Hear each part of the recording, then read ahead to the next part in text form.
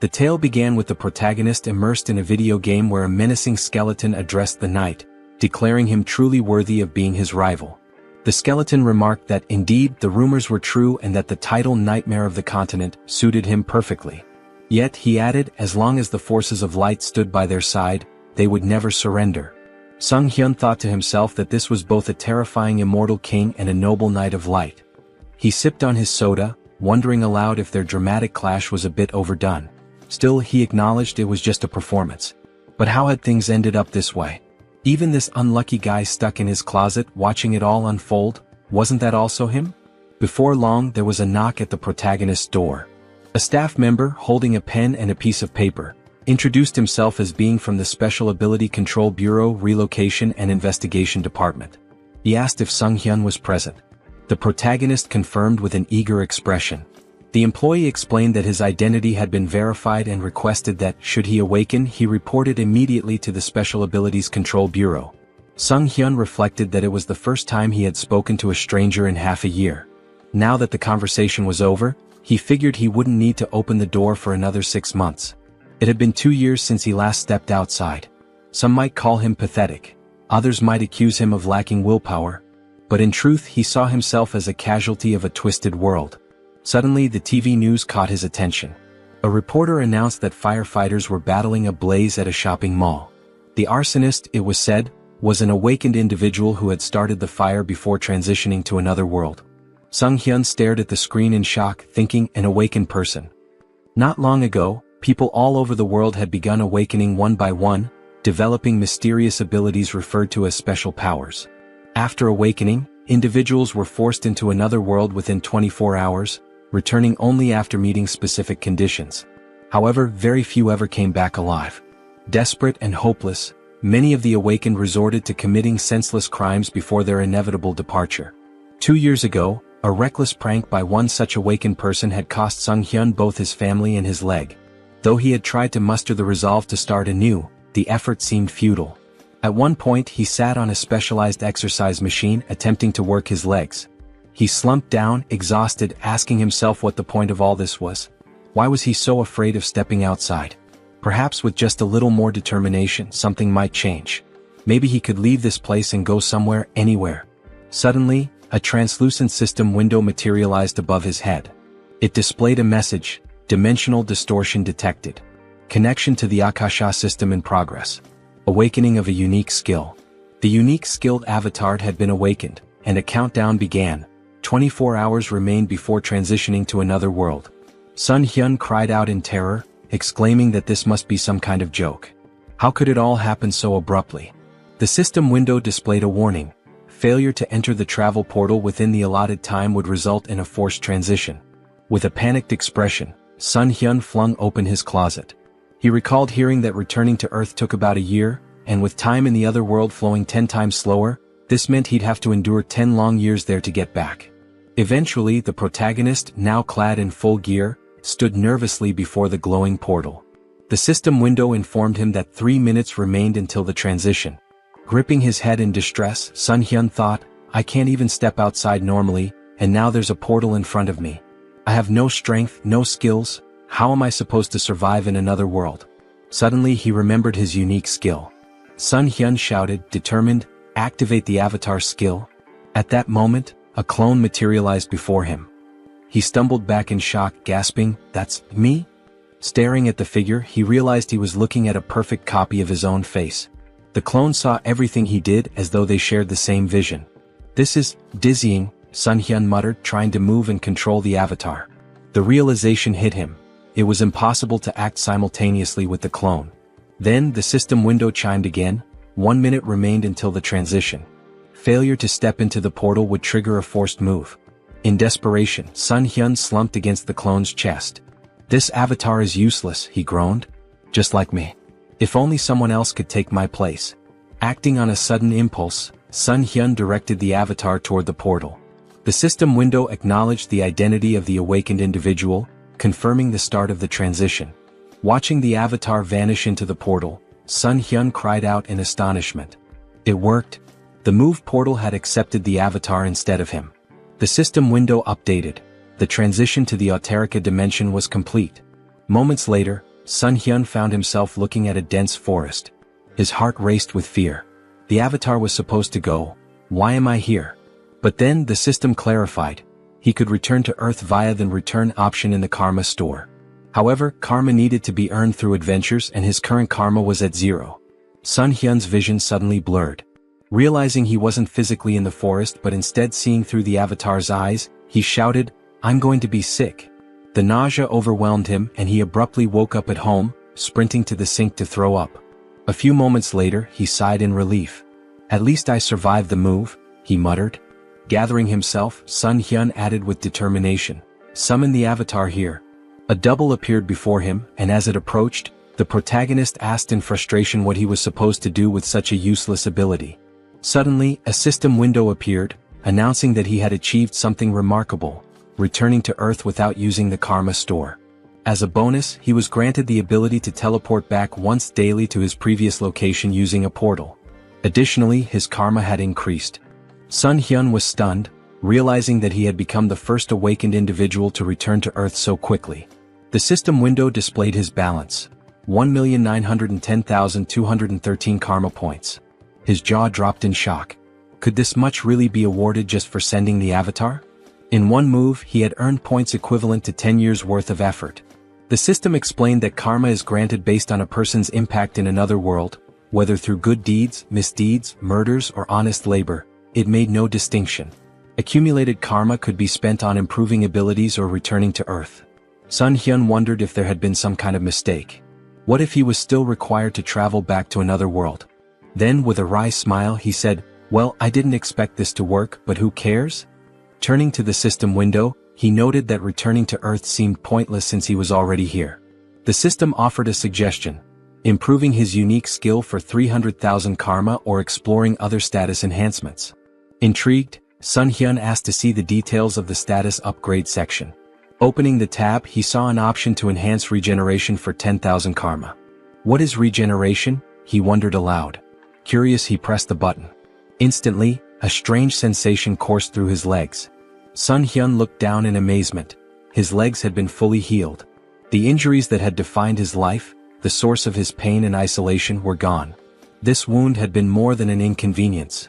It symbolized his tragic farewell to his family and his retreat from the world. Now it was as if none of it had ever happened. The system updated his status, informing him that his regeneration ability had surpassed the standard level 1 threshold. He had gained a new skill, super regeneration, which significantly enhanced his recovery powers. Later, Sun Hyun smiled as he exercised his legs on the simulator. Reflecting on his progress, he marveled at how the karma he had earned not only restored his legs but allowed him to grow stronger. Watching his productive training session, he admired how much power his legs now had. With plenty of karma still left, he pondered where to invest it next. Spotting the option to enhance his unique skill, he eagerly clicked on it. As he activated the system window, he wondered aloud, what can I achieve by improving the avatar's skill? After some time, Sun Hyun stood before his upgraded clone, grinning. "You're a real man," he said. The double, admiring its new physique, remarked, "You've put in some serious effort, haven't you?" Sun Hyun chuckled, replying, "It's all thanks to hard training." After awakening the avatar skill, Sun Hyun realized his consciousness had split in two, allowing him to move freely. Along with this, he gained a new ability to enhance his weapon skills. The system window explained that, with the mind center, he could choose what information to receive. Sun Hyun thought, this means I'll no longer experience disorientation, and even if the avatar gets hurt, I won't feel any pain. Grinning, he grabbed a gamepad and remarked that he could now explore another world while comfortably sitting at home wrapped in a blanket. As he considered his newfound control over the avatar, Sun Hyun noted that it felt just like playing a video game. But this wasn't the only change. Now he had 3 avatars. Pondering aloud, he wondered if their numbers would continue to grow as he developed the skill. This could get confusing, he muttered. I can't just keep calling them avatars. I need names. Looking around for inspiration, his gaze landed on a ketchup packet on the table. The first clone, he declared, will be called Hans. The system window updated, showing Hans's abilities: general skills, mind center, super regeneration, individual skills, mana attraction. Note: first avatar is Sun Hyun. Turning to the second clone, Sun Hyun named him Heinz.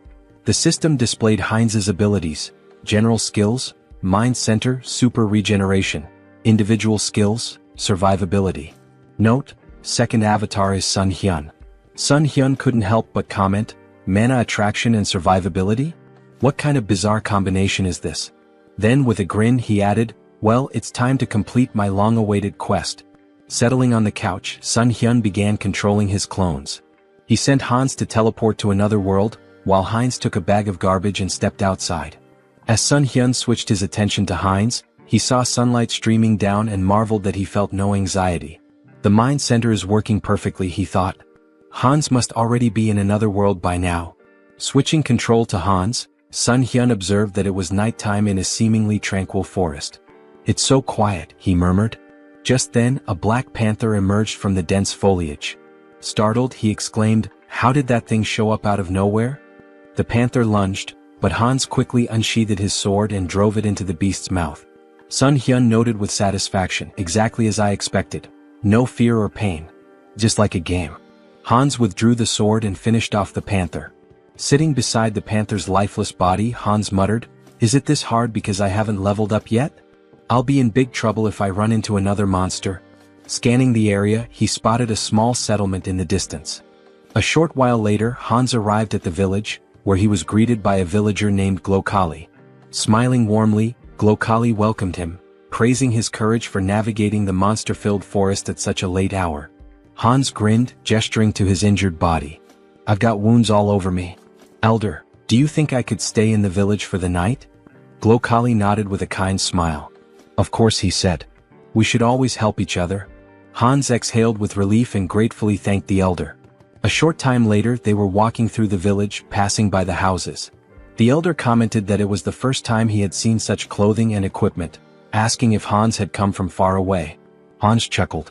I got a little lost. Kept walking and somehow ended up here. The elder smiled warmly. It's nice to meet someone new after such a long time. How about we share a drink at the tavern? Later that night, Hans lay on a bed, smiling to himself. They even gave me a room here, he mused. The longer he stayed, the more he thought about how kind the villagers were. How long has it been since I felt so happy talking to people? Today really was a good day. Meanwhile, the protagonist sat on his couch, holding a mug of alcohol. This is great, he said aloud, savoring the feeling. Eating chicken after a shower? Pure bliss. Traveling around the world like this is amazing. Feeling a pang of guilt, he added, I'm embarrassed though. Hans is working so hard out there. He reflected that Hans was practicing his survivability. I don't know when I'll have to send him away again, so it's good he's preparing. With a smile, Sun Hyun concluded, this is fantastic. But no matter how much my clones accomplish, I need to learn more about the other world. What kind of place is it really? He opened his laptop, smiling as he thought, I'll be a great leader. Suddenly, a system window appeared, declaring, Avatar is dead. All skills and data acquired by the avatar will be reset. Sun Hyun froze in horror. Hans died. He pointed at the system window, panicked. He died in that village. Could it have been that old man's doing? Did he slip something into the drink? He shook his head, frustrated. How careless of me. Then a thought struck him. Wait, am I reconnecting to the avatar? At the same time, back in the village, Glokali stood with another man near Hans's lifeless body. I thought he'd be useful, Glokali said, but he turned out to be just an empty shell. He managed to get through the forest alone, so I thought he had real potential. But in the end, he's just another elite skeleton. As Sun Hyun began to control Hans's body again, he wondered in shock, what's happening here? The system window popped up, stating, race changed to undead. New skill acquired, decomposed heart. Hans's updated profile read, race, undead. General skills, mind center, super regeneration. Individual skills, mana attraction. Note, the mind center prevents mental damage. Sun Hyun's thoughts raced in panic. What is going on? Glancing to the side, he spotted a large number of skeletons behind a glass wall. Fear gripped him as he realized, could it be that these lunatics turned all the villagers into undead? Just then, a living man entered the basement. Who is this? Sun Hyun wondered. Wait, isn't that the guy from the tavern yesterday? The man, visibly annoyed, grumbled, how much longer do I have to stay in this dump? His gaze shifted to Hans's body on the floor and he stared at it intently. The protagonist anxiously wondered what the man was staring at. Did he really notice I've come to my senses? The man pointed at Hans's body with irritation and grumbled, "Why is this knucklehead still here? Why do I have to redo what everyone else has already done? Move the skeleton's body over there." Sun Hyun felt a jolt of worry. "Even though my heart isn't beating, I think I almost had a heart attack." He could feel a strange force trying to move Hans's body against his will. By concentrating, he managed to resist the pull, but he decided it was wiser to obey for now. The man muttered with frustration, "Why does the old man always make me check on these weirdos? What a meticulous pain in the neck." Sun Hyun reflected nervously. "This force, it feels so familiar. It's the same one that moved my dead body earlier. Could it be linked to the mana attraction skill?" His thoughts raced. "If that's the case, maybe I can figure out how to control it. And if I can control this force, I might be able to take command of all the other undead too." 1 week later. In the dim basement, Hans's undead body sat on a stack of wooden boxes, his skeletal fingers twitching with faint magical energy. Across from him, a skeleton lay crumpled on the floor. With a flick of Sun Hyun's will, the skeleton stood up stiffly, moving as though animated by invisible strings. Sun Hyun grinned. "I finally did it. I can control others now. Although it's not exactly what I imagined. I can only influence one undead at a time, not a whole crowd. Guess an elite skeleton like me isn't capable of much more yet." Suddenly, the sharp hiss of a rat caught his attention. He snapped forward, grabbing the small creature in his bony hands. "So, it was this little pest gnawing at my heels all week? You're a fast and nimble one, aren't you? A tiny nasty thing." An idea struck him. "What if I use my magic on something small and fast like this rat instead of a person?" He focused his mana, and the rat's eyes glowed an eerie red. Sun Hyun carefully set it down, grinning. "Operation Night Watch begins," he said to himself. "Let's see what secrets I can uncover with this little spy." Outside the warehouse, through the rat's glowing eyes, Sun Hyun observed a man pacing outside. "Why is this guy whining so much?" he thought, amused. Then the man opened a heavy wooden door, revealing a second, dimly lit warehouse.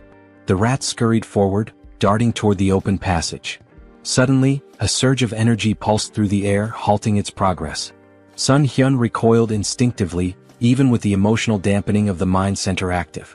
"That energy, it's overwhelming. I can't risk getting closer." From within the warehouse, he overheard a conversation. Jeffrey, a sharp-featured man, asked impatiently, "When will the maturation process be done? That fragment of the immortal king? It feels like it's sucking part of my soul every time I go in there." "It'll be soon, right? The teacher's been stuck in there for days." Another man replied, his tone cautious, "It should be soon. But isn't it funny? We're guarding this place so tightly with traps set all over the village and even here. Not even a mouse could sneak through." Sun Hyun's thoughts swirled. A fragment of the immortal king? That must be what they're guarding. But where else can I gather information? And where did that old man disappear to? Moments later, a sudden flash of magical energy pierced the rat's body, shattering the connection. The elder approached, his expression calm and his tone almost amused. "A simple mouse," he said, brushing his robes as he inspected the remains. Sun Hyun seethed from his safe distance. This old idiot. He noticed even a tiny spy. This is going to be more difficult than I thought. The protagonist's thoughts raced as he wondered, did they really figure me out? The old man stepped closer, inspecting the rat's lifeless body. "An undead?" he muttered, puzzled. "I don't sense black magic, but its body is brimming with dark mana. Could mana influence alone have turned this rat into an undead? There's only one place filled with such dark mana." He turned to the man nearby and asked sharply, "Jeffrey, you're in charge of the warehouse today, aren't you?" Sun Hyun, observing from afar, felt a pang of guilt. "I'm sorry, little rat. You've done well. I'll avenge your death, I promise. Watch over me from wherever you are." Some time later, Jeffrey stormed into the basement, his face twisted in rage. "A rat? All this fuss over a damn rodent? That stupid old man?" He seethed, pacing wildly. Then, glaring at Hans's undead form, he barked, "Hey, why the hell are you standing there like that? Follow my order and stand up straight." As Hans's undead body remained still, Jeffrey's irritation boiled over. He approached menacingly, raising a fist. "Didn't I tell you to stand up straight?" he spat. Grabbing Hans by the hair, he yanked him forward. "Aren't you the fool who dared to stand against me? Didn't you threaten to kill me if I touched your family? Go on, repeat it." His face twisted into a sadistic grin. "Oh, that's right. I ripped out your tongue." Jeffrey sneered, tossing Hans to the floor like a discarded doll. "You should be thankful I let you live, even after we hunted down every idiot in your pathetic village. And your wife, she's here too, isn't she? What about your children? Oh wait, maybe they're with other families now. The tables turn. Suddenly Hans's undead body sprang to life, lunging at Jeffrey and sinking his teeth into the man's neck. Jeffrey let out a horrified scream as he collapsed to the ground. What's happening to me? Stop, he stammered, his voice trembling with fear. Reaching out desperately, he began casting magic, but before he could finish, another undead figure, the reanimated body of Hans's wife, pounced on him from behind. Together, the two undead silenced Jeffrey forever. Sun Hyun, controlling Hans's body, felt a grim satisfaction. Their revenge has only just begun. A bold plan. Meanwhile, Sun Hyun switched control to Heinz and approached the village guards. My brother lives in this village, he shouted. The guards frowned. Your brother? He left not long ago. What makes you think we'll just let a stranger in? Heinz grinned. If that's the case, then bring me to the village elder. He'll recognize me. Moments later, Glokali arrived, his expression calm but inquisitive. What seems to be the matter? Heinz greeted him warmly, bowing slightly. Elder, it's a pleasure to meet you. I believe my twin brother Hans is somewhere here. Sun Hyun smirked inwardly. Having two avatars really comes in handy for moments like this. While Heinz kept Glokali distracted, Sun Hyun, through Hans's body, infiltrated the warehouse and approached the fragment of the immortal king. The fragment pulsed with a dark, otherworldly energy, resonating with the undead around it. Is it absorbing the energy from the undead? No, it's more like it's replenishing itself. This explains why the people here are so unnaturally strong. That warehouse I was stuck in before must have been a dumping ground. And yet these fools dare to act superior? They'll learn soon enough. Sun Hyun activated his abilities, drawing the fragment toward him. A powerful surge of energy echoed throughout the village, shaking the very ground. The elder's realization. Back at the gates, Heinz maintained his ruse. Twins are connected, he said with a sly smile. We always know where the other is. Glokali frowned, his suspicion growing. Hard to believe, he muttered. Suddenly his eyes widened in panic. He sensed a disturbance and shouted, something's wrong with the fragment. Kill this fool immediately. In a blur of movement, Glokali transformed into a monstrous, darkened form and hurtled toward the source of the disturbance, his face twisted with rage. The guards, startled by Heinz's sudden disappearance, raised their spears in confusion. Meanwhile, the protagonist reflected on the overwhelming surge of emotions emanating from the fragment. Such an irresistible flow of negative energy. Even with the mind center filtering the input, it's like a tidal wave. Could anyone endure this and remain sane? Suddenly, a deafening explosion of energy shook the area, and a system window materialized before him. System notification. Your essence meets the conditions. Information unlocked. Immortal Magician Demolic. Rank increased due to the power of the fragment of the Immortal King. Dark magic hidden in the fragment has assimilated with your essence. New skill acquired, Demonic Wisdom. This skill grants mastery of dark magic and an innate understanding of its mechanics. Sun Hyun marveled at the new power. Demonic Wisdom. Just by observing dark magic, I can wield it as if I've known it forever. This changes everything. In the basement, a man stood near the remnants of Jeffrey's last stand, muttering to himself. That idiot couldn't even handle a zombie rat. Now I have to clean up this mess. Before he could proceed, the elder's booming voice rang out. Check the fragment immediately. And find Jeffrey. Grumbling, the man approached the cage containing the fragment. Why is it so quiet? He asked, leaning closer. Suddenly, a mass of undead surged from the shadows, clawing at him. Panicked, the man shouted, This is impossible. How can they? His words faltered as Heinz's voice cut through the chaos, calm and sarcastic. Lovely weather today, isn't it? The man's eyes widened in horror. How is he talking? The undead latched onto him, but he managed to release a small burst of magic, pushing them back momentarily. However, the cage shattered, releasing a flood of monsters into the basement. Heinz smirked, his voice dripping with mock politeness. Ignoring someone's greeting? How rude. Sun Hyun observed through Heinz's perspective, marveling at the newfound power demonic wisdom granted him. Dark magic feels as natural as breathing. This knowledge, it's like it was always there waiting for me to unlock it. Outside, a massive explosion rocked the village as the undead spilled into the streets. Heinz commanded them with unwavering authority. Don't let anyone escape. Kill them all. The confrontation with Glokali. A skeleton's body fell before Heinz and the elder, Glokali, emerged, his expression cold and furious. "You should have been an elite skeleton," he growled. "What did you do with the fragment of the immortal king?" Heinz greeted him with a grin. "Glokali, it's been too long. By the way, thanks to you I lost my heart. Fortunately, I found a new one in your warehouse." Glokali's face contorted with rage. "You dare to merge a fragment of the immortal king with such a pitiful body? You've gone too far." Raising his hand, he invoked a powerful spell. Finger of Death. A wave of dark energy surged forward, striking Heinz with enough force to sever his arm. Heinz glanced at his dismembered limb, more annoyed than pained. Attacking someone mid-conversation? Really, where are your manners? Silence. Glokali roared. "Do you have any idea how much effort and resources I've poured into this fragment? An entire year's worth of preparation, and you've ruined everything." Glokali's eyes blazed with fury.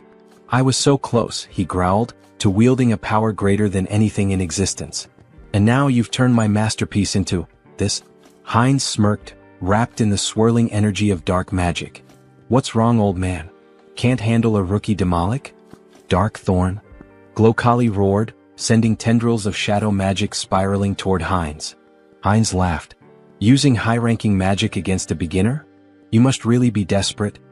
His voice turned cold as he countered effortlessly, "I'm the only one who can truly control the fragment, and you know it." Glokali sneered. "You may have survived the destruction of your body, but I'll dismantle it and use it for experiments. Let's see how you handle this destructive ectoplasm." Heinz scowled. "Stop reciting your skills like an amateur." His voice rose with disdain. "And just die already, Alfred." The elder froze for a moment. "Alfred?" His expression twisted into suspicion. "How do you know that name? Did you sneak into this village intentionally?" Before Heinz could reply, a surge of dark magic shot toward Glokali from behind. The elder reacted swiftly, deflecting the attack with ease. He narrowed his eyes. "You're adapting quickly to dark magic. Is it the fragment's doing? No matter. I have no time to waste." Raising his hand, Glokali activated another spell. Pact of Destruction. The battlefield dimmed as the souls of the fallen black magicians coalesced, swirling around Glokali like a maelstrom. A dark crown materialized on his head, amplifying his power. Heinz watched warily. "You're sacrificing the souls of your own allies for this? How fittingly vile of you." Glokali snarled, his voice thunderous. "With the full power of this fragment, I would have crushed you. But no matter." Now, flame of souls soaked in darkness. A massive surge of fiery dark energy erupted toward Heinz. The final blow. Before the spell could reach its mark, a streak of magic pierced Glokali's chest. The elder stumbled, his expression frozen in disbelief. Heinz stood unimpressed. "Took you long enough to tire yourself out. Honestly, I almost fell asleep while you were chanting all those fancy spells." He added with a smirk, "By the way, thanks for plunging me headlong into dark magic. I think I've finally mastered it." Blood trickled from Glokali's lips as he collapsed to his knees. "How could I die like this? So, senselessly?" Heinz watched him fall lifelessly to the ground. Raising his gaze to the sky, he muttered, "Alfred, I hope you saw all of this. Your revenge is complete. Rest in peace. Elsewhere." In a grand cathedral, Rista knelt before a massive statue, her hands clasped in prayer. The flickering light of candles illuminated her solemn face. A knock interrupted her meditation. Rising, she opened the door to find Martin, his face pale with urgency. "Are you finished praying?" he asked. "Yes," she replied calmly. "What's the matter?" Martin hesitated, then blurted, "The ghost of the immortal king's resurrection has been detected in the west." Rista's eyes widened slightly, though she maintained her composure. "The immortal king?" Martin nodded grimly. "I'll summon the council immediately." As he left, Rista turned back toward the statue, her expression hardening. "The one who brought terror to this continent hundreds of years ago. I won't let it happen again." On the battlefield, Heinz surveyed the wreckage, the remnants of the battle littered around him. "Devastation," he muttered. "Hundreds of undead destroyed." A grin crept across his face. "But losses can always be replenished. There's no need to mourn." He turned, the dark magic emanating from him pulsating with new strength. "After all, this is only the beginning." Heinz stood, surveying his work. The most wonderful thing about necromancy, he mused, was the ability to create soldiers from corpses. He glanced at his missing limb, irritated, and muttered to himself, "First things first, we'll need to take care of the hand." He had already walked a lot today, moving through the battlefield and observing the aftermath. His thoughts turned to his own body and the need to fix it before going any further.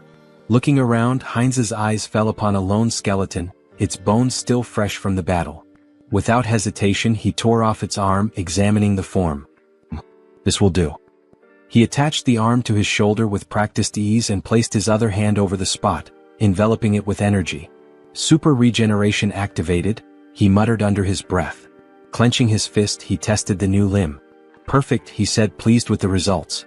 The regeneration took a moment, but soon the arm was securely attached, and Heinz's body was as whole as it could be in its current state. Where to start? He wondered. He stepped forward, hands extended as he focused his energy. The skeleton in front of him was about to become his first test. With a commanding tone, he spoke aloud, "You must become my subordinate." The voice of the evil wisdom, the fragment of the immortal king that had fused with his soul, whispered to him in the back of his mind. Its presence filled him with strength, guiding him toward his goal. "Return the remaining magical power to your body, cleanse it of the fragments of thoughts." But as he focused, something went wrong. The skeleton suddenly fell apart, crumbling into dust. "What?" Heinz raised his hands in confusion. "Didn't work?" A moment of silence followed as Heinz stood before the pile of bones, arms folded, contemplating. He muttered to himself as realization dawned on him. "I've been going about this wrong." After a few attempts, it clicked. He turned his gaze toward the village chief's body, still lying in the aftermath of the battle. A dark idea began to form. He pointed his hand toward the body and spoke slowly, "Should I turn you into an undead with a soul to extract information from you?" Grabbing the lifeless form of Makhem by the clothes, Heinz lifted him up for closer inspection. "What?" he exclaimed, his voice tinged with surprise. "The old man doesn't have a soul." Makhem's body had been stripped of any trace of life, except for the magical circle burned into his chest. Heinz examined the symbol and thought for a moment. So this is how they've been controlling things. Throwing Makhem's body aside, Heinz couldn't help but smirk at the oversight. "It's strange they didn't think of this little thing, considering the scale of their operations," he muttered. "But no matter. I can still use this." With renewed focus, Heinz concentrated energy into his hand. "If the soul is gone, I'll have to make do with what's left." He directed the energy straight into Makhem's body, deciding that he would turn the old man into something more useful. A high-level undead with consciousness and combat skills. Heinz's magic spiraled through the corpse, desecrating the remnants of its magical power and cleansing it of any remaining fragment of thought. A few moments later, the body twitched and Makhem rose to his feet, now an obedient death mage. The undead mage stood before Heinz, waiting for orders. His voice was hollow but clear. "I await your command." Heinz looked at him with curiosity. "You're speaking." "I didn't even expect that result," he muttered, impressed. He turned to Makhem, his expression cold. "Your name is Makhem. From now on you will obey me." Without hesitation, Heinz slammed his hand against the undead mage's skull. Makhem flinched but immediately responded with desperation. I will obey." Heinz smirked, rubbing the bruise on Makhem's head. "Even if he lost his memories, his sins remain. I'll enjoy this." Turning his attention to Makhem's cane, Heinz casually remarked, "It looks pretty good." Makhem's bones trembled, his fear palpable. His new existence as a death mage was not one of autonomy, it was one of fear and servitude. The power of the immortal king's fragment coursed through Heinz, and with it, the ability to control life, death, and everything in between. Heinz's grin widened. "You're going to be a useful tool?" As the protagonist stood, looking over the gold he had gathered, his thoughts shifted to the mountain of corpses he had left behind. Among the undead, there was one particularly young zombie, a grim reminder of the recent battle. This young zombie, who killed Jeffy along with him, he thought. He placed his hand on the zombie's head in a strangely respectful gesture. Well, he should rest in peace with his family. With a flick of his wrist, he directed fire at the building nearby, setting it ablaze. The crackling of flames in the distance was the only sound that could be heard as the protagonist briefly considered the devastation he had wrought. No turning back now. Back in his hideout, the protagonist sat comfortably at a table, his belly full after a satisfying meal. He leaned back, smiling contentedly. I ate too much," he said to himself, his voice light. "God, that was delicious." He glanced at his phone, curiosity piquing. "What's the gold rate today?" he muttered aloud, tapping the screen. The village had been full of magicians, and given their affinity for treasure and arcane wealth, there was bound to be a lot of gold left behind. Just think, these people had accumulated a fortune. He began considering what he might do with the loot. Maybe I should take a closer look at what's left. With a deliberate motion, he reached out, muttering, "Summon Hans." In an instant, his avatar appeared before him, and an ominous aura filled the room. The feeling was intense, suffocating, his presence too strong for the quiet of the space. The protagonist's eyes widened in panic as he recoiled, covering his face. "Cancel the summoning," he shouted in fear. As quickly as the avatar had appeared, it vanished. He gasped for breath, his heart racing. "I thought I was going to die," he muttered to himself. "What should I do now?" He scratched the back of his head in frustration, trying to regain his composure. "I need to summon Hans, but maybe I should improve my unique skill first." The protagonist's thoughts turned inward, and he focused on accessing the Karma Shop, a place where he could enhance his abilities. Moments later, a system window appeared in front of him. He marveled at the results. "I earned more than I expected," he mused. The last time he had just over 400,000 karma. Now the amount had grown. He selected the item to improve his unique skill and spent a hefty 300,000 karma. A message popped up on the screen stating that his skill had improved. The number of avatars you can own has increased. His mental strength exceeded the norm, and as the information sunk in, he clenched his fist, enveloped in a surge of energy. Serenity. This skill would protect him from external stimuli and mental attacks. A welcome upgrade for the challenges ahead. Later he began filling a paper bag with gold, thinking about the potential. With my normal state of health, Hans can benefit from serenity, unlike the center of the mind. It was incredible how he always seemed to pick the right skills when needed. When the bag was full of gold, he smiled with satisfaction. Great. Time to sell the gold. He quickly moved the filled bags as well as a backpack full of gold to the table in front of the committee. As he laid the bags out, the workers couldn't hide their astonishment. They gasped, shielding their eyes from the precious glow radiating from the gold. The protagonist nodded, maintaining his calm demeanor. "Please deposit all the funds into my account." He then turned and walked outside, leaving the employees to complete their task. They bowed in gratitude, thanking him for his trust. Sung Hyun offered a smile in return, wishing them well. As he walked away, he glanced at his shadow on the ground, remembering how Hans had hidden it with dark magic just in case. "Maybe I was worried for nothing," he mused. The shadow was well concealed, even masked to avoid detection. Just as he was about to leave the area, an explosion echoed from behind him. The building rocked, debris flying through the air. Wolf stood amidst the destruction, his grin wide as he surveyed the damage. "Looks like we hit the jackpot," he said, his voice dripping with satisfaction. Holding a bag of gold in his hand, the protagonist, Sung Hyun, grinned, looking at the treasure he had gathered. Who would have thought there'd be so much gold in such a remote place? He mused, clearly pleased with the haul. His grin was wide, but it was quickly interrupted as a bandit beside him urged, "Stop chatting, it's time for us to run." Without wasting time, they made their way forward, running swiftly through the streets. "I know," Wolf shouted, his confidence undeterred as they sprinted. Ahead of them, they spotted Sung Hyun, who looked at them in fear and shouted, "Villains.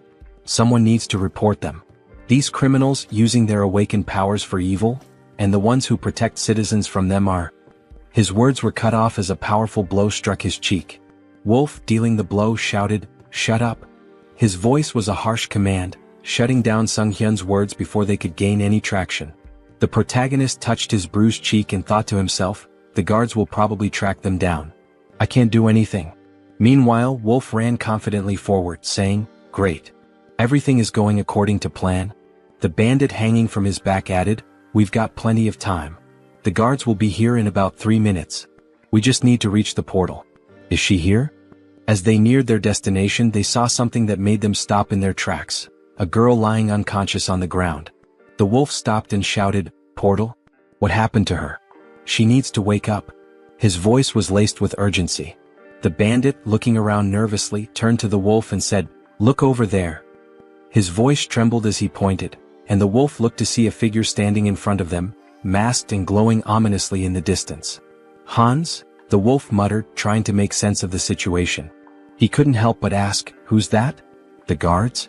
The bandit, shaking his head, whispered, "That idiot isn't one of them." As Hans moved closer, he reached up to remove his mask. Sung Hyun won't be able to do anything, Hans thought, but he knew that his avatar, was a different matter entirely. The bandits looked on in fear, raising their hands in surrender. Time passed, and soon the guards of the South Korean Returned Association arrived at the scene, their boots pounding the ground as they ran. The lead guard shouted confidently, "Here?" He looked back at his colleagues, urging them forward. "Are we going to miss him again?" When they arrived, they froze in surprise. "What happened here?" the guard asked. He surveyed the area where the bandits lay defeated on the ground. The wolf, still dazed, had lost his mask in the scuffle. The lead guard assumed that someone had dealt with the villains but that they couldn't have gotten far. He turned to his colleagues, gesturing around the area. "Search the surroundings carefully." Meanwhile, Hans, like a shadow, moved swiftly through the area. He flew past the guards, heading straight toward Sung Hyun. As they reunited, Sung Hyun couldn't help but smile. "I see you've warmed up well," he remarked, pleased with the success of their plan.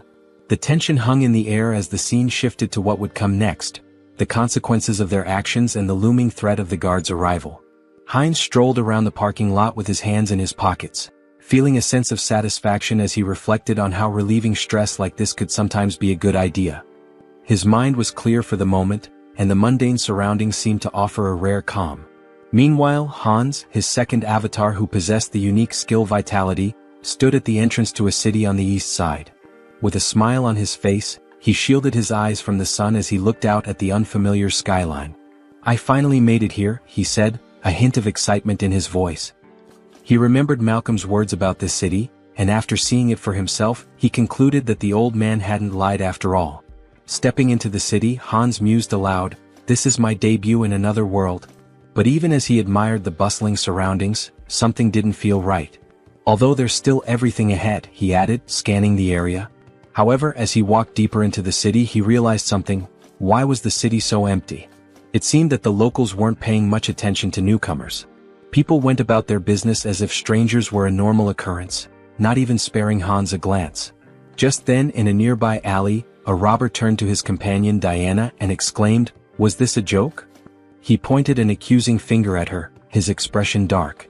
"I warned you." Diana, trembling, folded her hands in a prayer pose and apologized, pleading for a little more time. The robber's tone grew harsher. "I want 2 silver coins from both of you," he demanded. "And you have 3 days. No money? Then there's no other choice."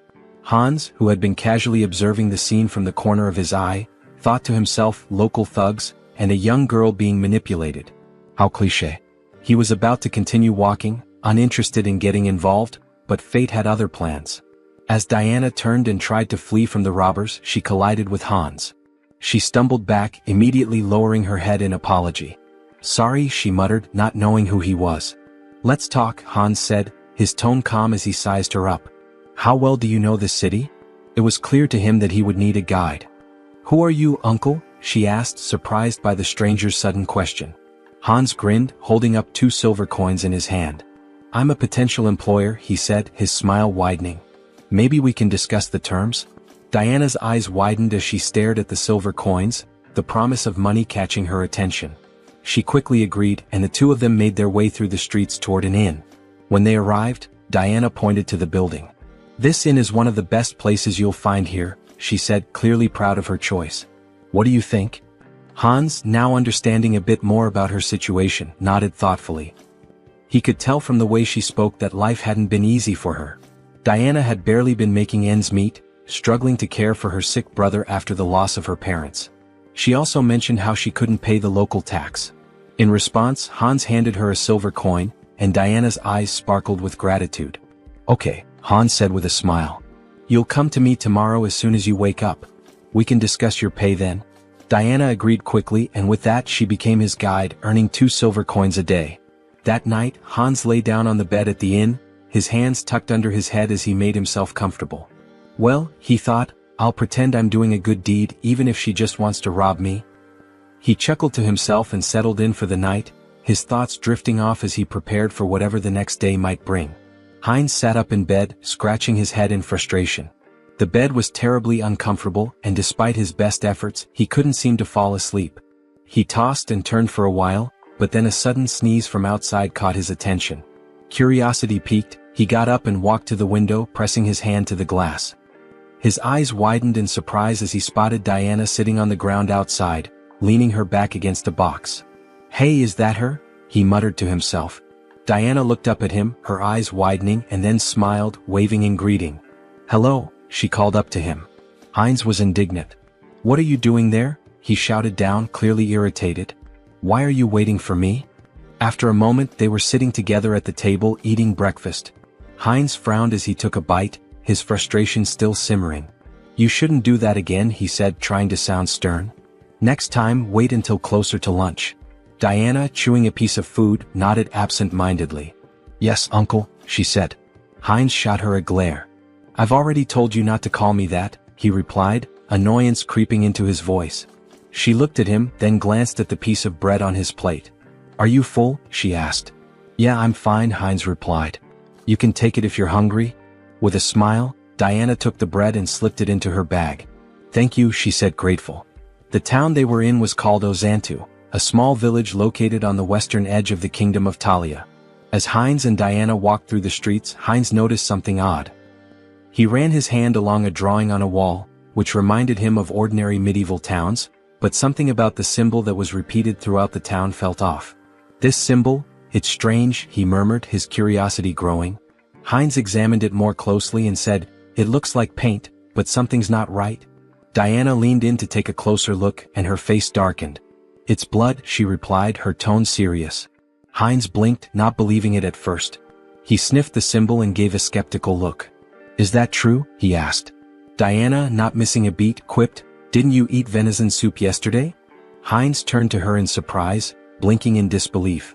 "How did you know?" he asked. With a smile, Diana pointed to her nose and said, "I have a very good sense of smell." Heinz found it fascinating. A good sense of smell? He thought. Is that her special skill? They continued walking through the streets, Heinz still pondering the implications of her statement. He asked, "What does the symbol mean?" Diana hesitated for a moment, then answered, "It's the emblem of the Varkalak Guild, which controls this place." But before she could finish, she froze, her face paling in fear. She began to slowly back away, bumping into Heinz. "What's wrong?" Heinz asked, alarmed by her sudden change in demeanor.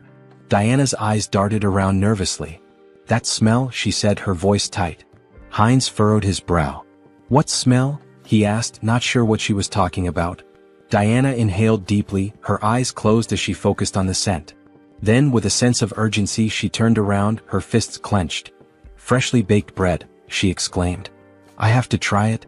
Heinz, confused but amused, asked, "Didn't you just eat a minute ago?"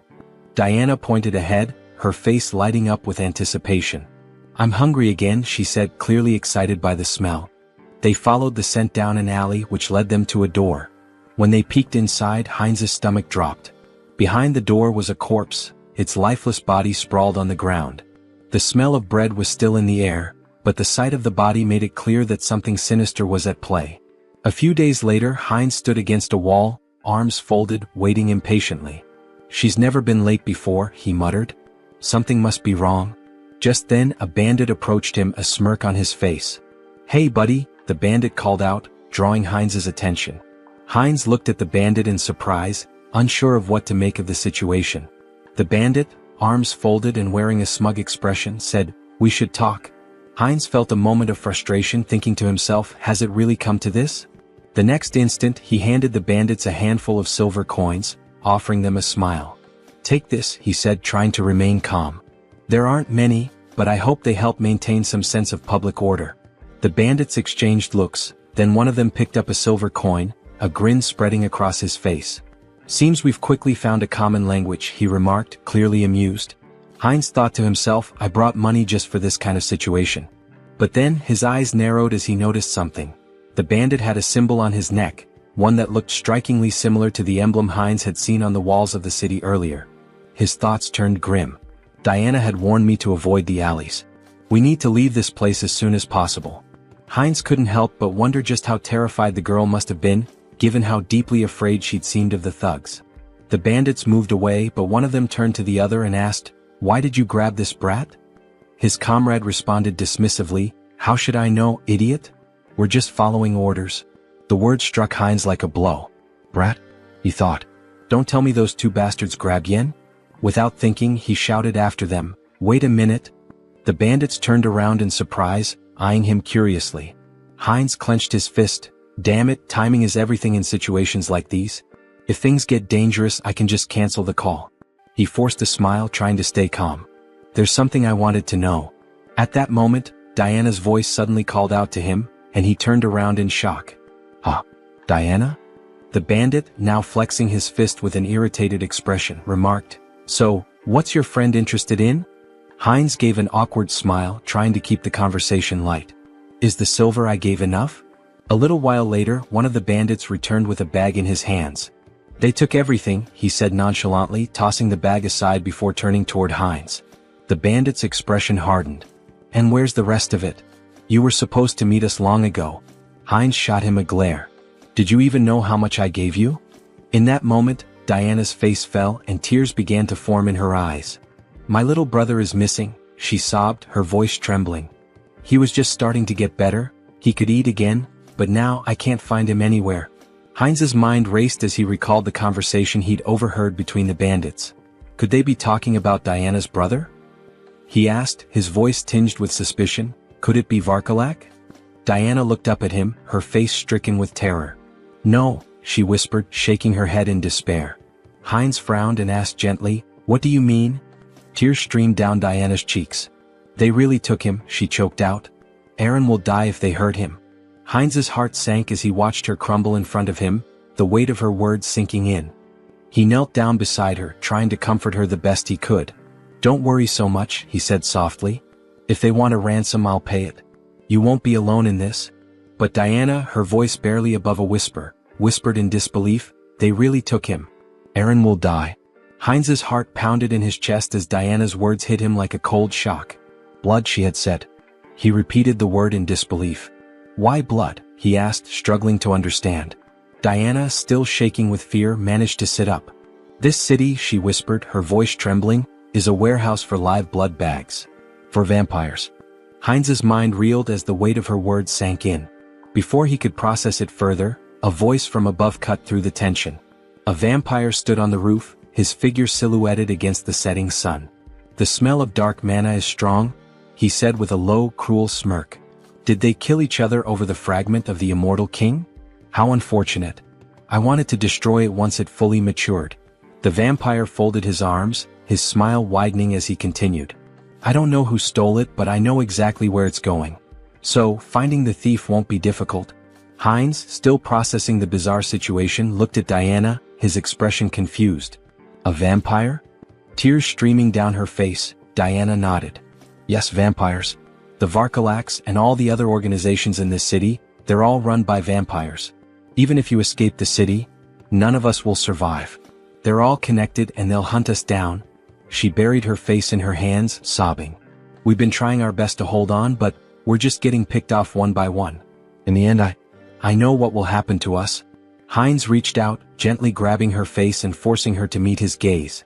"Listen to me," he said, his voice firm. "If what you're saying is true, we don't have much time. Do you know where they've taken your brother?" Diana hesitated, looking down at the ground.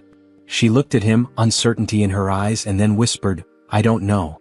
But, if you try to help me, it will be dangerous. You won't survive either." Heinz smiled, though the weight of the situation hung heavily in the air. "Don't worry about that," he said confidently. "I know how to fight back against these scoundrels. We'll make it through this." In his mind, the mission to save the girl, and to get to the bottom of the sinister operations in the city, had just begun. Sometime later, in a dimly lit tavern, a group of bandits sat around a table, laughing and playing cards. One of them tossed silver coins onto the table, calling, "All in." His companion looked at him with a grin. "Where did a debtor like you get such a big pile of money?" The first bandit leaned back and smirked. "I robbed some idiot this morning. Made a nice profit." At that moment, the tavern doors flew open with a loud crash. The bandits turned in surprise, just in time to see Heinz stride into the room, his expression determined. One of the bandits stood up with a sneer. "What's this then?" he said, striding toward Heinz. "Who's this idiot?" His comrade snickered. "Is he some new fool who thinks he can challenge us?" The bandit raised his hand to stop his friend, looking Heinz up and down before saying, "So, you're the idiot we robbed. Came to give us more money, did you?" Heinz didn't flinch. He held his ground, his eyes steely with resolve.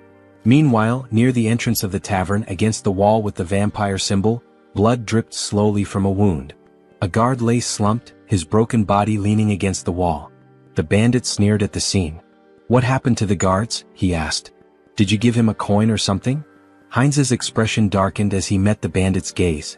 "I won't ask again," he said quietly but with a deadly edge in his voice. "Where did you take the child?"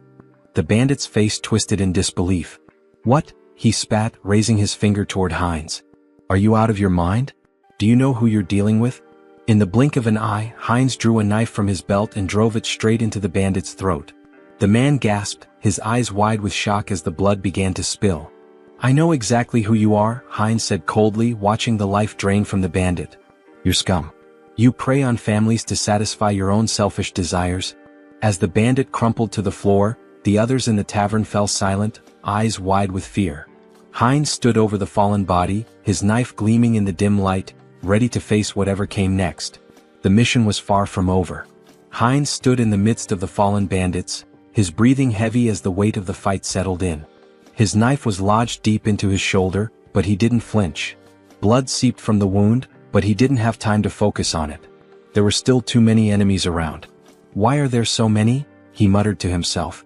He had lost count of how many bandits he'd taken down in the chaos. Each one had been dispatched swiftly, his skills in combat and the magical tools he'd brought with him giving him a significant edge. But now more were coming down the stairs. He wrenched the knife out of his shoulder with a grimace, his gaze scanning the room. A couple of new bandits appeared at the top of the stairs, looking down at the carnage below. One of them shouted, "What's all the commotion about? Who the hell is this guy?" Heinz paused for a moment, annoyed at his own carelessness. Damn it, he thought. His mouth had gotten him into trouble again. This wasn't the time for reckless talk. There were more screams from the building, growing louder as the fight escalated. The bandits kept coming one after another. 6, 7, 8. It felt endless. Eventually, Heinz stood alone in the middle of the fallen bodies, breathing hard, sweat dripping down his forehead. His shoulder throbbed where the knife had struck, but he had no time to think about it now. His focus was on the bandit still alive, groaning beneath him. He stepped over to the bandit, placing his foot firmly on his head. "Hey big guy," he said with a sneer, "where's the boy you captured today?" The bandit, still dazed and groaning in pain, glared up at him. "You think I'm just gonna tell you everything?" he snarled. "You're an outsider, aren't you? You don't even know who's behind this. You're gonna regret this." Heinz's expression darkened, his eyes cold as steel. "I don't care who's behind this," he said, his voice low but steady. "I'll find the boy and I'll make sure your little game ends here." The bandit struggled under Heinz's foot, but Heinz wasn't about to give him any leeway. He leaned in closer, whispering, "Tell me where he is and I'll make it quick. Otherwise, we'll see how long you can last." The bandit growled through gritted teeth, but Heinz could see the fear in his eyes. Despite his bravado, the man was terrified. I don't know where they took him," the bandit spat, "but the leader, he's the one with all the answers. He's got a place near the old mill. Go there if you want to find the kid." Heinz's eyes narrowed. This was the break he needed. The mill. Got it? He stepped off the bandit's head and turned, heading for the door. As he did, he thought to himself, this isn't over yet. They've taken too much from this town and I'm going to put an end to it. He left the tavern, the weight of the mission heavy on his shoulders. There was no turning back now. After some time, Heinz opened the door to the room. Seeing the boy sitting on the floor, he asked, "Is this Aaron?" Trembling with fear, Aaron held his head and begged for mercy. The avatar knelt down, extended a hand toward him and reassured him, "Don't be afraid." Aaron's sister had pleaded for his rescue. Confused, Aaron asked, "Do you know my sister?" At that moment, a vampire in bat form flew into the scene. Heinz turned to Aaron, confirming, "It's true. I'll explain everything once we're out of here. But first we need to leave." The vampire landed on the window and shifted into his human form. Glaring at Heinz, he sneered, "Who are you? How dare you touch my food in my restaurant?"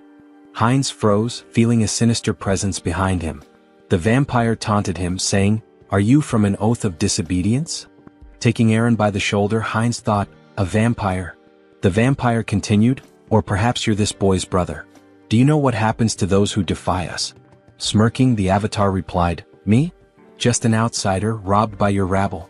Shielding Aaron, he added, "It's pure coincidence I helped this boy.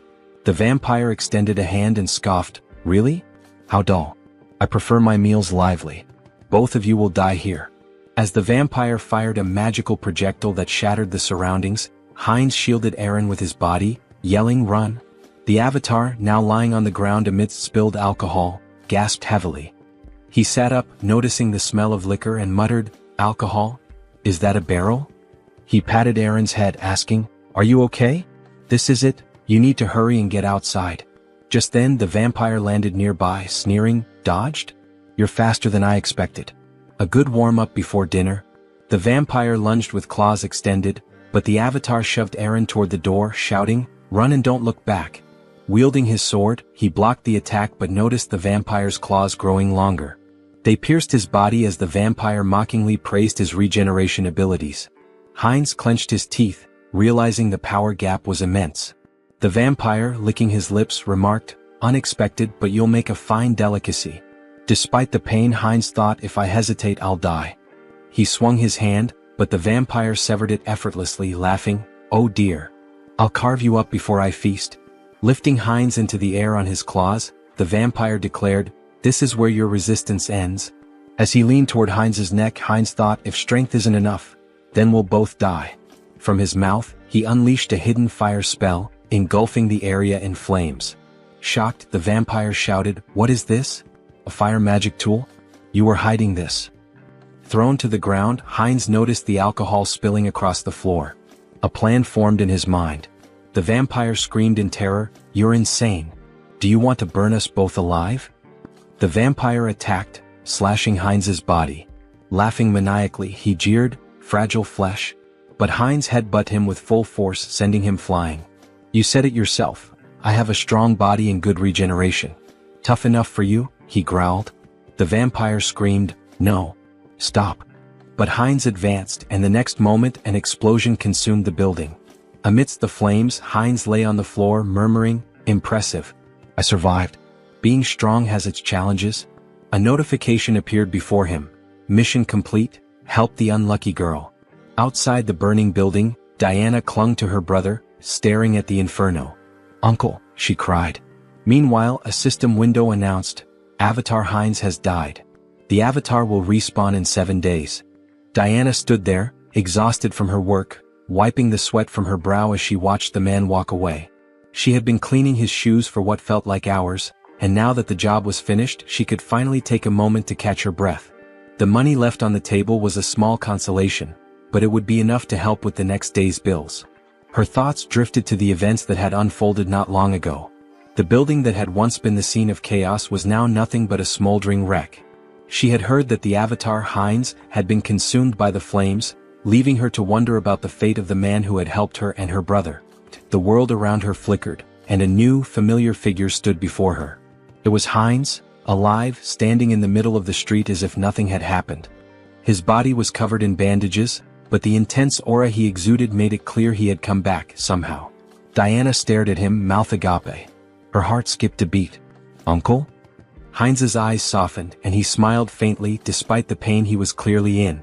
"I told you I'd be back," he said, his voice hoarse. It was then that the system window appeared in front of him, announcing that Avatar Heinz had been reborn after 7 days. His rebirth had been completed, and with it came a sense of purpose, a new mission to carry out. The flames from the explosion, the chaos, the danger, they were all behind him now. But Heinz knew this was just the beginning. Whatever had happened, whatever lay ahead, he was ready. And this time he wouldn't fail. Diana slowly approached him, her eyes filled with disbelief and relief. "You're really here? You're alive?" Heinz nodded, offering her a reassuring smile. "I told you I'd keep my promise." He extended his hand, a gesture of both gratitude and solidarity. "Let's move forward together."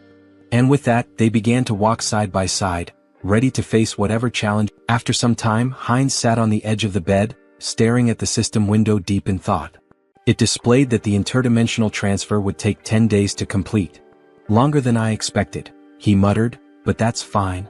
Suddenly the wall burst apart and Virik stormed in, grabbing Heinz by the neck. He slammed him against the wall and growled, "This was your doing, wasn't it? The tracks from the forest lead straight here." Heinz, gasping for air, thought, vampires. Have they figured it out already? Virik sneered. The outsider was under the jurisdiction of my slain kin? He accused.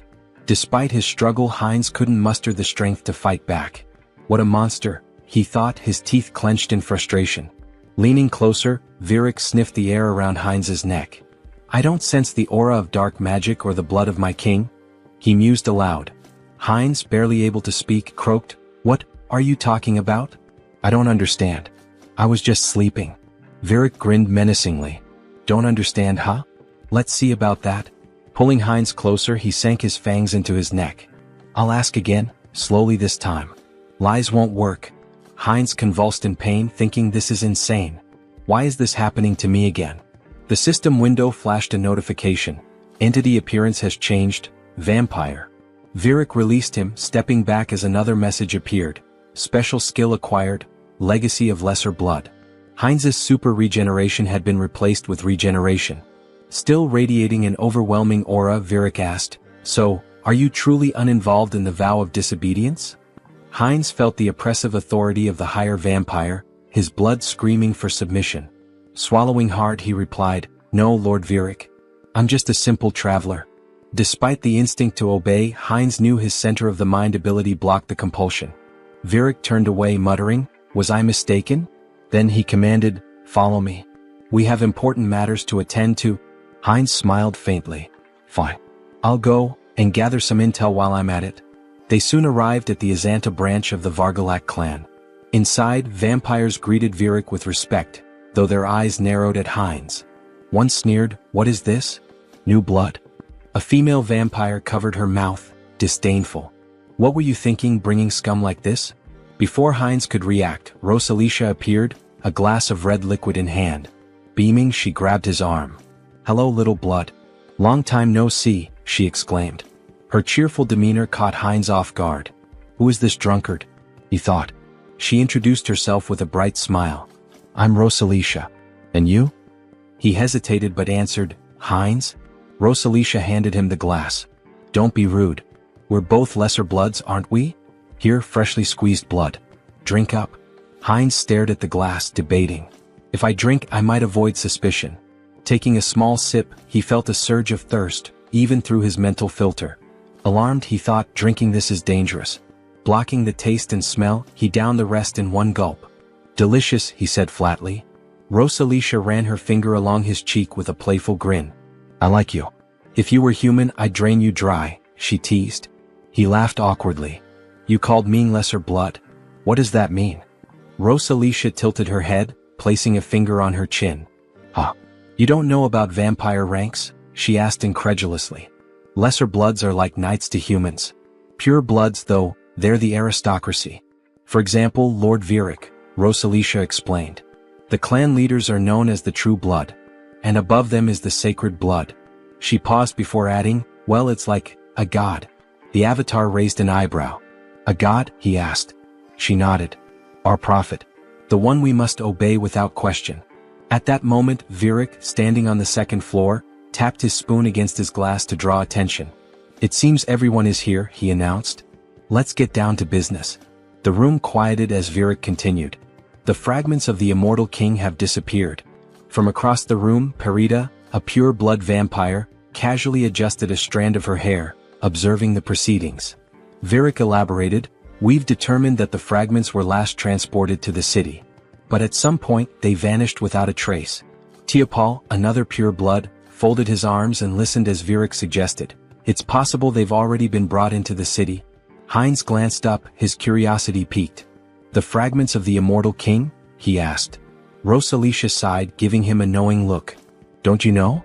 Dark mages from a certain village were cultivating the fragments of the immortal king. Heinz furrowed his brow. And the oath of defiance? Where are they in all this? Virik addressed the group. From today onward, each of you will thoroughly investigate your assigned areas. Report anything suspicious immediately. Later, as Rosalicia shielded herself from the sun with an umbrella, she grumbled, Walking around during the day ruins my skin. Heinz, standing beside her and adjusting the hood of his cloak, remarked, Sunlight weakens us. It's no surprise. Both their faces glistened with sweat. Rosalicia continued, Even Lady Perita, a pure blood, is out searching. We can't just sit around doing nothing. She sighed. Still, it's surprising the fragments vanished. Moving them has always been a hassle. Heinz turned to her, intrigued. You mean, you've had the fragments of the immortal king? She nodded casually. The black magicians once cultivated them. We thought we could combine them with ours? Heinz clenched his fists, his thoughts racing. What a break. He looked at her intently and grabbed her shoulders. Where are they? Do you know the location of the fragments? Rosalicia laughed. Me? How would someone like me know? A voice cut in from nearby. I think I might know, Diana said between bites of food. Heinz turned to her in shock. What? The fragments of the immortal king? You know where they are? Diana nodded hesitantly. I think so. But it's been a long time, she said, pausing to chew. About a year ago, I was responsible for keeping the tomb clean. Every Friday, members of the Vargalak Guild would visit the stone chamber inside. But every time there was a foul smell in there. Heinz's mind raced. I should investigate this. Aaron, sitting nearby, sighed in realization. So that's why you always told me to stay away from the tomb. Heinz stood from the table, nodding firmly. Thank you for the valuable information, Diana. I'll investigate this myself. It would be better for them to keep a low profile. Diana said, grabbing his hand and turning to him, that he seemed to smell different now. Could he tell her the reason? Sung Hyun said, showing his fangs, that her nose was not deceiving her, but it just happened that. What? It would not affect her, so she should not worry. Diana looked at him in shock. She said, gloomily holding his hand and turning to him, that if he got sick. Diana screamed, exposing her neck, that it was okay with her so he could drink some of her blood. She said, stretching out her hand to him in fear that she just wouldn't drink too much blood. The protagonist stared at her in complete shock. He screamed, hitting her on the head, that she should calm down. Sung Hyun said, angry that he already had enough, so she better answer where that place was. A while later, cries of pain echoed through the cemetery. Stand still, Tiapol commanded coldly, his voice full of menace. Do you really want to die?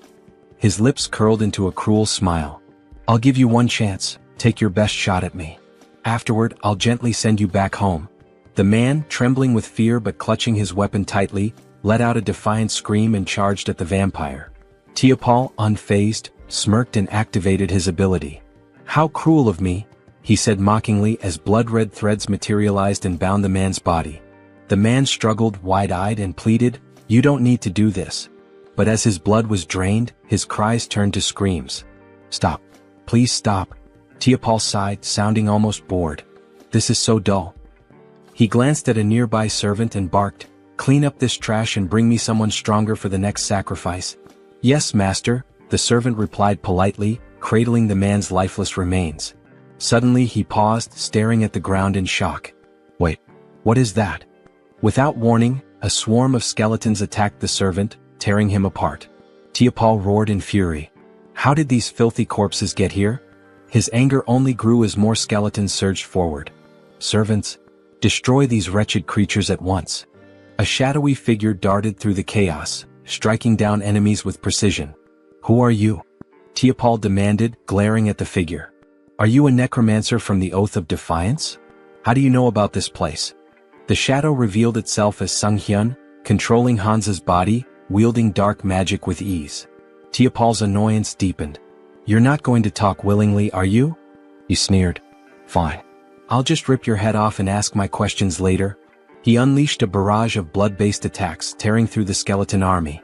Sung Hyun smirked, manipulating the skeleton remnants into makeshift weapons with his magic. So, you'll just leave my head? He muttered, amused.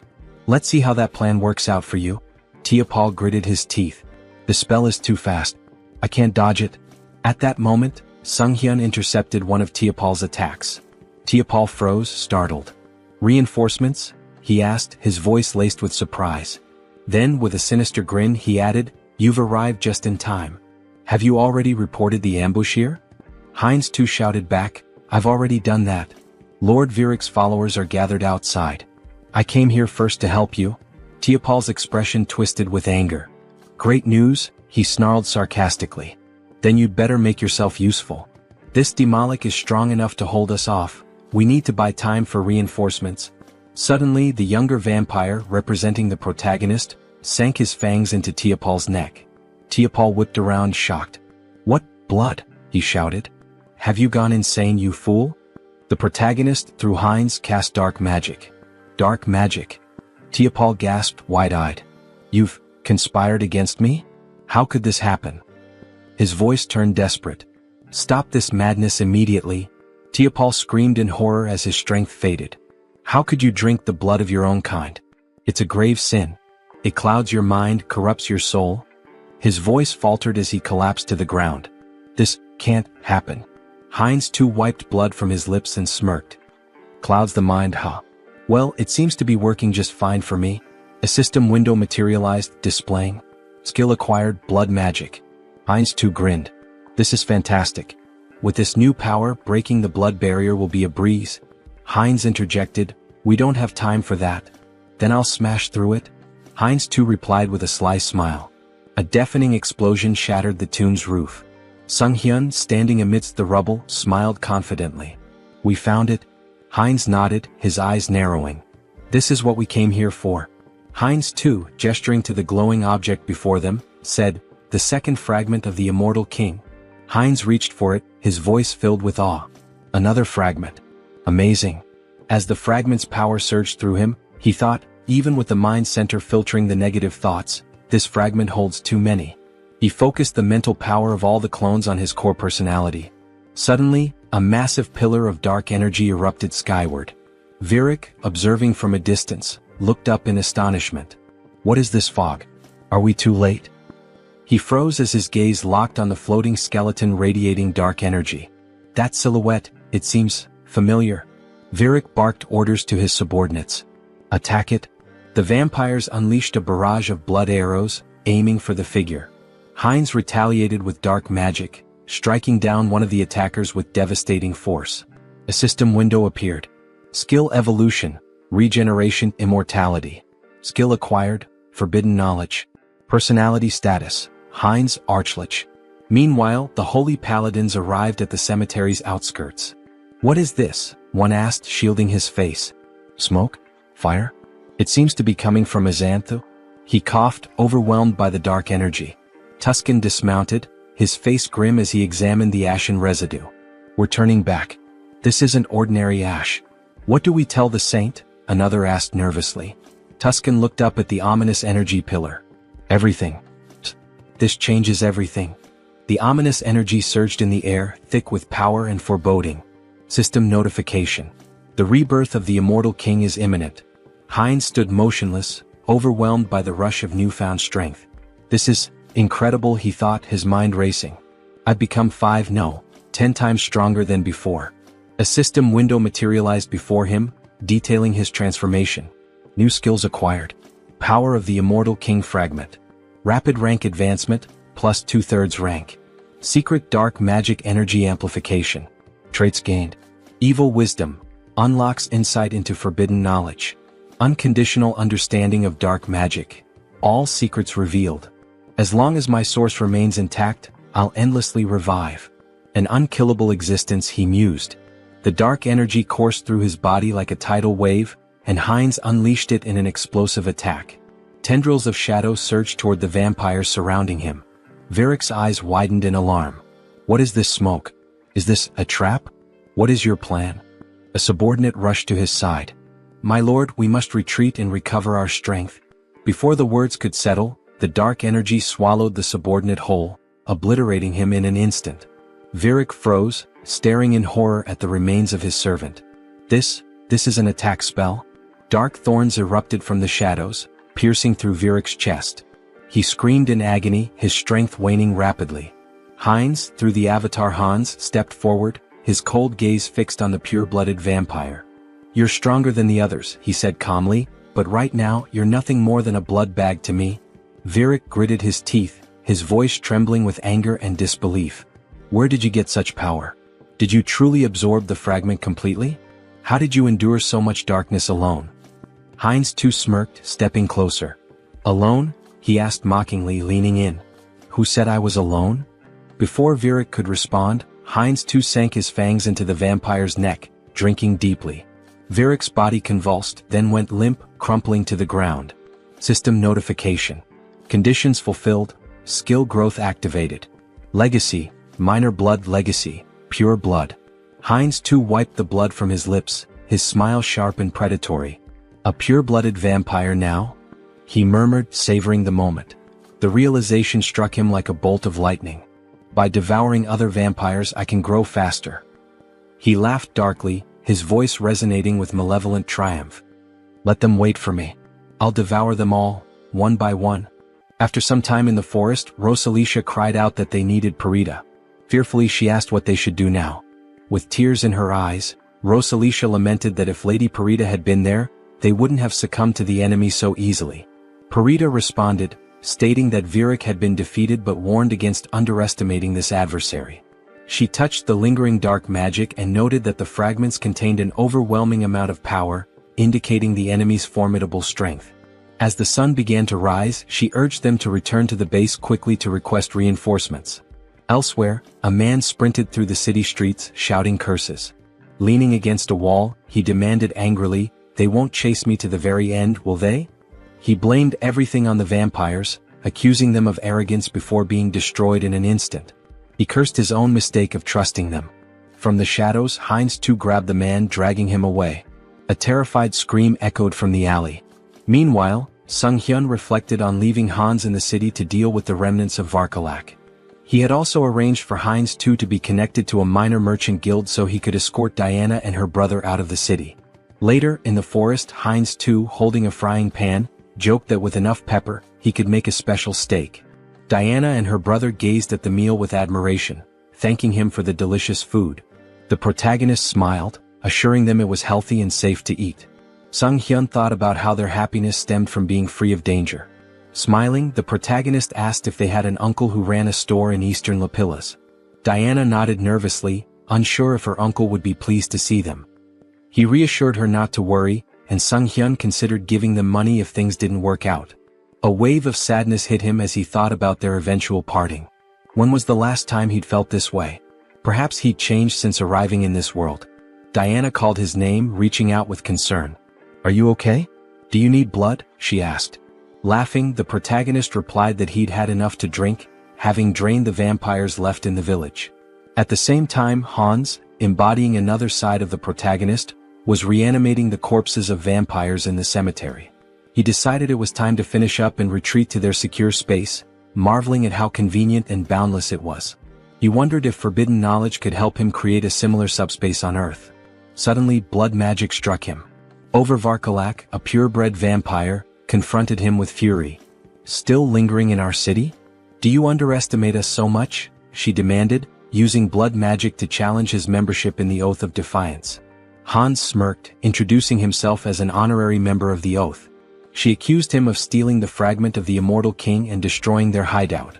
Holding a weapon forged from her blood, she declared it no longer mattered. He would die. Her attack was swift. Though he narrowly avoided a fatal blow, Hans felt the strength of a purebred vampire firsthand. Crashing into a barrier, he realized it was the work of her clan's blood mages. "Did you think escape would be so easy?" Over-taunted. The protagonist analyzed the barrier, recognizing he could break it but would need more time to adapt to his new power. Over-vowed to crush his skull and personally reclaim the fragment. Grinning, the protagonist declared she should remember his name and that he was from the Oath of Defiance. "I am your death," he added dramatically. Though retreating for now, he promised to return. In true villain fashion, he made a theatrical exit, summoning Hans to escape. Over was shocked to see him bypass the barrier, while her subordinate deemed his departure inappropriate. Suddenly, an arrow struck one of Over's servants from behind, a holy silver arrow from the paladins. Realizing they were surrounded, Over clenched her teeth in fury, cursing the lich for delaying her. Wherever he had gone, she vowed to find him. She shouted furiously that she would find him and kill him no matter what. A while later, in the protagonist's room, Sung-hyun sighed in relief. "I'm still alive," he muttered. Hans remarked that the recall ability was like a cheat code, reaffirming its power.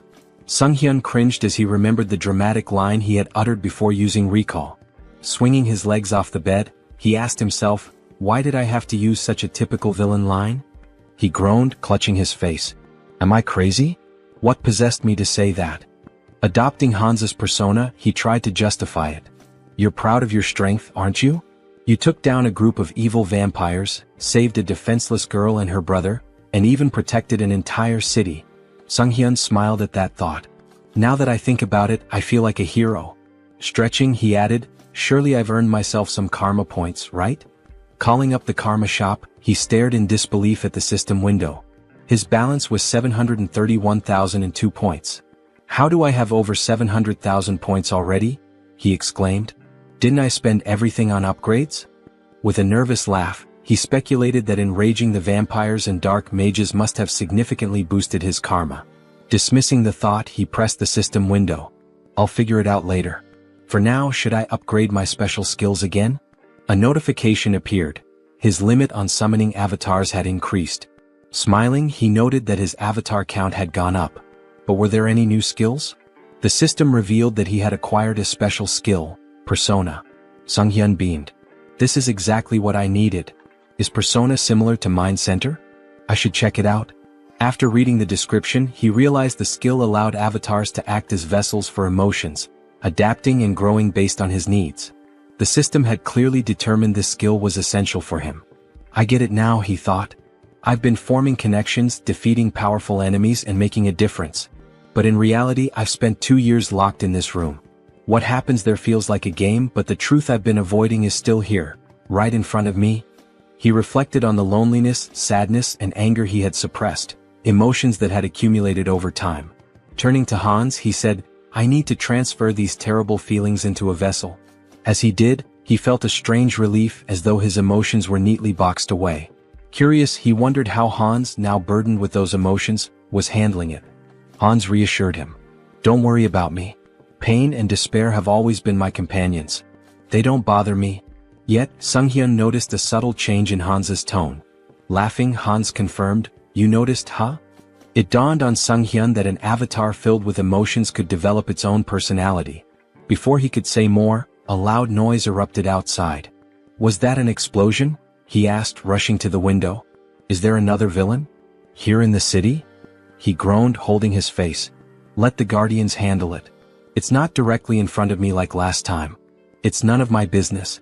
Hans interrupted. Do you need a reason to eradicate evil? Sunghyun met his gaze and realized the truth. Since transferring his negative emotions to Hans, things had become clearer. Avoidance had always been his habit. Despite his desire to defeat evil, he had lacked the courage to act. Hans, now exuding determination, declared, The world order is in chaos. Criminals are everywhere. It's time for me to become their law. Using his power and donning a mask, he left to confront the chaos. At the explosion site, residents gathered, expressing their frustration. How many times has this happened? Why haven't they called for reinforcements? Meanwhile, Hans observed the scene. He deduced that the villains had formed an organization, and their time was running out. He wouldn't leave empty-handed. Using dark magic, he created the Eye of Darkness, his new network of spies. You will be my eyes and ears in the shadows, he thought, ready to hunt down hidden sinners. In an alley nearby, a group of schoolchildren bullied a classmate. Bring him an ashtray, one taunted. They laughed as one boy held a cigarette to another, mocking him as the best ashtray ever. The schoolboy being held down screamed, begging them to stop. At that moment, a woman clutched her child tightly and asked where they could possibly run. A man, drunk and swinging his belt, shouted accusingly that she was lying to him. Meanwhile, a masked robber shattered a store window, climbed inside and declared, while opening the cash register, that this was all he needed. Hans observed it all, his thoughts dark and resolute. These villains were no better than trash, and he resolved to punish them. Their punishment would be a trauma so profound it would scar their souls. They would remember this day, and if evil ever sprouted within them again, darkness would come for them once more. Screams of terror echoed throughout the city. Hans felt himself growing more accustomed to his powers, but it wasn't enough, not nearly enough. There was still so much filth to cleanse. He needed to purify the entire city of evil. By the end of the night, Hans stretched and remarked how satisfying it was to rid the shadows of hidden garbage. While the Eye of Darkness had proven useful, its limitations were evident. In the presence of light, its power weakened and eventually vanished. He needed a more reliable method for detecting enemies. However, he couldn't unleash undead creatures into the city. What alternative did he have?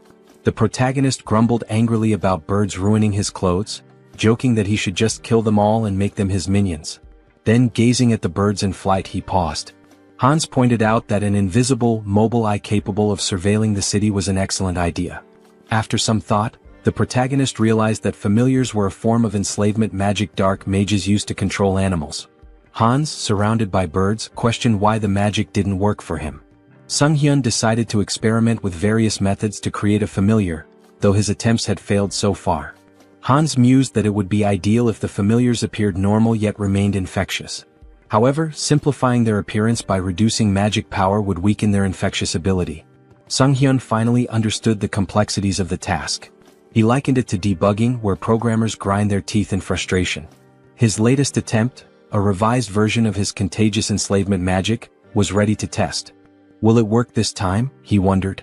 A mutated cat leapt from a cage, leaving him disappointed yet again. After 3 weeks of research, significant progress still eluded him. Clicking his tongue, he eyed the last bird in the cage and muttered, "This one better work." As he carefully adjusted the amount of magic power, he grasped the bird and cast the spell again. Sighing in relief, he said he was finally done. But as the bird flew from his hands, he asked in surprise, "What does this mean?" Observing it closely, he realized it appeared normal now. The next step was testing its infectious ability. The bird landed among others, releasing dark energy. Sung-hyun's eyes lit up. "This is a success," he declared. The infected creatures would serve as his eyes and ears in the city. Stretching out his hand, he commanded, "Fly and find the enemies for me." Meanwhile, in a forest nearby, Lucius knelt and touched the ground, recalling Hans's words when he used the recall skill. Tuscan approached, informing him that his knights had arrived. Irritated, Tuscan added that after interrogating the remaining vampires, they learned these captives weren't allies of the immortal king's descendants. Lucius replied that more evidence was needed. The immortal king was regaining strength, though they hadn't yet confronted him. Using the magic within his cross to communicate, he asked respectfully if there was any news. A saint responded via magical transmission, reporting that traces of the immortal king's presence had been detected in a cave northwest of their location. Holding the cross tightly, Lucius expressed his gratitude and promised to meet their expectations. At the cave, Sung-hyun thought about how he had successfully trained his familiars to report encounters with monsters. Now he had to confirm that the information was accurate. But something felt off. The ground familiars weren't behaving as usual. Instead, they seemed to be fleeing. Were they frightened? If they had found a monster, they would have reported it immediately. This behavior could only mean one thing: humans? Why are people in such a remote area? He wondered. Could this be an ambush? But that seemed impossible. How could such a large group remain unnoticed while hiding their presence? Suddenly, one of his familiars was struck down. Tuscan stepped forward and declared, "You are a participant in the oath of disobedience. Your pathetic tricks won't work on us," Tuscan declared. "No evil can escape the saint's sight. You won't leave here alive." Drawing his weapon, he demanded surrender and promised divine justice. The protagonist recognized them immediately: Holy Knights. He had seen their emblem during his training in Brokislak. Divine power directly countered dark magic, which meant this would be a challenging fight. Hans, unshaken, asked how the servants of the church had managed to find him here. Tuscan struck him sharply with his weapon, silencing him. "You have no right to speak," he snapped. "Don't think you can fool me with your words." The protagonist muttered to himself that his opponent was far too stubborn. Should he deceive them and flee instead? Tuscan seemed to read his mind. "Cheap tricks won't work against us," he said, wielding light magic. "You cannot deceive the servants of the saint." A weapon infused with light pierced the protagonist, and he winced in pain. "Do you truly consider punishing villains a crime?" he asked. "Silence," Tuscan barked, his light magic intensifying. "From the moment you embraced forbidden power, you became one of them. A villain?" Sung-hyun activated his dark magic and retorted, "Where's the logic in that?" He felt an unusual weakness. Something had been interfering with his magic recently. The Holy Knight's anthem began to play, sapping his strength. Tuscan ordered the singers to keep going. The hymn was draining Sung-hyun's energy, but he couldn't bring himself to harm innocents, even if it meant stopping the song. He groaned in frustration as a weapon stabbed him from behind. "Now's our chance," Tuscan declared. "Restrain him." Sung-hyun realized his mistake. He had been too careless and now he was bound in chains. These restraints were not ordinary, they blocked both his movements and magic. "Impressive work catching me," the protagonist admitted. Tuscan smirked. "Exactly as expected. No evil has ever escaped these chains. Will you resist any longer? Grinning, the protagonist replied, as if I'd make it that easy for you. He knew there was no reasoning with them. It was time to part ways. Let them think they had won. Tuscan, now wary, activated his light magic. I don't know what you're planning, but don't think I'll just stand by and let you try anything. He launched another attack. But the protagonist only smirked. The strength of the chains didn't matter anymore, because Hans was already free. Tuscan's eyes widened in disbelief. He broke the chains? Impossible. Who is this man? Later, lying exhausted on his bed, Sung-hyun sighed. Trouble seemed to follow him wherever he went. First, the Shadow faction and the Oath of Defiance. Then the Varkalak vampire clan. And now, the Paladin Order, one of the most powerful forces on the continent, had joined the list of his enemies. He called up the system window, his thoughts racing. There must be a reason for all this karma I've been accumulating. Is it because I keep attracting villains from across the continent? He groaned and decided to focus on his original plan for now. Sometime later, in the city, the protagonist prepared to test the fruits of his research. Controlling the essence of black magic was simple in principle. His familiars could serve as his eyes and ears, even covering a massive area like Seoul with ease. His thoughts were interrupted by a terrified scream. A girl, tears streaming down her face, begged for mercy. Please, I'll do anything. Just let me go. She spotted a figure in the window and pleaded, help me. I'm being held here against my will. Don't just leave me. The man holding her sneered, gripping her hair tightly. Scream all you want, he said. No one will hear you except me. He explained that his ability rendered them invisible to others. Go on, scream louder, he taunted. You've got such a cute voice. As he raised his weapon to strike her, he boasted, you'll be among the top 3 in my collection. At that moment, Hans burst through the ceiling, wielding dark magic. The man with the knife asked, bewildered, how could this happen? My ability is sound suppression and invisibility, isn't it? The protagonist glared at him, his voice cold. That won't work on me. Your vile deeds end today. Angered, the man demanded, who are you? A guardian? How did you even get here? Holding the weapon to the woman's throat, he threatened, don't come any closer or she dies. Sung-hyun activated his dark magic. Is that so? He said, snatching the woman away with a surge of power and holding her safely in his arms. Now what will you do? The man with the knife gasped in disbelief. A Ritterni? You dare to steal my prey? Then I'll kill her along with you. He lunged at the protagonist but was suddenly restrained by tendrils of dark energy. Judging by his words, Hans deduced, this isn't your first victim. Binding the man tightly with dark energy, he pressed his fingers to his forehead. You won't mind if I confirm that for myself? Using necromancy, Sung-hyun activated the Cry of the Dead skill, peering into the man's memories. He saw vivid scenes of the man torturing and murdering his victims. You're a serial killer, Hans declared grimly. I don't need to look any further. His tone sharpened. I sentence you to death. The man screamed in agony as the dark magic overwhelmed him. Sung-hyun muttered, even death is too merciful for someone like you. He considered for a moment. But I need an undead servant for my work. You'll do just fine. With a cruel smile, he activated a spell that drained the blood from the man's body. The system window appeared, announcing the creation of a new undead, Ghast. Satisfied, the protagonist said, I'll need to prepare the subspace portal. It'll come in handy later. Looking at the unconscious woman, Hans pondered. What should I do with her? Clean up the mess? Maybe just call emergency services. A short while later, the police arrived, cordoning off the crime scene. Park Han-cheol, leader of the Special Ops Bureau's criminal investigation team, stood outside, observing the scene through the window. A suited officer approached him. We've reviewed the footage. It's definitely the serial killer we've been after. Han-cheol, irritated, asked, and the person who stopped him? A Ritterni? The officer nodded. Confirmed. But the killer's body is missing. There's evidence of dark magic and blood at the scene. Someone definitely died here. It's a mess. This case is a nightmare, Han-cheol muttered. A rogue playing hero.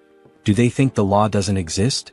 Meanwhile, the protagonist stood atop a roof, surveying the city. A passerby on the street pointed upward. Is that a sleepwalker? Who is he? Hans petted a cat perched beside him. I wonder what they'd say if they saw my face, he mused. Elsewhere, at the South Korean Citizens Repatriation Association, Seoul South Branch, a secretary entered Yoon Ji-yoon's office. Sorry to interrupt, but there's something urgent. Yoon, still recovering from a late night, groaned. What time is it? What's going on?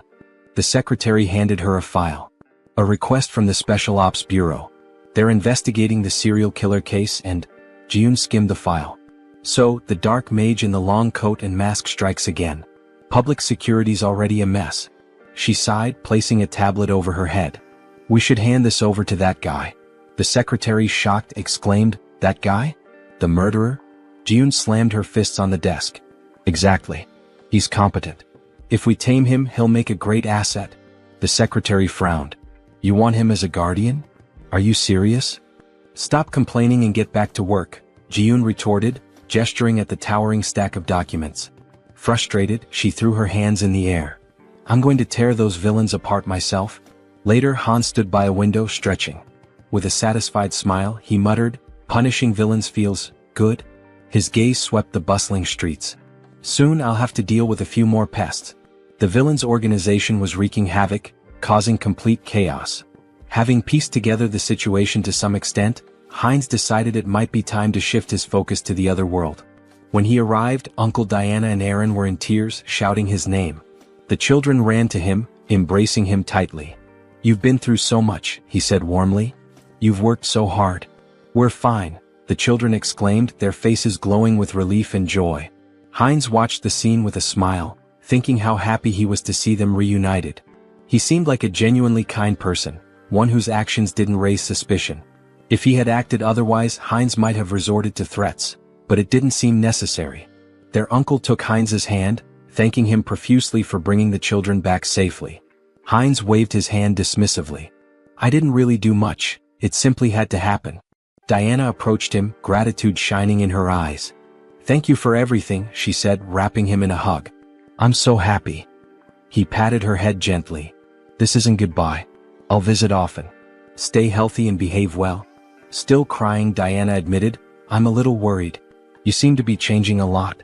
But her faith in him as a good person reassured her. He hesitated. Am I really changing? He asked himself, uneasy.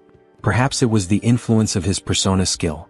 Hines was a blend of negative emotions, driven by a desire for recognition, an attempt to draw attention through intrigue and deception. Yet his character now seemed calm and stable. Diana, looking at him sadly, asked where he was headed next. I'll seize every opportunity, he replied, and embark on a pilgrimage. Sometime later, in the capital of the kingdom of Talia, Teleria, a city known as the heart of the Church of the Goddess and home to its grandest temple, Hines wandered the streets, observing everything with keen interest. Stepping into a secluded alleyway, he ensured no one was following before activating his abilities to summon his fourth avatar, Heinrich. This avatar embodied key traits: a composed mind, persona, super regeneration, and calm demeanor. Its unique feature, the spirit of a warrior, granted additional bonuses to skills and experience acquired through combat and training.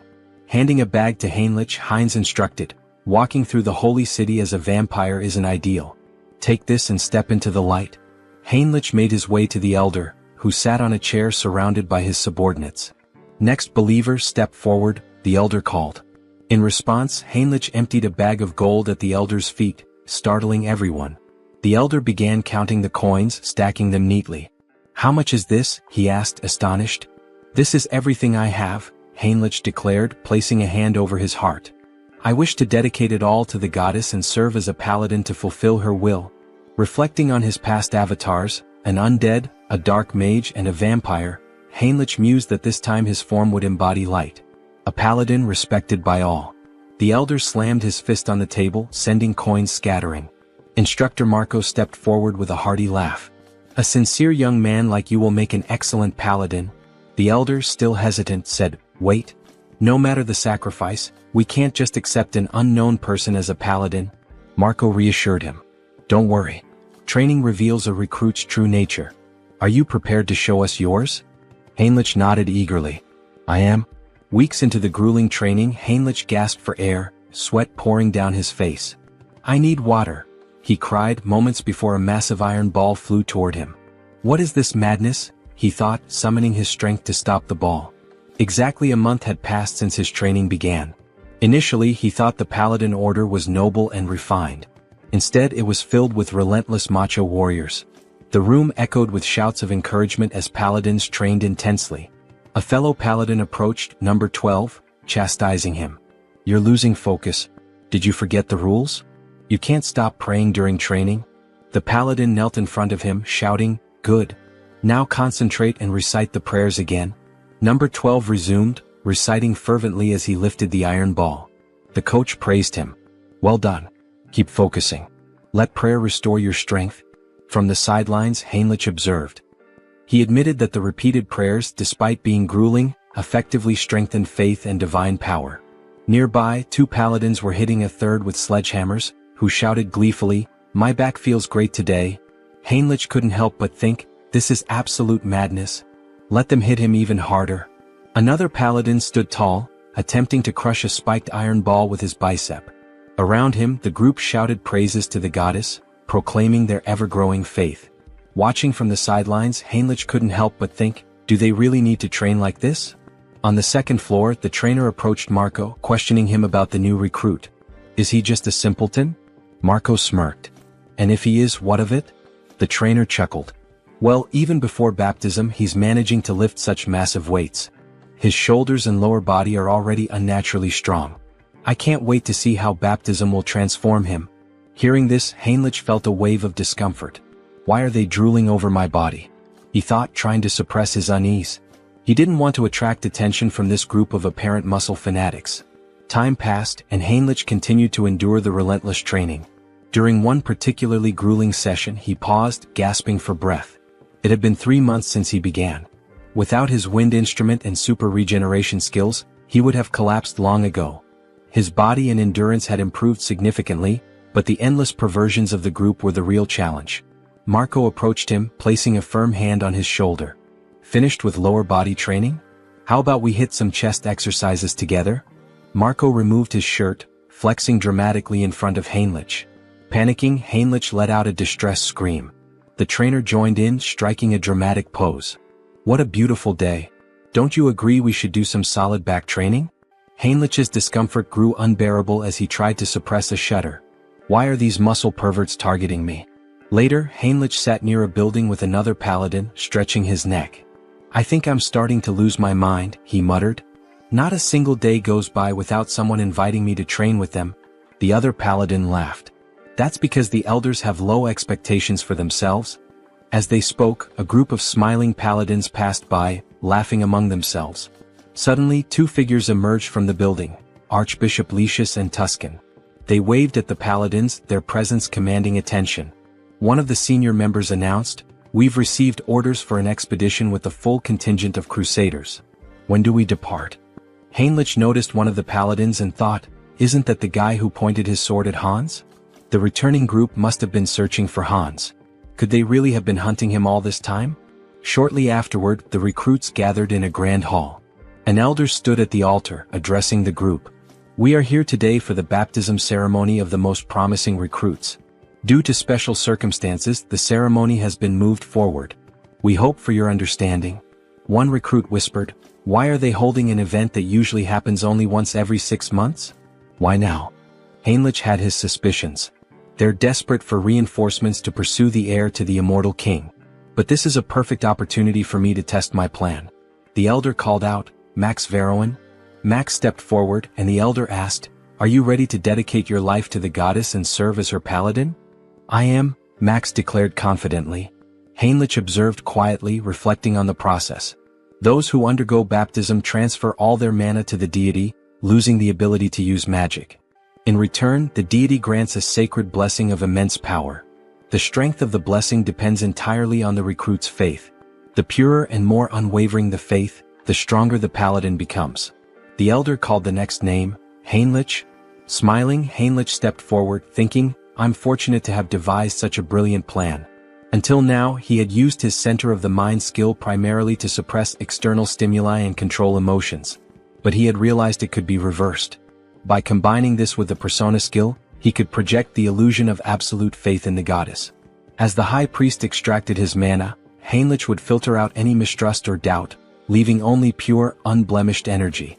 When the high priest initiated the ritual, the room began to glow with an intense sacred light. Gasps and whispers filled the air. "This is unprecedented," someone exclaimed. "The sacred power is reaching the very head of the goddess's statue." The high priest, astonished, placed a hand on Heinrich's shoulder. "You've just undergone baptism, yet your sacred power rivals that of a priestess. Such unwavering faith. I'm truly impressed." Heinrich's plan had worked perfectly, and he smiled inwardly. Heinrich continued to train diligently, a smile forming on his face as he thanked those around him. Suddenly, a system window appeared before him, informing him that he had acquired the holy baptism skill. This skill allowed him to distribute spiritual power more effectively among his avatars. As he examined his hand, he pondered, "Is this the limit of holy power?" The thought brought him some relief. He had been skeptical that a false faith built on illusion could yield any results.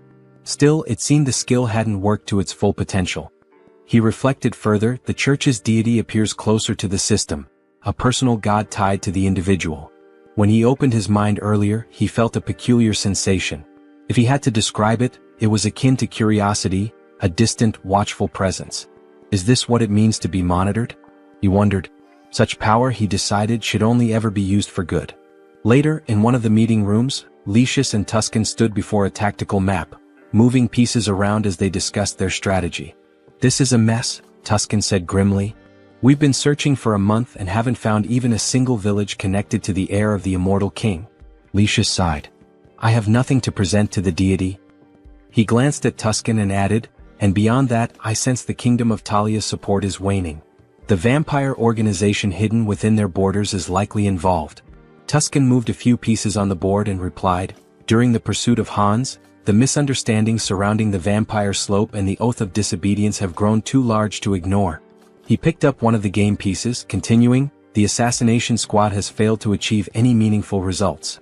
Political pressure from the state is mounting, and they're leveraging this situation against us." Slamming his hand against his head in frustration, Lucius declared, "The assassination squad will be disbanded. My subordinates will return everyone to the capital." Tuscan nodded in acknowledgement and left to carry out the orders. As he walked away, he thought about the precarious situation they were in. "We're surrounded on all sides, and the paladins' numbers are no longer sufficient. What should I do with this knowledge?" Looking out onto the training yard, he observed the recruits sparring. "Are these the ones baptized today?" he wondered. Suddenly, something caught his attention, a recruit striking Heinrich with a weapon. Heinrich reacted instantly, countering with an elbow to the face that sent his opponent sprawling to the ground, disarmed. The trainer shouted, "Heinrich wins this battle." A system window appeared before Heinrich, announcing that his avatar had achieved enlightenment through repeated training. He had unlocked the Crusader fighting technique skill. As he stood there, Heinrich noticed a wound on his body healing rapidly. With his super regeneration and newfound sacred power, the injury disappeared entirely. The defeated recruit, wiping sweat from his face, asked, "Did you let me hit you on purpose?" Heinrich extended a hand to help him up. "The effort was worth it," he said with a smile. "Tactics are my style." Yet inwardly he thought, this still isn't enough. To grow further, I need to evolve my abilities. At that moment, Tuscan approached, his expression serious. "Your sacred power is remarkable," he said. "You're already at the level of a trainer or a high-ranking paladin." The defeated recruit looked shocked by Tuscan's words. Tuscan continued, "But you're not experienced enough to be a full paladin just yet." Heinrich tilted his head, curious. "What do you mean?" Tuscan smiled knowingly. "You've likely felt it, more than others." He extended his hand to Heinrich. "I can make you much stronger. Will you come with me to the Rosalia Temple?" The protagonist inquired about his purpose in the Grand Temple, to which the response came as a question. Did he have any particular issue? Heinrich extended his hand reassuringly, stating that there was no problem and affirming his desire to accompany him. Tuscan, with a dissatisfied expression, began walking away, remarking that if he wanted to follow, he should do so immediately. The protagonist hurried after the paladin, requesting time to gather his belongings, but Tuscan advised him to entrust that task to someone else. They entered a room and stood on glowing runes. Tuscan placed a hand on the protagonist's shoulder, acknowledging how sudden everything seemed. He assured him that everything would be explained in detail later. The protagonist nodded, indicating his understanding. Soon they arrived at the renowned Great Temple of Rosalia, the largest sanctuary of the church, positioned at the continent's center. This sacred site was where both the father and the goddess had once dwelled, marking the heart of the faith. Inside, Rister greeted them warmly, expressing her hope that their long journey hadn't been too exhausting. They knelt before her, expressing their gratitude.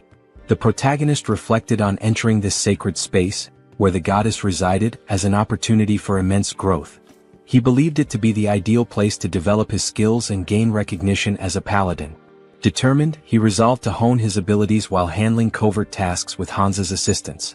Meanwhile, Hans sat atop a rooftop surrounded by corpses, scrolling through news about the saint on his phone. Acknowledging his newfound fame, he noted that remnants of a human trafficking ring had been eliminated. However, something peculiar caught his attention: mentions of a divine retribution society by the defeated villains. They had cursed him repeatedly, claiming the society would not forgive anyone who failed to act against him.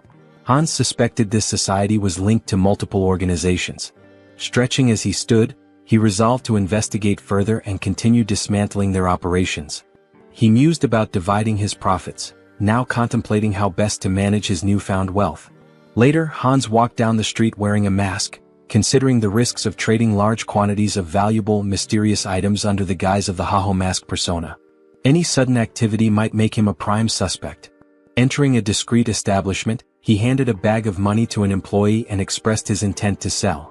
The employee scoffed, questioning if Hans mistook the place for a pawn shop. However, Hans emptied the bag's contents, revealing its valuable items. The employee, visibly stunned, quickly began examining the goods.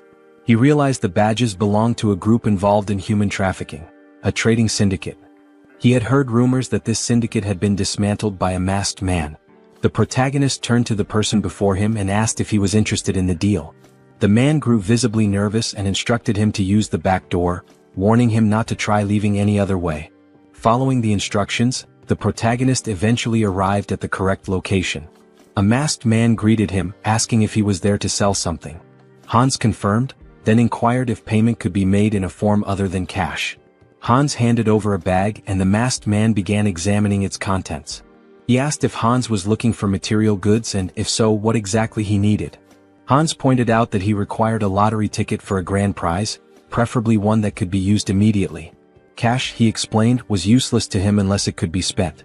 What he needed were legal funds for his real identity, Sung-hyun, and a lottery ticket would provide clean, untraceable money. The masked man confirmed that a lottery ticket was possible but mentioned the commission would be steep. Hans assured him it wasn't a problem and asked how much it could sell for. The masked man replied that it would be 6-1, with a redemption period of 4 months.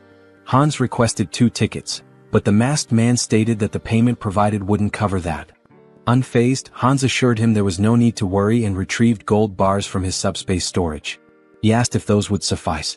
The masked man, stunned, felt the bars and asked incredulously, "A subspace storage tool? Who are you? These are extraordinary materials. Where did you get them?"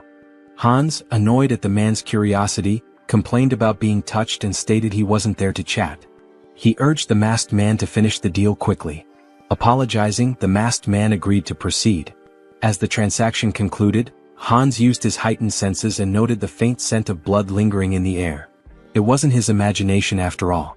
Moving closer, he remarked that this wouldn't be their last deal and predicted they'd see each other often in the future. Later, Hans stepped outside, smiling as he inspected the checks in his hands. He mused aloud about how he'd used his dreams to win the lottery. Now he pondered what to purchase. Subordinates would make such errands easier, as constantly running back and forth was inefficient.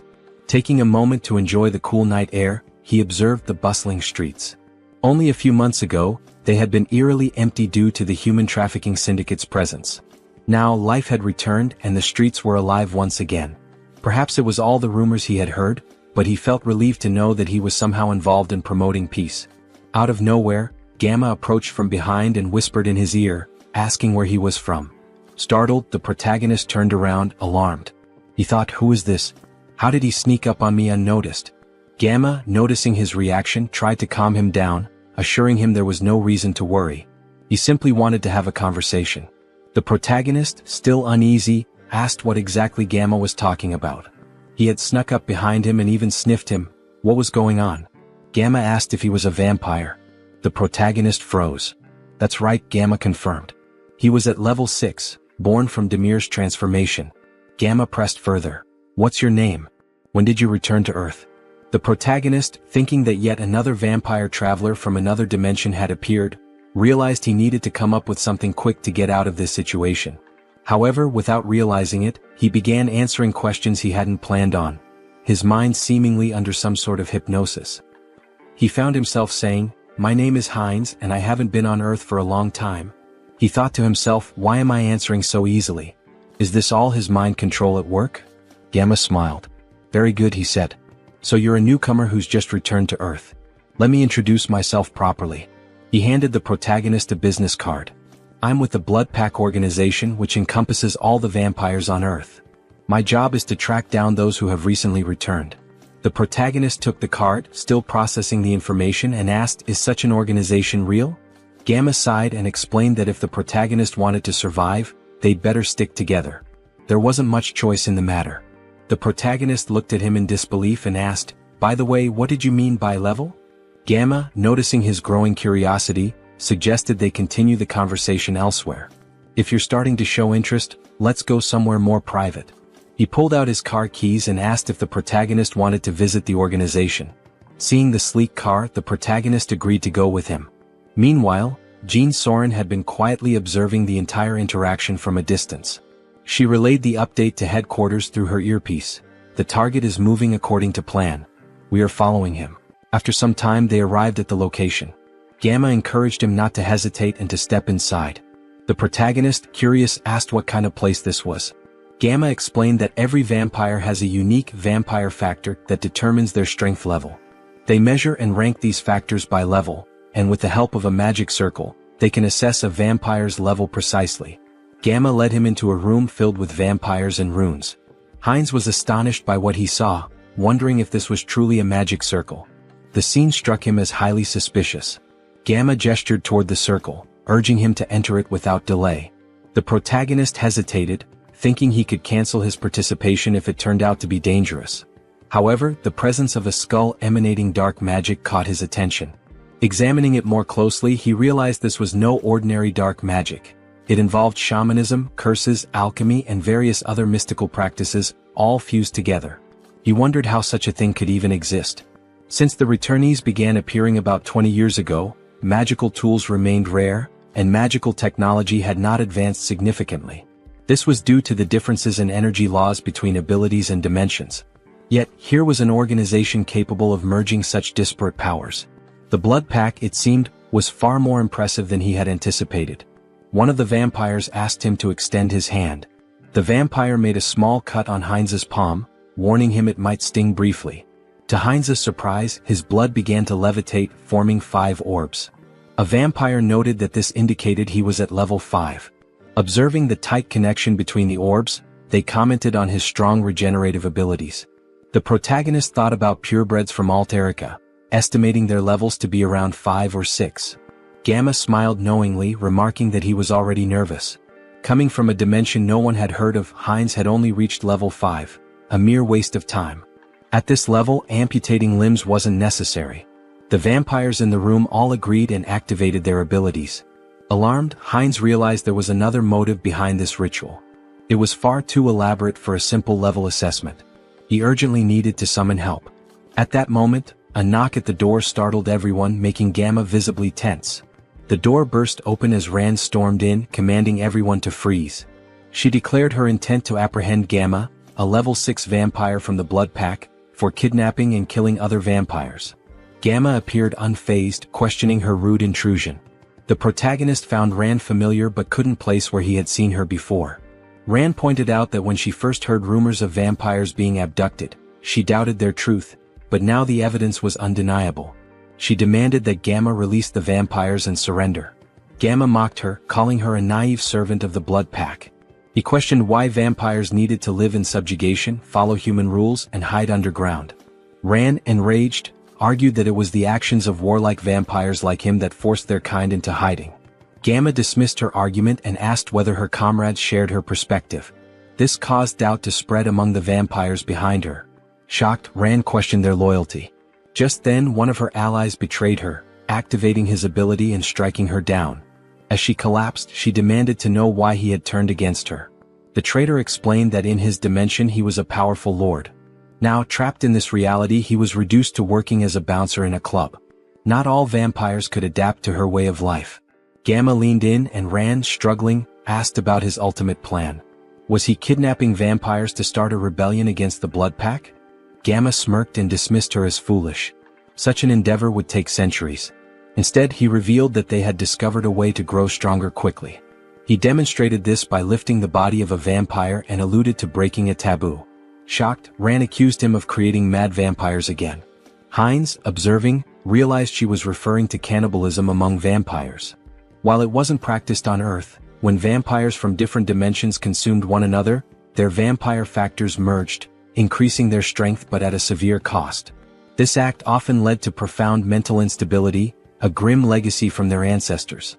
If someone fails to control themselves, they become mad vampires, driven insane by an unquenchable thirst. The first appearance of a mad vampire marked them as a global threat. Gamma, however, smiled confidently and assured everyone that this wasn't a concern. After extensive research, they had discovered a way to remove residual bloodlust. Suddenly, Gamma's victim began screaming in agony, exclaiming that they were being used as experimental material. The protagonist observed the situation closely, realizing that the magic circle wasn't merely for separating empirical factors. It was designed to transfer a drug to vampires without causing side effects. Minion reminded Gamma of his promise, pointing out the risks he took to follow him secretly. Gamma, keeping his word, tossed him a pill. Minion consumed it and his body began to transform, becoming larger and stronger. Smiling, he marveled at his newfound strength, unable to believe the change. Grabbing Rand by the throat, he demanded more pills immediately, threatening violence otherwise. Feigning panic, Gamma urged Minion to stop, assuring him that while he was pleased with his strength, he needed to be patient. After all, another guest had arrived before him and was still waiting. Surely it wasn't too much to ask to wait a little longer? The protagonist rose to his feet, calmly stating that there were 2 purebreds and 4 half-breeds, proof that cannibalism worked. Gamma looked at him, stunned. Filled with newfound strength, Hines expressed his eagerness to see just how powerful he could become. As he prepared to absorb the others, chaos erupted. The vampires screamed in confusion and fear. Suddenly, Hines and his army burst into the room. Addressing the group, he mocked their attempt to hide but scolded them for neglecting their safety. From now on, no one would leave this place without his permission. His army launched their attack, causing Minion to panic. He turned to Gamma, demanding answers about who their attackers were. Gamma roared for everyone to stay together, warning that separation would mean death. Using his abilities, he charged into battle, targeting Hines directly. Hines observed Minion's unusual transformation, noting that vampires from different dimensions often had distinct appearances. Slamming his staff to the ground, Hines summoned magical spikes that pierced through Minion's body. Smirking, Hines declared that minimizing casualties was part of his plan. He leaped into the fray, mocking Minion's organic transformation, claiming it posed no threat.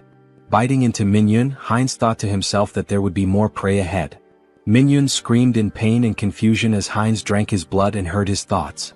Minion lamented his betrayal and his determination to survive, refusing to accept his end. Wiping his face, Hines remarked that insanity was far worse, as he could hear every obsessive thought coursing through Minion's mind. To his surprise, his teeth began to fall out, a sign of his empirical factors evolving and merging. A system notification appeared, informing Hines that he had gained a special ability, hybrid evolution. This ability significantly enhanced his physical attributes whenever he absorbed new empirical factors, allowing him to steal traits from the target's bloodline.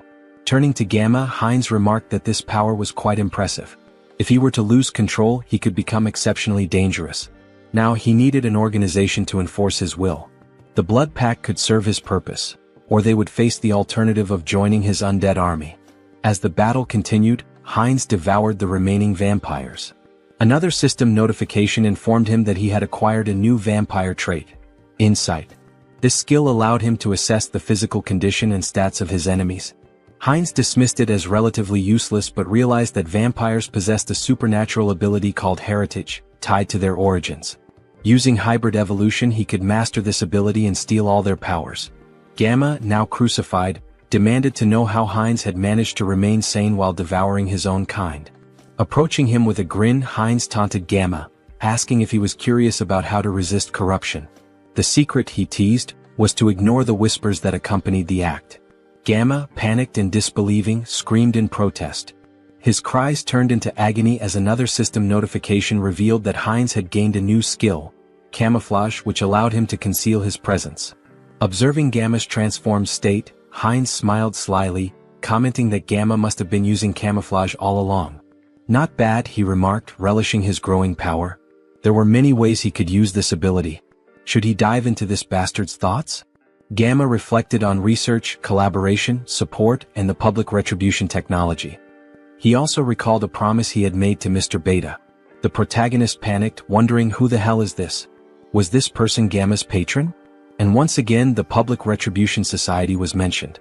It seemed like this intricate ritual was also their doing. What were these people planning, aiding the blood pack like this? Later that night Heinz and So-Ran were driving through the city together. Heinz glanced at her and asked if she was finally coming to her senses. Startled, she yelled at him, calling him trash for selling his life and demanding to know where he was taking her. Grabbing him by the throat, she shouted furiously. Heinz gasped, pleading for her to stop and look around. They had captured him too, and if she didn't let go, they'd crash. Reluctantly, So-Ran released him and apologized, asking for an explanation of what had happened. Heinz asked if she had heard of Ho-Ho's mask. He mentioned that the masked figure had escaped during the chaos when a group of vigilantes burst in. Placing her hand over her heart, So-Ran expressed her gratitude, saying that even amidst the chaos, Heinz had gone out of his way to save her.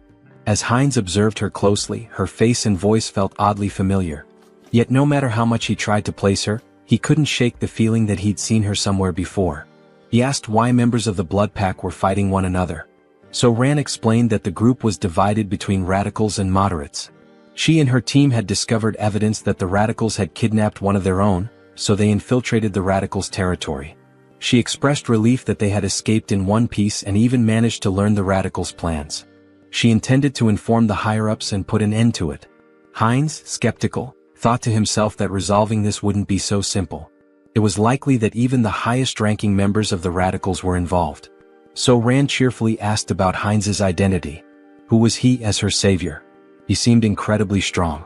Heinz replied that she could call him whatever she wanted, as she felt comfortable. She asked if she could call him up for convenience, to which he nodded, mentioning he'd recently returned to Earth and hadn't formed any bonds yet. Heinz explained he had followed Gamma out of curiosity about the blood pack. So-Ran smiled and suggested that he join the group, mentioning that most vampires were part of it. She assured him that moderate vampires didn't engage in shady activities and had steady blood supplies through partnerships with blood banks. Heinz expressed interest and So-Ran promised to show him more. After some time they arrived at their destination. Inside, a little girl named Nahi ran to the door when she heard them. So-Ran greeted her warmly and Nahi hugged her, asking if she was okay. Smiling, So-Ran reassured her, introducing Heinz as their friend and a new member of the blood pack. Nahi, looking nervous, greeted Heinz. He waved back with a friendly smile. So-Ran patted Nahi's head, asking her to stay and play while she showed Heinz the room. Nahi agreed but asked her to return soon. On the way up, Heinz commented that Nahi seemed very small. So-Ran clarified that it wasn't just her appearance. Nahi wasn't a returner. Confused, Heinz asked if all vampires weren't returners. So-Ran explained that wasn't true. Nahi had been born and raised on Earth, but her father, a returner, had turned her into a vampire to save her from a chronic illness. This revelation made Heinz reflect on why the government wanted strict control over vampires. In many ways they were like an infectious disease. So-Ran continued, explaining that turning someone on Earth took significantly more power than usual. Nahi's father had reached his limit but wanted her to live confidently, even under the sun. Eventually they reached a room. So-Ran let Heinz in, telling him to call her if he needed anything. Since it was late, she suggested he rest. She said goodbye with a distinct gesture. Heinz froze, startled. That gesture, her voice, it all seemed so familiar. Pointing at her, he asked, "Is she the streamer Orchid?" So-Ran's eyes widened in shock and she screamed in embarrassment, covering her face. She stammered, asking if he'd just mentioned her stream. She blushed, saying that moment from her stream was stuck in her head, then nervously asked if he was one of her subscribers. Heinz awkwardly waved, denying it, explaining that her videos had simply popped up in his recommendations a couple of times. She sighed in relief and said it was a good thing because she had nearly died of embarrassment. She explained that she had been a trainee, and after quitting she felt lost and decided to try streaming. Heinz asked how old she was back then. She replied that she was 22 now and had awakened at 19. Then she asked his age and when he had awakened. Feeling awkward, Heinz quickly shut the door behind him, calling out that he'd tell her later. She blinked in surprise, wondering aloud if she had said something wrong. Inside, Heinz exhaled deeply, realizing she was much younger than he had assumed, which explained his casual tone earlier. At 20 years old himself, he found it surprising that she was older than him. Lying on the bed, he muttered to himself that regardless, she still looked familiar. As a streamer, she was quite famous. Maybe he should look her up online? Opening her streaming page, he found a notification about her recent hiatus. In the post, she mentioned taking a break from streaming for about a week due to work obligations. She assured her audience she'd return as soon as possible and hoped to see them again soon. Heinz swiped through the updates, thinking to himself. After she posted this, she went straight to the crime scene? If he hadn't intervened, that post might have been her last. The thought unsettled him. The situation had been far too close and dangerous. The next morning, Heinz woke to the sound of So-Ran yelling into her phone. She was shouting, demanding to know why there was no evidence. How could they find nothing? Groaning from his headache, Heinz got out of bed, wondering what the commotion was about so early in the morning. Heading downstairs, he heard her shouting again. He says there's no proof of this. How is that even possible? Noticing Heinz, So-Ran paused her argument and asked if he was awake. Holding the phone away, she explained that her colleagues had gone to the crime scene yesterday, but everything had been burned. There was no evidence left, and now they couldn't act against the radicals. Heinz clenched his fist, thinking to himself, they've gone too far. Were they trying to erase all traces of me? Out loud, he sympathized, saying it was unfortunate, but then he asked her something. Could she tell him where the radicals' base was? Her eyes widened in surprise. Why do you need to know where the radicals' base is? She asked. Then, raising her voice, she added, don't tell me you're against the blood pack. Heinz raised his hands to calm her down, assuring her it wasn't the case. He explained that the radicals were dangerous, and it would be better to know their locations to avoid them. Taking a deep breath, So-Ran nodded, placing a hand over her heart. That does make sense, she admitted. She pulled up some information on her phone, handing it to him. Here, hold on to this. Avoid the marked locations and you'll stay safe. Heinz studied the screen, noting the map of locations. While doing so, So-Ran offered to cook him something since he was already up. He waved his hands, politely declining. No need to trouble yourself, he said. I'll grab something nearby. There are plenty of good restaurants around. Looking at the map's marked spots again, Heinz licked his lips and muttered, that's why I'm thinking of going for a walk and finding something good to eat. Moments later, he appears indulging in the blood of vampires, as if feasting at a banquet in a restaurant. Suddenly, a still-living vampire calls him a bastard, warning that he cannot leave peacefully because the clan leader will hunt him down, leaving not a single bone marrow behind. The protagonist asks if they know who he is and thanks them, mentioning that after stealing the concealment skill from these vampires, they are now worse than blind fools. So, he won't have any trouble for now. He then demands they reveal where their other friends are. By touching the vampire's head, he accesses their memories and discovers that the next day, there will be a gathering in a secret location, and their leader will also be present. The protagonist sees this as a perfect opportunity to eliminate all of them and feed. After finishing off the last living vampire, he says it's time to clean up. Using the Blood Bloom skill, he spreads blood to create a burning flower that won't extinguish unless the caster wishes and burns only the target. This new technique, which he acquired after stealing from the vampires, is perfect for erasing his traces. As for magical traces, he'll use his concealment skill to hide them. With these two skills, no one will be able to track him. Suddenly, the protagonist's heart starts pounding. This feeling, his body was beginning to evolve again. While spitting blood and groaning in pain, he acquired new abilities. The special skill, Bloodline, Pure Blood, evolves into Bloodline, True Blood. Due to the effects of hybrid evolution, he gains enlightenment and acquires the skill, Blood Flow Amplification. His recovery ability has transcended its limits, and the skilled regeneration has evolved into hyper-regeneration. Finally, he has become a True Blood and gained some new abilities. Let's test what they do. He makes a deep cut on himself and within seconds his artery heals. Now he can control blood and has absurd regeneration. During a fight, he can absorb the blood of enemies to recover, making him practically invincible. If a True Blood is this strong, imagine how powerful a Holy Blood might be. In the next scene, we see Jean Soren thanking someone for donating 1 million cheeses. The donor earned 1,000,000 points in her heart. She thinks this donation will allow her to buy many blood packs without worrying. Suddenly, the protagonist enters the room. They look at each other and blush. He apologizes for interrupting and tells her to continue her work. Soren, embarrassed, shouts at him to knock before entering and punches him. Soren then asks what happened. He tells her they received a letter in her name. The letter contains images and information about a group of criminal vampires. Someone mysterious sent this dossier with such valuable information. She has no idea who it could be. Perhaps the famous masked figure people keep talking about? But the only person she had discussed this with was Mr. Hines. These details came after she gave the location to Mr. Hines. Could these two be working together, or is it just a coincidence? The next day, Hines observes a house from a rooftop where a secret meeting will take place to discuss measures against the masked figure and the recent attacks. Hines uses a skill to peer inside the house but notices a blood magic barrier. On the first floor, he sees several high-level vampires emanating intense energy. Alright, let's go in. Hans will use the shadows and I'll go from above.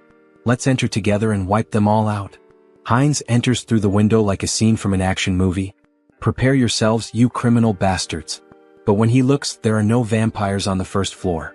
Suddenly, the wall begins to crack and a voice claims, "I would have loved to capture the masked one, but only some random vampire appeared. No problem, we'll hunt down this mosquito. Beta 1 Beta Shin, do you recognize this vampire? We don't know him. He seems to be level 7 but he's entirely unfamiliar. It looks like this vampire came from somewhere unknown." Hines recalls the name Beta from the vampire memories he absorbed. Their leader is called Alpha, while the others are Betas and Gammas. Both Betas are here today. The big problem is the masked members. Perhaps they belong to the secret divine society I've been searching for. I can't sense their energy, they're using a strong skill to conceal it. For now, get this bastard out of my sight, and, of course, the one hiding in the shadows. They point toward Hans. Hines is surprised they know about the shadow. "Since you're so eager, I'll end you right now," Hines says, irritated, with veins pulsing. Using the skilled blood flow amplification and acceleration, he quickly jumps on the vampires, draining their blood. The other vampires are shocked to see Hines cannibalizing his own kind, which is unacceptable. Hans, meanwhile, summons skeletons from the shadows. One vampire tries to flee, begging for his life, but Hans appears in front of him, saying, "You're not the only ones who can create barriers. From now on we'll perform the dance of death, where there's no place to run." And so, the dance of death begins. Vampires lose their lives one after another. Beta 1 is stunned by the strength of this unknown vampire. This power doesn't make sense, he's only level 6 or 7. There must be some trick. One charges at Hines, but Hines uses his extended claws to stab one. One, however, hardens his skin like crystal to block the attack. Realizing the enemy blocked him, Hines decides to increase his strength and lands a heavy punch on one's chest. One is shocked to see his crystal armor shatter, something that had never happened in combat before. Recognizing Hines's superior strength and speed, one orders the other vampires to assist him. Hines taunts, "Do you think these small fries will stop me?" With open hands, Hines releases jets of blood, piercing one's subordinates. Enraged, one seizes the moment while Hines's hands are occupied, slicing off one of Hines's arms with a sharp strike. But it's useless. Hines absorbs blood from the fallen vampires and regenerates his arm instantly. Gaining a new skill, invisibility, Hines disappears in front of one, reappearing behind him and driving his hand into one's body, humorously described as into the vampire's butt. "Checkmate," Hines declares as he begins to absorb one's blood. New vampiric factor collected. The skilled blood magic evolves into the special skill Mystery of Blood. Mystery of Blood absorbs subordinate skills, Blood Bloom, and Blood Flow Amplification. Hines feels the surge of power, now able to control all abilities with sheer will and manipulate them rapidly. Beta Shin curses Hines for devouring his own race, calling him a corrupted bloodline, and blaming his strange abilities on it. Hines responds, "So what? Are you just going to keep yelling nonsense all day? Why don't you come at me like your brother did? Or are you too scared for that?"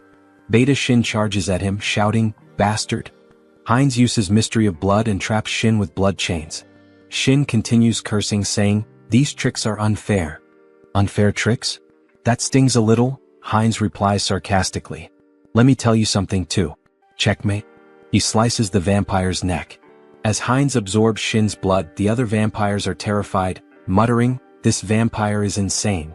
Who would have thought the masked one would have such a strong helper? Prepare the orb, we need to deal with him now, says one assistant. One of them casts a spell and launches it at Hans. At that moment Hans appears saying, "That's an interesting spell," and reflects it back at the vampire who cast it. The other assistant, now terrified, says, "The enemies are too strong. There's no hope, we need to flee." The leader, hearing this, declares, "We're not running," and uses a skill on the subordinate, saying, "You've been useful until now, but you'll be even more useful by dying for the Society of Divine Retribution. Go and die for freedom." The leader then uses a spatial manipulation skill to escape. Hans notices something strange about the vampire left behind. Auto-destruction mechanisms? And abandoning your subordinates on your own? What an irresponsible leader. He thought this spell would force me to leave the battlefield. What a pity, it's nothing, Hans says. Inspecting the vampire's body, he observes, there are 2 energy orbs attached to him.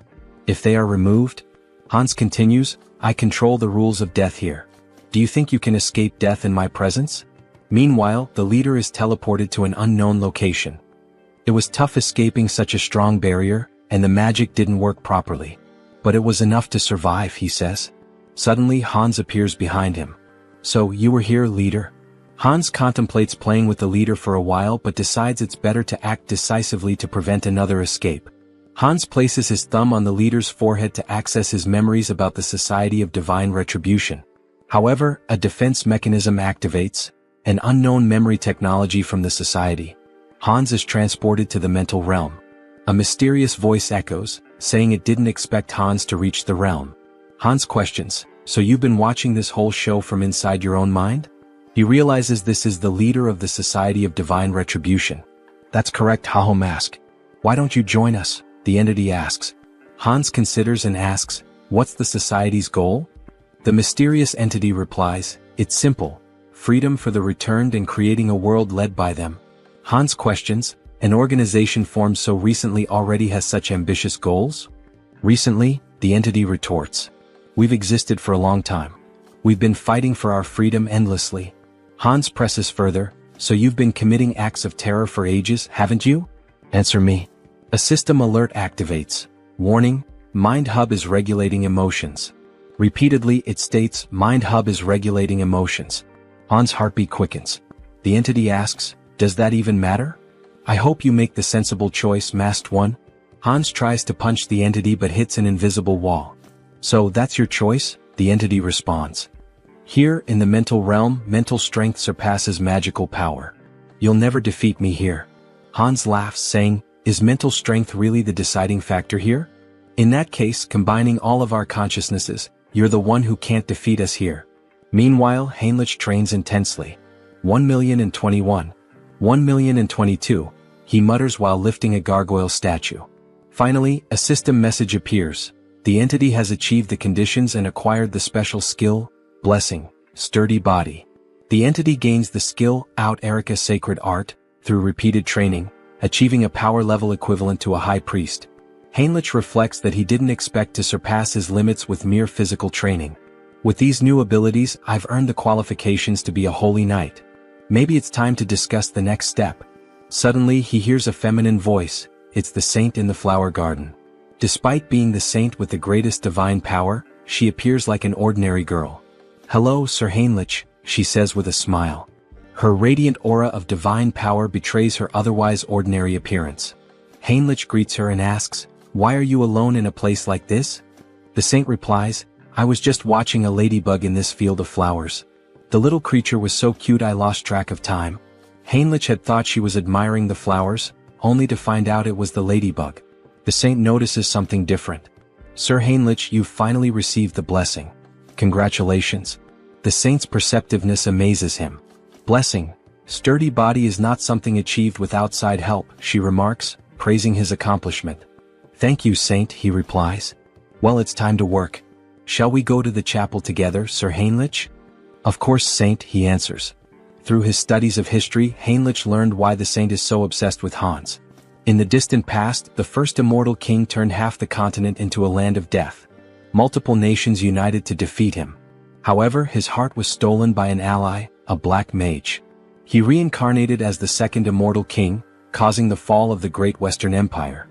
Although the chosen of the order managed to destroy his heart, it was split into 3 parts and scattered across the continent. Every time an immortal king crisis arose, the great divine order was always at the forefront. They knew the heavy toll it took, with countless lives lost along the way. For the saint, who sees her followers as family, her intense hostility and obsession with the immortal king are natural. For now, though, Heinrich reflects, there's no need to worry much about that. The current immortal king is surprisingly gentle and kind-hearted. Alright, back to the main topic. Let's focus my mental strength on Hans. Upon changing the scene, we see a vampire spitting blood. Your Excellency the Arbiter, are you alright? Get out of my way, you're disrupting my focus. This can't be happening, I'm being pushed back. Me? In a battle in the mental realm? How is this possible? Hans begins punching the mysterious entity. At first, Hans had complete control of the battle, but now the entity is growing exponentially stronger to an uncontrollable degree, as if it were channeling the strength of multiple individuals. How did I lose? This isn't just a difference in the mental realm, it's a difference in skill? There's no way my mental abilities are inferior. This is no time to waste on this. An urgent directive is issued to the Soul Branch. Immediately cease all operations, erase all information and go into hiding. Especially for the Korean branch, this is the top priority right now. Inform the commander, a monster is in Korea. Even with Mind Hub and Serenity, Hans wasn't a weak opponent. His resilience would require further study. However, it was regrettable to lose sight of him. The system emits a new notification. The entity absorbs someone else's karma, transforming the skill black magic into the special skill path of sorcery. Thus, this fragment is the remnant of something scattered across the mental realm. Absorbing its karma means my growth comes at the cost of its reduction in power. That's fine. By reading the memories left behind in this fragment, I'll track the hidden members of the Society of Divine Retribution. So this is the Korean branch of the Divine Society, hidden deep in the forest. I won't give them any chance to escape, says Hans, blending into the shadows. I'll uncover all your secrets now. Suddenly, a scientist appears. They told me to evacuate as quickly as possible, but they didn't mention that a monster like this was coming. So the evacuation order had already been issued? At least my effort wasn't completely wasted. Look at you, trying to save a piece of paper with some data, only to hand everything over to me. Let's see what you've been up to for so long. Wait, this incident. I will never forgive you, Society of Divine Retribution. You're the ones who stole my life.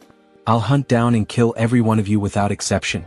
Heinz refines excess blood stored in his body into blood crystals, which he plans to use to enhance other vampires' vampiric factors. This refined blood connects these vampires to Heinz, creating a hybrid clan loyal to him. Those who resist will be crushed. The next day, Jean Soren is stunned to learn that Heinz has eliminated all vampires in the region and intends to meet with the leader of the moderate faction. Wait a minute, this is a lot to process. I need to verify these facts, Soren says. Verify? What do you think of this as proof? Heinz interrupts, demonstrating his overwhelming power. Soren is terrified by such a display of power. She knew he was strong, but not at this level. He must be at least level 7 or higher. I can't even gauge his strength. Very well, I will contact them now. To think that you eliminated all the vampires with your own hands and now intend to absorb the rest. This is quite an unusual proposal, almost bordering on unsettling.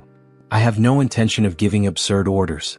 The goal is simply to maintain peace and order, to track connections of the Divine Retribution Society, and eradicate every member. Don't you think these two objectives are contradictory? That depends on where you set the standard. It seems she won't be easily persuaded. If she refuses, then we'll have to use force. Fine deal. What are you relying on to accept so quickly? What am I relying on? Of course, I'm relying on myself. I will help you absorb all the remaining vampires, Mr. Heinz. You can start with Soren. She will be the bridge between us. Very well, that's exactly what I wanted. But I don't think that will be the case for them. Alright, then we should begin sharing the details of the discussion, how to absorb the vampires and about the new faction you mentioned. Let's start with absorbing the remaining vampires and becoming the leader of a new faction. That will be the first step toward taking control of the Blood Pact. Stay still. If you move, you might get hurt. Now let's begin. Heinz inserts a blood crystal into Soren. She feels the refined blood entering her body, healing it, making her blood pulse faster. Her muscles and bones are expanding. This feeling, it's as if she's been reborn. She doesn't feel like she's in her old body anymore. The refined blood crystal reaches a maximum of 30% enhancement. That's not a small number, but it continues. Soren then asks what they should do next.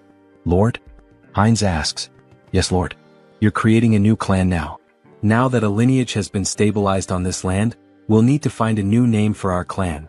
Do you have something in mind, Lord? A name? I'd like something that stands out, something different. Vampires who accept the blood crystals are renamed heterosis, embodying the hybrid vigor of Heinz's blood. He declares, beware remaining vampires. I will hunt you down and make you the strongest within the blood pact. Returning to the original avatar, Heinz's issues are being addressed, but it's still not enough to bring down the Divine Retribution Society. They've vanished from Korea, but they are a global organization. More preparation will be necessary, enough to eliminate them all at once when they reveal themselves. For now, it will be necessary to expand influence in the other world as well and accumulate karma. For example, events like wars and terrorism. Wait, what the hell am I thinking? If I do that, I'll be killing innocent people. Is there any way to create accidents without anyone getting hurt?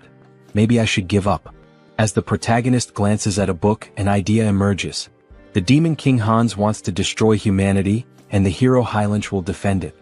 Hans will use corrupt nobles to expand his forces of evil, while Heinrich defends against malevolent organizations and becomes a hero. This is a perfect story, gaining karma points from both bad people and good people. It's a win-win game. Alright, let's take this one step at a time. Harley, it's time to act. A system message appears. Harley is the fifth avatar of Han Seong-gyeon's adaptation. He can adapt quickly and efficiently to extreme conditions. I intended to strengthen him appropriately after creating him as a new avatar with an extended limit. In the meantime, I'd like to further develop his adaptation. There might be a way. Yes, this is the right path. After exterminating the remaining members of the Divine Retribution Society, experiments were being conducted underground. They were transplanting demon bodies into humans, something akin to chimeras. Among the samples, the item I was searching for was this. Something that would contribute to stronger absorption, more powerful traits, and evolution. Dragon blood. If Harley can adapt to this process and I manipulate some discoveries I've made, he will become a living weapon, a biological creature. Days later, under rainy skies, the saint is seen gazing at the overcast heavens as though troubled by something. What is worrying the saint? Ah, Sir Heinrich. Why do you wear such a worried expression even in the rain? I'm not entirely sure, Sir Heinrich. Perhaps it's because of this somber rainy weather. I just feel suffocated, as though my instincts are trying to warn me of something, as if there's a weight pressing on my chest. Even so, Saint, if you catch a cold, it would be a major problem. Please come inside the temple. Alright, the saint said. In the next scene, as expected of the saint, how impressive. Even in the middle of these remote mountains, surrounded by double barriers reinforced with dark magic, she can still sense that something is amiss in this hidden refuge. Fortunately, it doesn't seem she has uncovered what is truly happening. With this dose, we can continue to the maximum scale of the experiment. The dragon's blood evolves continuously, acquiring traits from its consumed prey. Combined with the research data from those bastards in the Divine Retribution Society, my forbidden knowledge, and finally, the perfect test subject. Let's begin, shouts Harley, exhilarated by the idea. Sir Heinrich, you are the sword and shield that will protect the righteous. Do you swear to be a holy warrior of the great divine order and defend the innocent? Yes, your grace.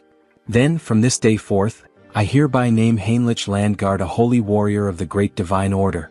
The system emits a notification. The Blessed One has fulfilled the conditions and attained enlightenment, acquiring the special ability Blessing Leap. Meanwhile, Sir Heinrich's necklace radiates a brilliant light. Oh, such grace, exclaimed the bishop, astonished by the strong glow. To receive a divine blessing during the ceremony, this is proof that God, our deity, is watching over us and praying for us. May God protect us. Once again it happened.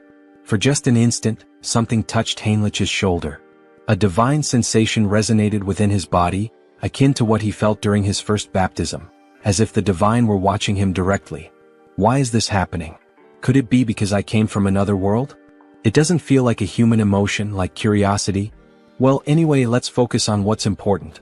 What is this new ability the divine has granted me? Blessing Leap, it allows me to transcend space? What? Transcend space? Isn't that basically a teleportation skill? It doesn't mention any limits on usage or distance traveled. This ability is top tier. As expected of a god, they are so generous, casually granting such a powerful skill. Thank you, God, for your generosity to this sinner.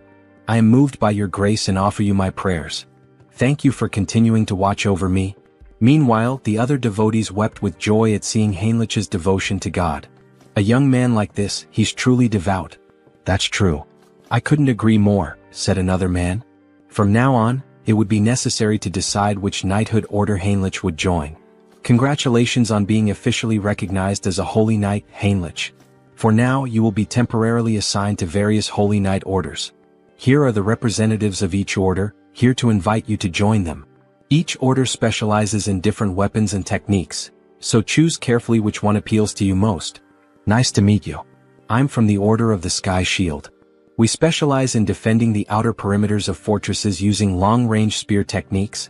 I'm from the Order of the Sun Wolf. We take the front lines in battle and wield highly destructive greatsword techniques. I am a veteran of the Order of the Thunder Claw. Here, we handle the internal security of the fortress and master balanced combat techniques using sword and shield. So, which of these orders would you like to apprentice under? I don't think there's a need to choose. I'll train with all the knight orders. What? With my warrior spirit and growth acceleration abilities, there are no limits to my body. I will absorb all the sacred warrior's combat techniques. However, that person in the corner, isn't he also part of a knight order? Why hasn't he introduced himself or said anything yet? Over there, well, obviously. Suddenly, the man was interrupted. Our order only selects the best of the best to join us. But looking closer, you're not too bad. With that level of divine power, perhaps you're qualified to take the test. Heinrich's divine power was among the greatest, even compared to high priests. What are the criteria for this knight order? Just follow me.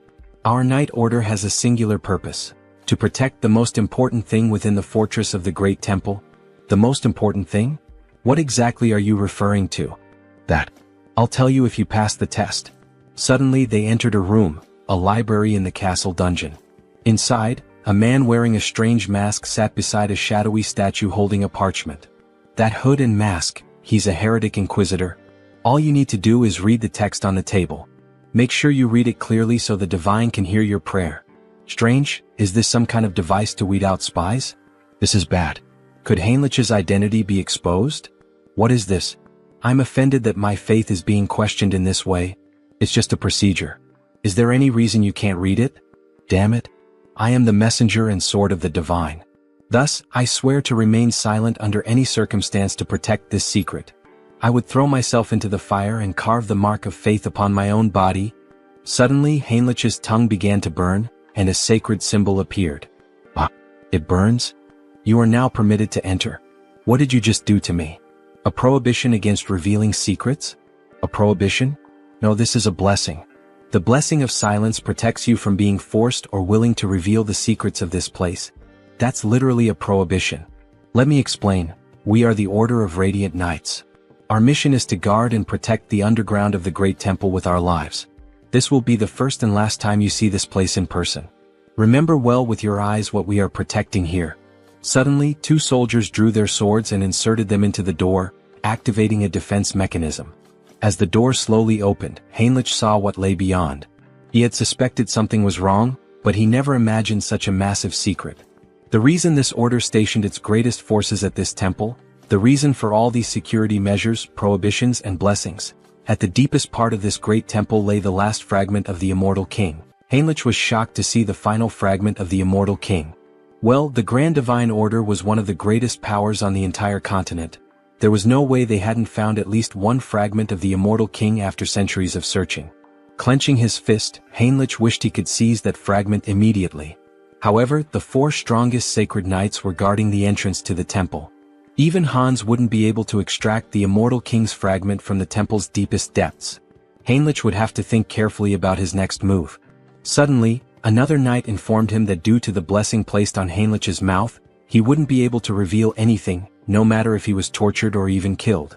Formally, he was stating this anyway. This fact must never be revealed to anyone. Understood? Heinrich confirmed. Don't worry, I promise that only I will know this information. Haha, the final fragment. What an unexpected stroke of luck, Hans said, laughing wickedly as he gazed at his experiment. However, Harley's condition was far more unstable than Hans had anticipated. With a worried expression, he exclaimed, "What's wrong?" Why is this happening? Everything should be working perfectly according to theory. Meanwhile, Harley was coughing up blood. He felt something boiling inside him. The dragon's blood had definitely been transfused into his body. But perhaps the power output needed to be pushed to its maximum. Hans then yanked the lever. Harley let out an agonized scream as his body began to tremble violently, smoke rising from his skin. And then he suddenly stopped moving. Harley? Did he go too far? Had he pushed Harley's super regeneration beyond its limit? If that was the case, then Hans was about to lose everything, Harley and all of his research. Screw it. It was all or nothing now. Hans made a desperate decision, injecting every last drop of the dragon's blood into Harley, praying that it would have some effect. Harley's body twitched. His eyes shot open, glowing a furious red. He let out a blood-curdling scream as his jaw contorted, transforming into something monstrous. Crimson lightning crackled throughout the room as Hans watched, frozen. And then he stopped moving again. Shit, so the experiment failed? Hans muttered under his breath. Damn it, Harley. Just as he turned to leave, a system window suddenly appeared before him. System notification. Caution, exclusive abilities have evolved. Your abilities have grown. The number of avatars you can create has increased. Hans' eyes widened. Increase? What do you mean, increase? He looked around at the lifeless body before him. All I see is a pile of corpses, not growth. Then, without warning, Harley's body convulsed violently. His muscles rippled as he snapped his restraints apart like they were nothing. System notification. You have acquired a new ability, physical mutation. Your recovery ability has exceeded its limits. Super regeneration has evolved into regenerative adaptation. Harley let out a guttural roar, his voice twisted with agony and something else, power. His entire body was mutating, shifting, evolving. System notification.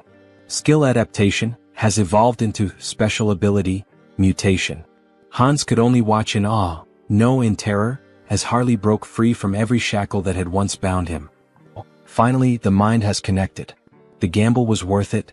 Ah, so this is the new effect of the mutation ability? Harley mused, laughing as he examined his altered physique. His body had changed drastically, his muscles denser, his teeth sharper, and even a few dragon-like scales appearing on his face. It almost feels like I've transformed into multiple species at once. Meanwhile, Hans furiously jotted down notes. The good news just kept coming.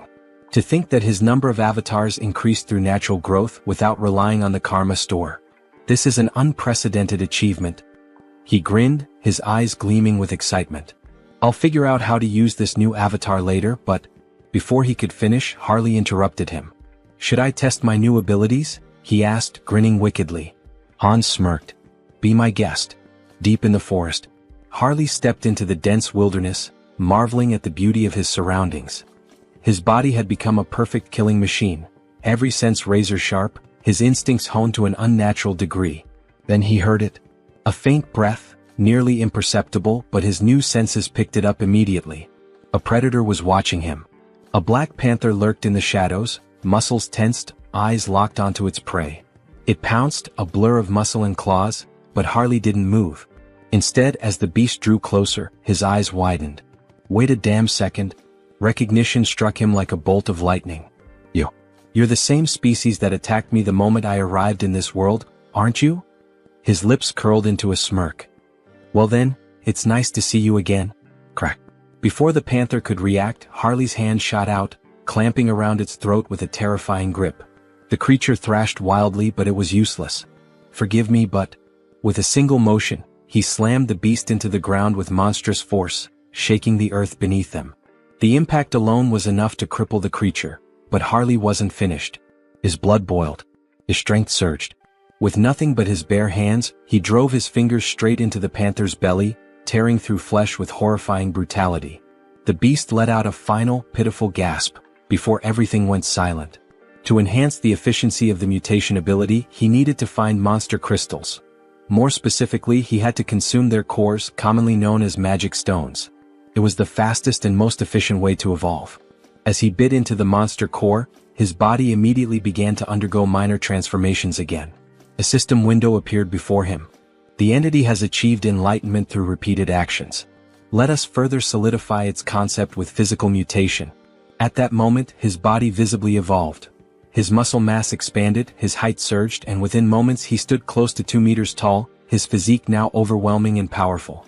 Having a large and muscular body is undeniably an advantage in battle, isn't it? Another system alert followed. You have acquired the ability, Gluttonous Feast, a new skill that allowed him to consume and digest anything with ease, ensuring that he could always eat more. But using his mutation ability had drained him, leaving him starving. Without hesitation, he tore a chunk of flesh from the dead beast with his bare hands. With this new Gluttonous Feast ability, there shouldn't be any issues if I eat this meat, right? Harley thought, drooling at the sight of it. The moment he took a bite, his body shivered. The meat was incredibly tender, and the blood coating his lips sent a strange, refreshing sensation through him. Is this because of the mutation? He couldn't suppress his laughter, or his growing urges. At this point, anyone watching would think he had lost his mind. His behavior was completely primal. Primal, huh? That word stuck in his mind. He recalled rumors of an isolated barbarian tribe in the southern regions of this land. In that case, Harley smirked, licking the blood from his fingers, perhaps it's time for a class change. The country of Tulek Kingdom, Tarak. The scene opens to the entrance of the guild in this city. What the hell? A barbarian from the south? What's he doing here in the west? The tension in the air is palpable. Welcome. Everyone seems completely on edge. Well, of course they are. This body is stylish and intimidating. Harley figured it might be too much, but in the end it suited him just fine. But he wasn't here to make an impression just yet. His goal was far greater, to become a hero capable of shaping the entire continent, leaving behind a legacy so unforgettable that no one would ever erase his name. So, what does the esteemed guest require? The guild receptionist asks hesitantly. Harley leans in, smirking. Isn't it obvious? He says, slamming his hand down on the counter. I'm here to exterminate the monsters in the northern mountains, near the steel fortress. Isn't that what this city is for? The guild worker flinches but quickly composes himself. Oh, of course. I'll register you immediately for deployment, rookie mercenary. Harley grins. Good. Let's get this started. Meanwhile, at the temple, a grand duel reaches its climax. Heinrich stands victorious, wiping his blade clean. Damn that tenacious bastard. One onlooker mutters. Heinrich had done it. He had mastered every combat technique and weapon style of the Sacred Knights. The entity has achieved enlightenment through training. You have acquired the skill, comprehensive weapon mastery. It was finally over. Now Heinrich could wield any weapon to absolute perfection. This experience would undoubtedly benefit all his other avatars as well. Just as he relished his victory, he caught sight of the Saintess. But something was off. She was dressed in full ceremonial robes. Why is she wearing those? What is she up to? Heinrich wondered. He approached her. Saintess, what are you doing? She turned to him with a serene smile. Ah, Sir Heinrich. We meet again. When it rains, worms always emerge from the earth. He followed her gaze. She was blessing worms with divine power. Blessed worms? Imbued with holy energy? They're not going to turn into giant monsters like in those old fantasy tales, are they? Heinrich thought, unnerved. But his thoughts quickly shifted back to her attire. There's some kind of ritual happening, isn't there? The Saintess nodded. Yes. In fact, it is an extraordinary event. One capable of tracking the Immortal King. It is about to begin soon. The Immortal King? Just how powerful must this guest be, to be capable of tracing Hans? Hans, who had concealed himself behind countless layers of barriers. I'm not sure I can explain it properly, but if you're interested, perhaps, you would like to participate as an honorary guardian warrior? Heinrich didn't hesitate. Yes, Saintess. Please let me participate. Inside the temple, a voice rang out. Lord Granwood is entering. A noble figure strode inside, surrounded by an entourage. Heinrich's sharp eyes scanned the unfamiliar formation. Someone powerful enough to track Hans? I need to confirm this myself. Then more guests arrived and the room fell silent. A formal greeting echoed through the hall. Salutations to the Saintess. But then Heinrich noticed something. Those ears. A high elf. His heart pounded. The guest they had all been waiting for was none other than Rayfuri Granwood, a high elf from the Elven Kingdom. In the next scene, we see a luxurious shop filled with magical items, trinkets, and jewelry. Oh, so this is made of bronze? The texture is quite interesting, an old man muses. A shopkeeper approaches, his tone polite but firm. Sir, it's perfectly fine to browse and admire our goods, but it's been 2 hours. Are you planning to buy something, or will you just keep looking?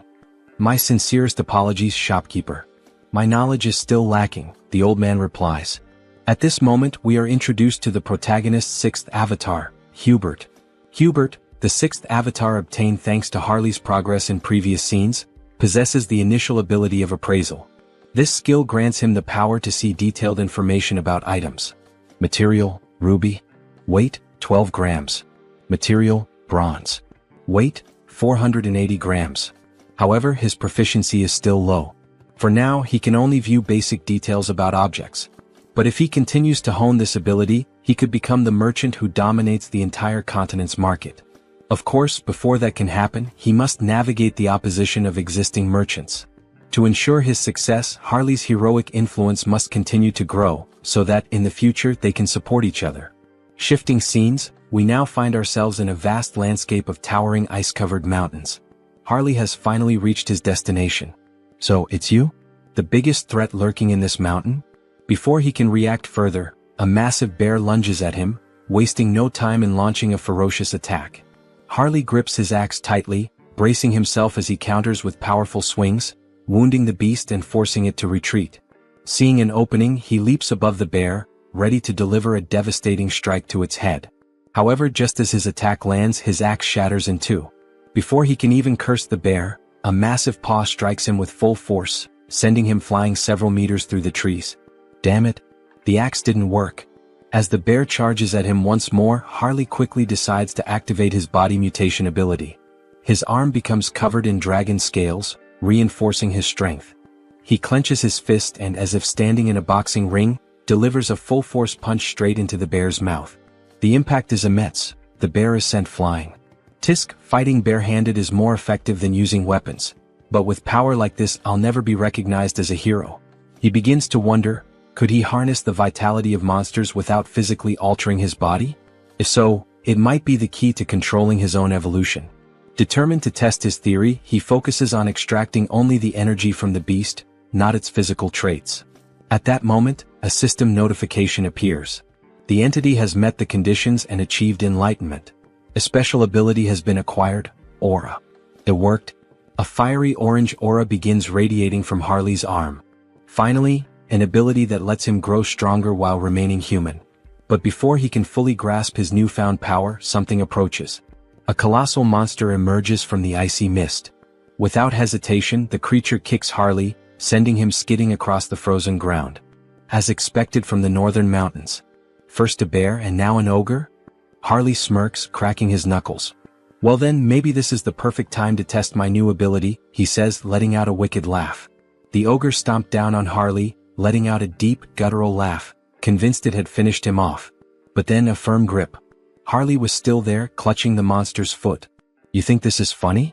You really want to see something funny? With a smirk, Harley began lifting the ogre's leg as if he were simply doing strength training. Let me show you something amusing. With one final push, he sent the ogre off balance, then used the momentum to leap onto its back. In his hands was a new weapon, gleaming with power. As if invoking the might of a god of war, he roared. The slumbering ogre of the forest, awaken. And with that, he tore into the beast, carving deep, brutal gashes into its flesh. Blow after blow, he cut it apart, reducing it to nothing but lifeless remains. As he stood victorious, his gaze shifted toward his new axe. With this, I will become a hero. But then, a foul stench filled the air. A scent both revolting and strangely nostalgic, like the rotten musk of a neglected wound. Harley turned toward the source, deep within the forest. From the shadows, two armored legs stepped into view. So, it was you all along. Oath of rebellion. Harley's voice was cold, calculating. I don't know what you're scheming in a place as remote as this, but it's obvious who you are. His grip tightened around his weapon. And I'll make sure to tear out the roots of this corruption before it spreads. With a burst of immense speed, he lunged forward. Meanwhile, in a distant, more refined setting. Exquisite. This tea is truly exquisite, said the elf, his tone filled with satisfaction. We are deeply grateful for your warm hospitality, Saintess. The woman smiled, honored to hear such words. It pleases me to know the tea suits your taste. Our great divine church also sincerely appreciates your presence here. The newest ally of the church was not just any elf. He was a high elf. Hailing from the kingdom of elves on the continent of Enamel, a land where the elves revere the world tree. Though their faiths differed, the great church of the supreme God and the elven kingdom had long recognized one another, maintaining a steady exchange of knowledge and culture. For in the grand scheme of existence, acknowledging another's presence and choosing an object of worship were two entirely different things. The high elves stand at the pinnacle of elven society, the highest class within their kingdom. If one has come all this way, could it mean they intend to use the world tree's power to find Hans? Regardless, this is incredible. Their pupils, shaped like stars. Ah, so my eyes have caught your attention? The high elf remarks with a knowing smile. The saintess, flustered, quickly averts her gaze. Oh, was I staring that much? My apologies, I didn't realize. It's quite all right. In the end, it's an interesting topic to discuss. These eyes are the mark of a high elf. Elves born with these celestial eyes serve as priests, bridging the connection between the world tree and their people. However, such a birth is exceedingly rare. Only 2 or 3 are born per generation at most. And even then, most of them have been elderly in recent times. That is why the birth of a new high elf is an event of great urgency and hope. So, this urgent request for aid, is it related to that situation? Correct, the high elf affirms. A divine revelation was received not long ago. A child of great potential was born on the continent of Ion. However, before she could be protected, she was captured by slave hunters and sold as a sacrifice to a dark sorcerer. That is why we sought the aid of the great church of the supreme God. We need assistance in locating her before it's too late. This is terrible. Do you have any clues about her whereabouts? She was last tracked to the northern mountains. We've pinpointed them somewhere deep within that treacherous region. The northern mountains? That's a remote and perilous place. Do you have a description of the child? Meanwhile, in the heart of those very mountains, Harley had arrived. As he surveyed the desolate landscape, his eyes locked onto a girl. Pointed ears. Shackled in chains. Back at the church, the high elf continued their description. She has yet to awaken her celestial eyes, so for now, she appears to be a normal elf. By human standards, she would look like a teenager. Her hair is a light green, and her eyes, a shade of orange. A sharp breath. A sudden realization. Wait a minute, that's not possible. Heinrich thought, his expression shifting. At that same moment, deep in the mountains, Harley took a step forward, looking at the girl before him. Kit, what's your name? He asked. The girl hesitated, then spoke softly. Cecily. My name is Cecily. In the next scene, screams echo through the frozen forest. Harley is running with the girl tied to his back, while lifeless bodies are scattered across the ground. 2 desperate men shout. Damn it. Keep them away from the storage room. I know, but how are we supposed to defeat a monster like him? Harley keeps running, plowing through the men in black hoods. So, this is the storage room you mentioned? Yes, the girl responds, her eyes trembling, possibly dizzy. Hey, snap out of it. You said there was something we absolutely had to find before escaping. Yes, sir, she nods. There it is, the branch from the world tree. Ah, that branch? That's right. Hold on to it with all your strength. Things are going to get tough from here on out. Understood. Thank you. All right then. Here we go. Okay, but before that, I have a request. Please slow down. Before the elf can even finish her sentence, Harley takes off at full speed, nearly losing his grip on the girl as she clings to him, tears streaming down her face. Slow down, please. Meanwhile, back at the church, Heinrich has a suggestion. The high elf decides to listen. This is about that child, Cecily. I think I know where she is. What? The elf shouts. Is that true? Do you know some kind of blessing that allows you to track specific individuals? No, not exactly like that, but I can sense her presence. Sir Heinrich, another guard exclaims. In such a critical situation, relying on something so uncertain. Before he can finish, the saint raises a hand, signaling for a moment of silence. Please explain in more detail, Sir Heinrich, she asks, her gaze serious. Back to Harley. I found it. We finally found the exit. That bastard is escaping with it. Call it, now? Yes, sir. One of the men blows into a flute. Suddenly, Harley and the girl feel the ground tremble beneath them. And then, bursting from the earth, a massive worm emerges, just like the one Heinrich feared, one that could grow stronger through the saint's divine power. Well, no choice then. We'll have to break through by force. Harley plants his feet firmly. Don't block our path. Get out of the way. With a violent kick, he slams into the monster, but the creature endures the blow and lunges, trying to swallow them whole. That's when Harley notices something. Inside the worm's mouth, a strange symbol. What the hell is that? So they're controlling the worm with this? No wonder he found it suspicious. A creature that only lives in the desert showing up here? It all made sense now. Alright then, Harley smirks. I'll save you like a true hero. He grips the worm's fangs. Fly far away from this place, back to where you belong. With a mighty heave, he hurls the worm several kilometers into the distance.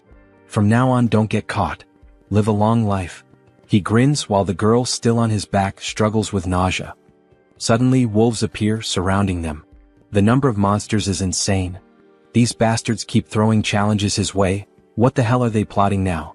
Whatever it is, doesn't matter. I'll just kill them all. As Harley prepares for battle, a group watches from above, whispering among themselves. Who the hell is that man? Tomorrow I was supposed to offer that half-elf as a candidate and the World Tree's branch as a sacrifice. Even though I used a sealing artifact to hide their location, how did he find them and make it here? But this is the end. At that moment we are introduced to Vow of Defiance, the Elder Nurabe. There's no way he can defeat that many monsters. That bastard is finished now.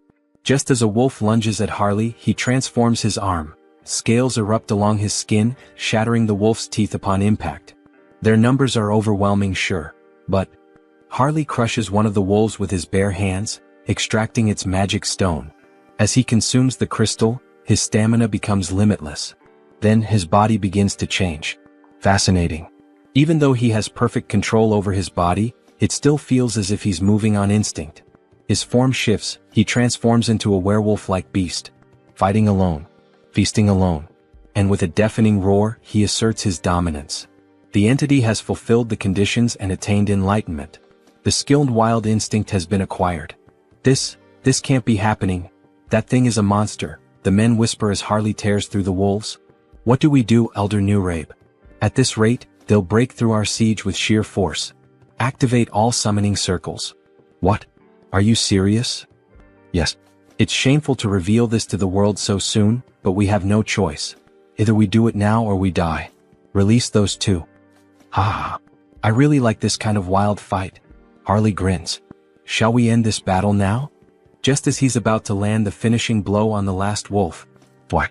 Two piercing objects strike his arm. What the hell? He looks down. Crystal arrows? Then the arrows dislodge themselves from his body and return, floating back into the hands of a figure gripping them tightly. The hell is that? Harley narrows his eyes. A precious individual? He can feel an immense telekinetic power emanating from the gemstone embedded in the figure's body. Before he can react, another monster descends from the sky. Sir. Above us, be careful, the girl shouts. The beast crashes into the ground with immense force. You won't take another step, you filthy half-breed? It grips a sword engulfed in flames. Harley scoffs. So now we even have demons in the mix? But brute strength alone won't be enough to defeat me.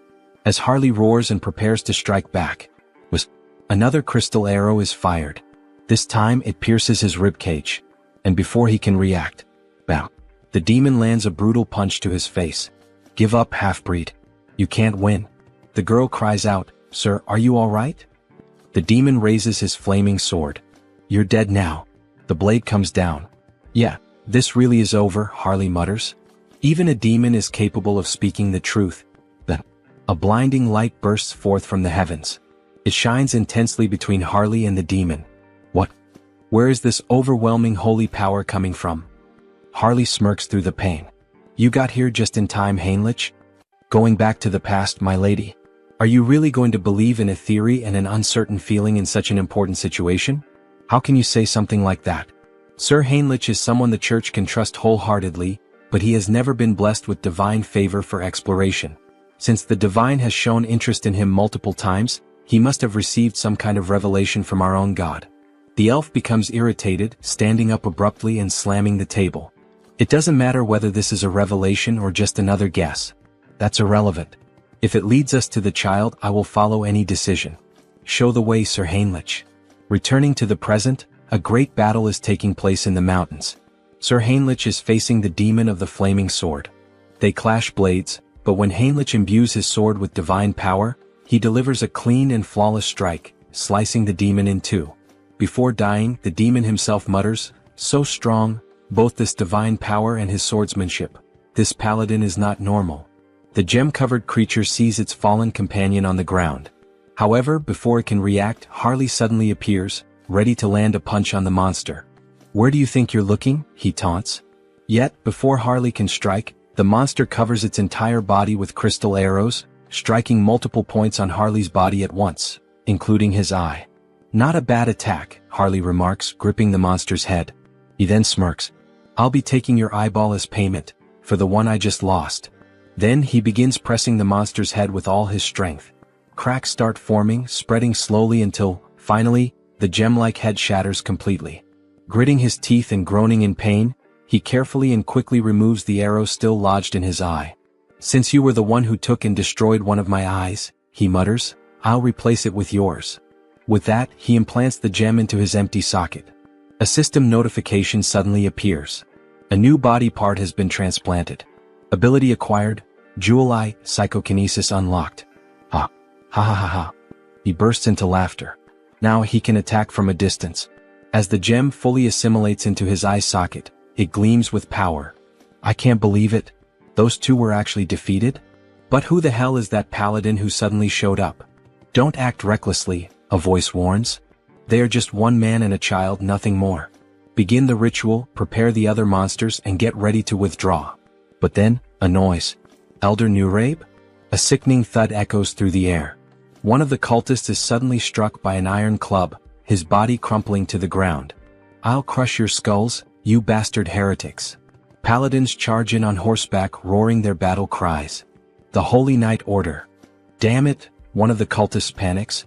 "Elder Nurabe, what should we do? Should we start preparing the teleportation spell to escape?" "Screw that," Nurabe growls. "There's no turning back now." Gripping the arm of one of his devoted followers, he begins the ritual. One by one, their souls are drained, their lifeless bodies collapsing to the ground.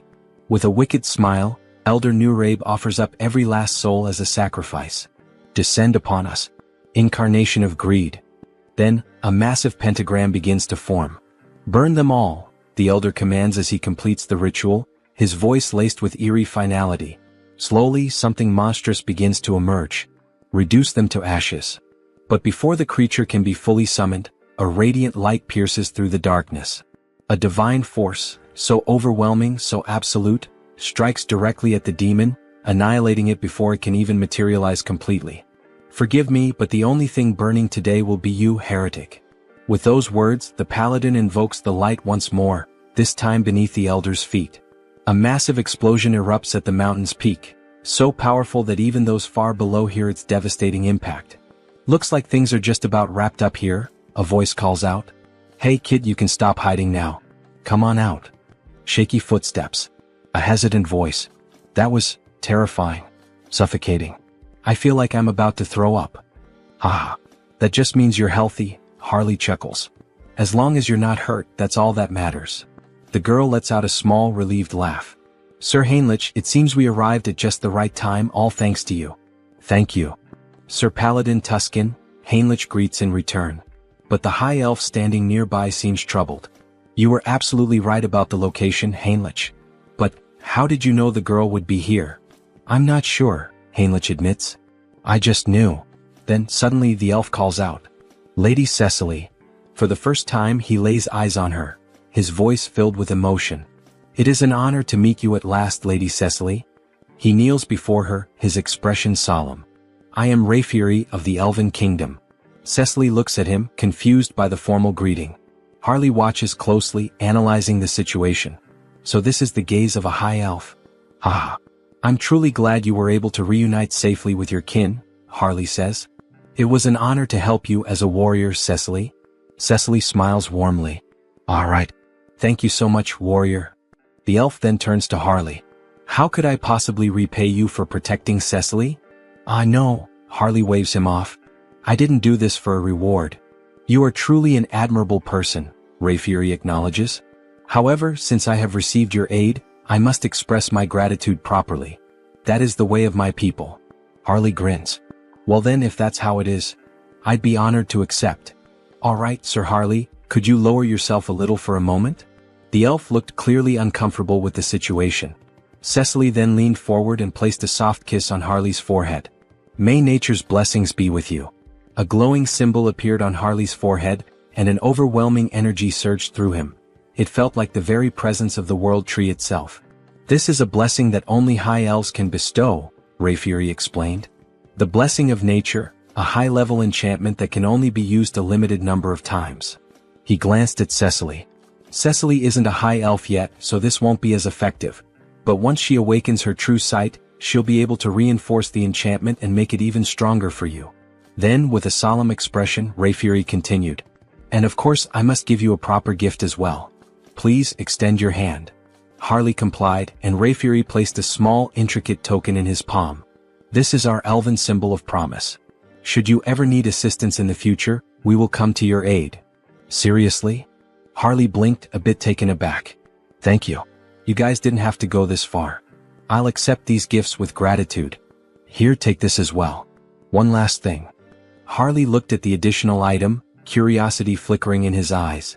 Meanwhile, another conversation unfolded. "That young man? He has quite an impressive physique," Rayfury observed.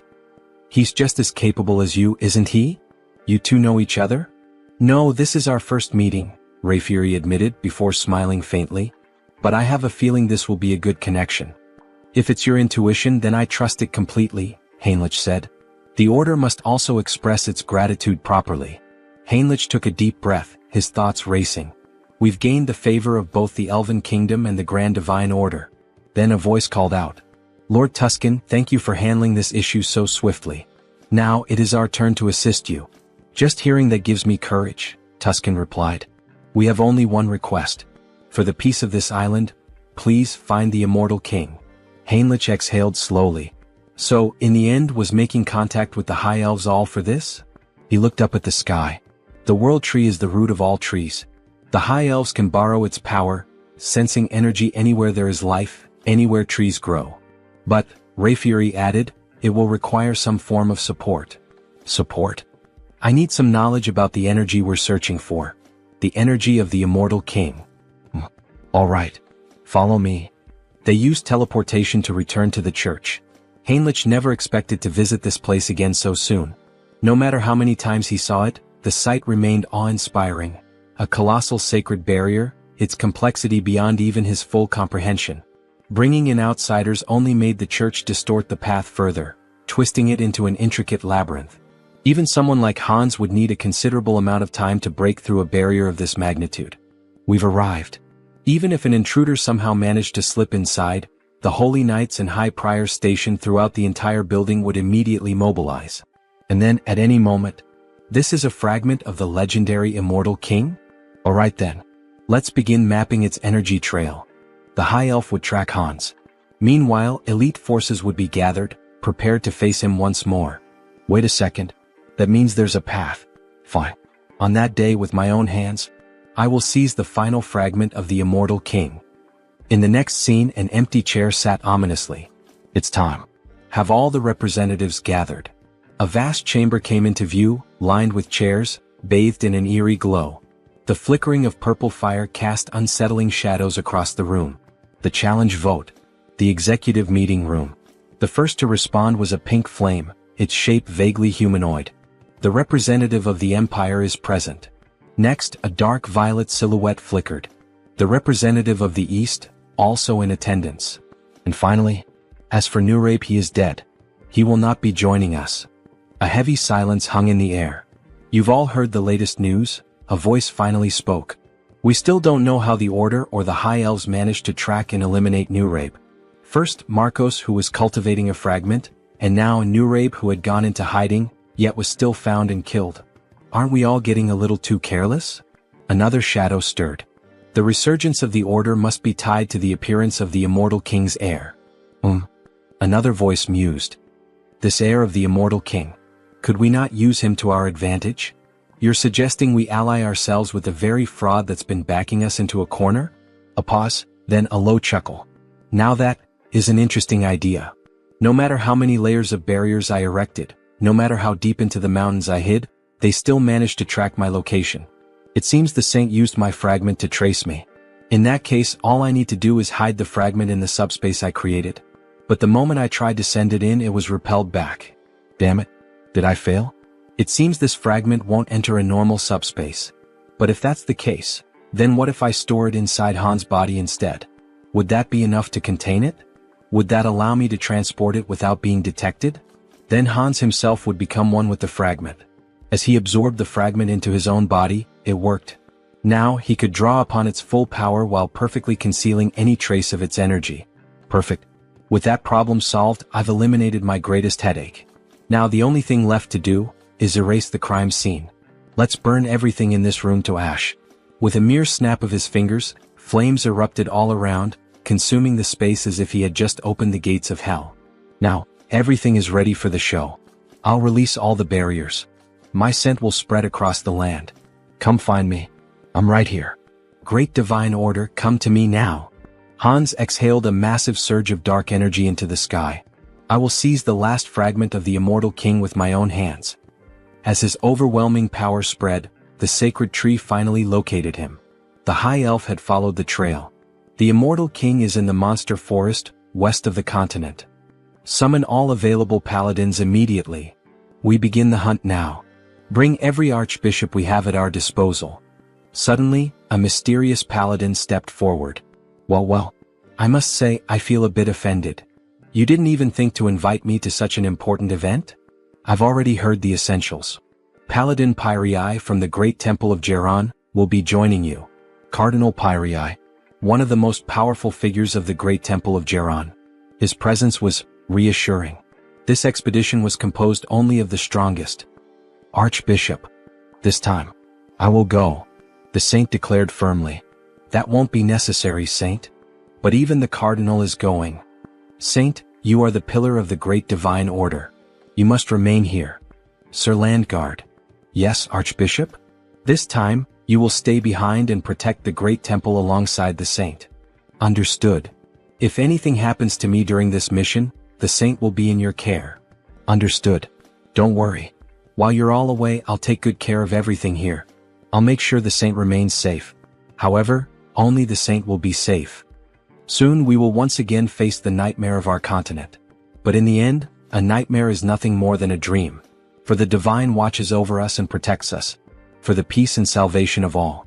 For the peace and salvation of all. The troops began to march toward the church's teleportation gate. As they departed, the protagonist and the saint stood in silence, watching them go. Don't worry so much, saint. I'm sure everyone will return home safely. Really? Did the divine grant you some great revelation? Not exactly. But for some reason, I just feel that's how it will be. Meanwhile, Hans appears. His dark mana was on high alert, sensing everything around him. Standing in front of the church, he could not see through the divine barriers, but he could feel them, woven into the very walls like chains binding the structure. Even if he used a skill to bypass them, the internal barriers would still remain. In that case, I'll force them out of my location. And buy some time. Raising both hands, Hans unleashed several spells into the night sky. They burst into the air like fireworks, a midnight display of destruction. The hell is that in the sky? A guard shouted. Another turned eyes wide. Look down there. We're under attack. Sound the alarm. Call everyone. From the shadows, an undead legion began to swarm toward the church. Meanwhile, deep in the forest, under the cover of night, this is getting complicated. We've searched every inch of where his presence was detected, but there's nothing here. The high elf refused to believe it. He was certain this was the place. If Hans had moved, the world tree would have warned him. But wait, could he have realized he was being tracked? Did he set this up to mislead us? Everyone returned to the great temple immediately. That's an order. This is his trap. It was all a distraction. By the time they returned to the church, it was in ruins. Bodies of soldiers, skeletons, and undead littered the ground. And standing there, waiting for them, Hans. Finally we meet. The last fragment of the immortal king. The time for the immortal king's resurrection begins now. With those words, Hans began to absorb the final fragment into himself. Move quickly. The bell is ringing, signaling that they are under attack. The undead are advancing. Move fast. They seem to be in serious trouble now. Well, good luck to them. Heinrich has been assigned to guard the garden, so all he has to do is wait and then slip in unnoticed while Hans takes care of the rest. Everyone move in this direction, a soldier shouts. Don't stop, hurry. However, Heinrich is starting to feel uneasy. There are more of them than he expected. He sees several paladins, warriors, and other people he has never encountered before. Well, in any case, they still don't know that Hans has already reached the depths of the dungeon.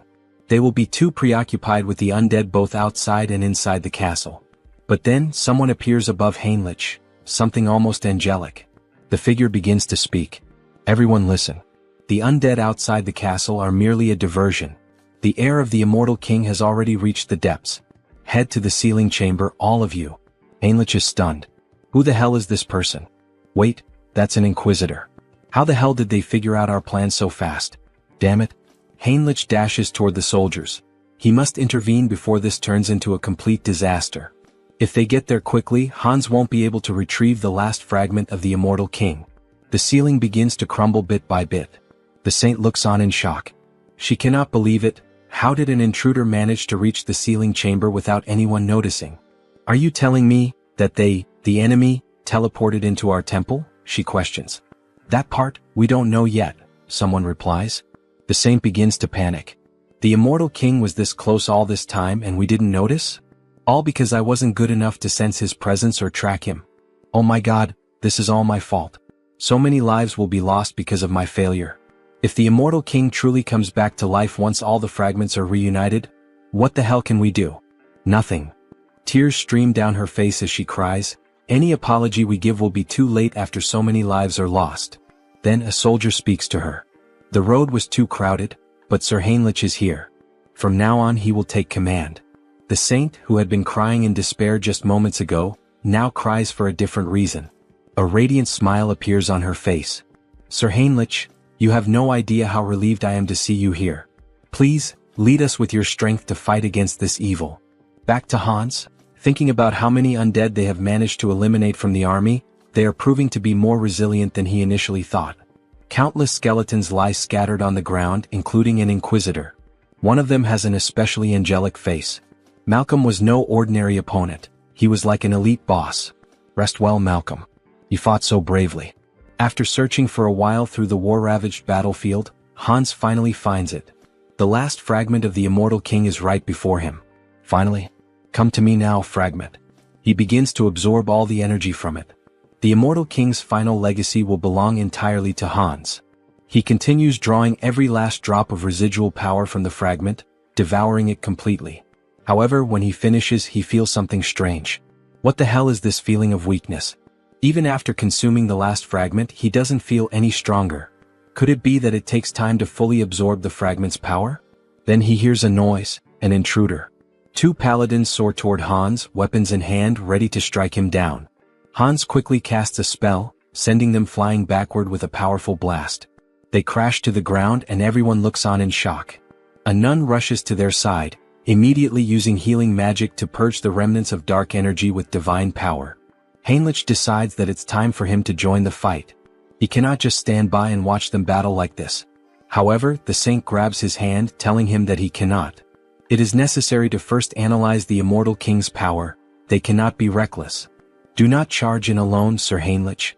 Hold your position a little longer. Understood, my saint, he replies. Inside, Heinrich is in turmoil. His entire plan was to buy time by pretending to fight Hans. Give up, lackeys of the order. The fragment is already mine, fully and completely absorbed. Behold my power. Hans declares as dark energy surges through the entire chamber. Do not listen to him. Keep attacking, attack with all your might, someone shouts. Hans knows this battle would be much easier if he simply unleashed his full power on them. However, he cannot take the lives of the innocent.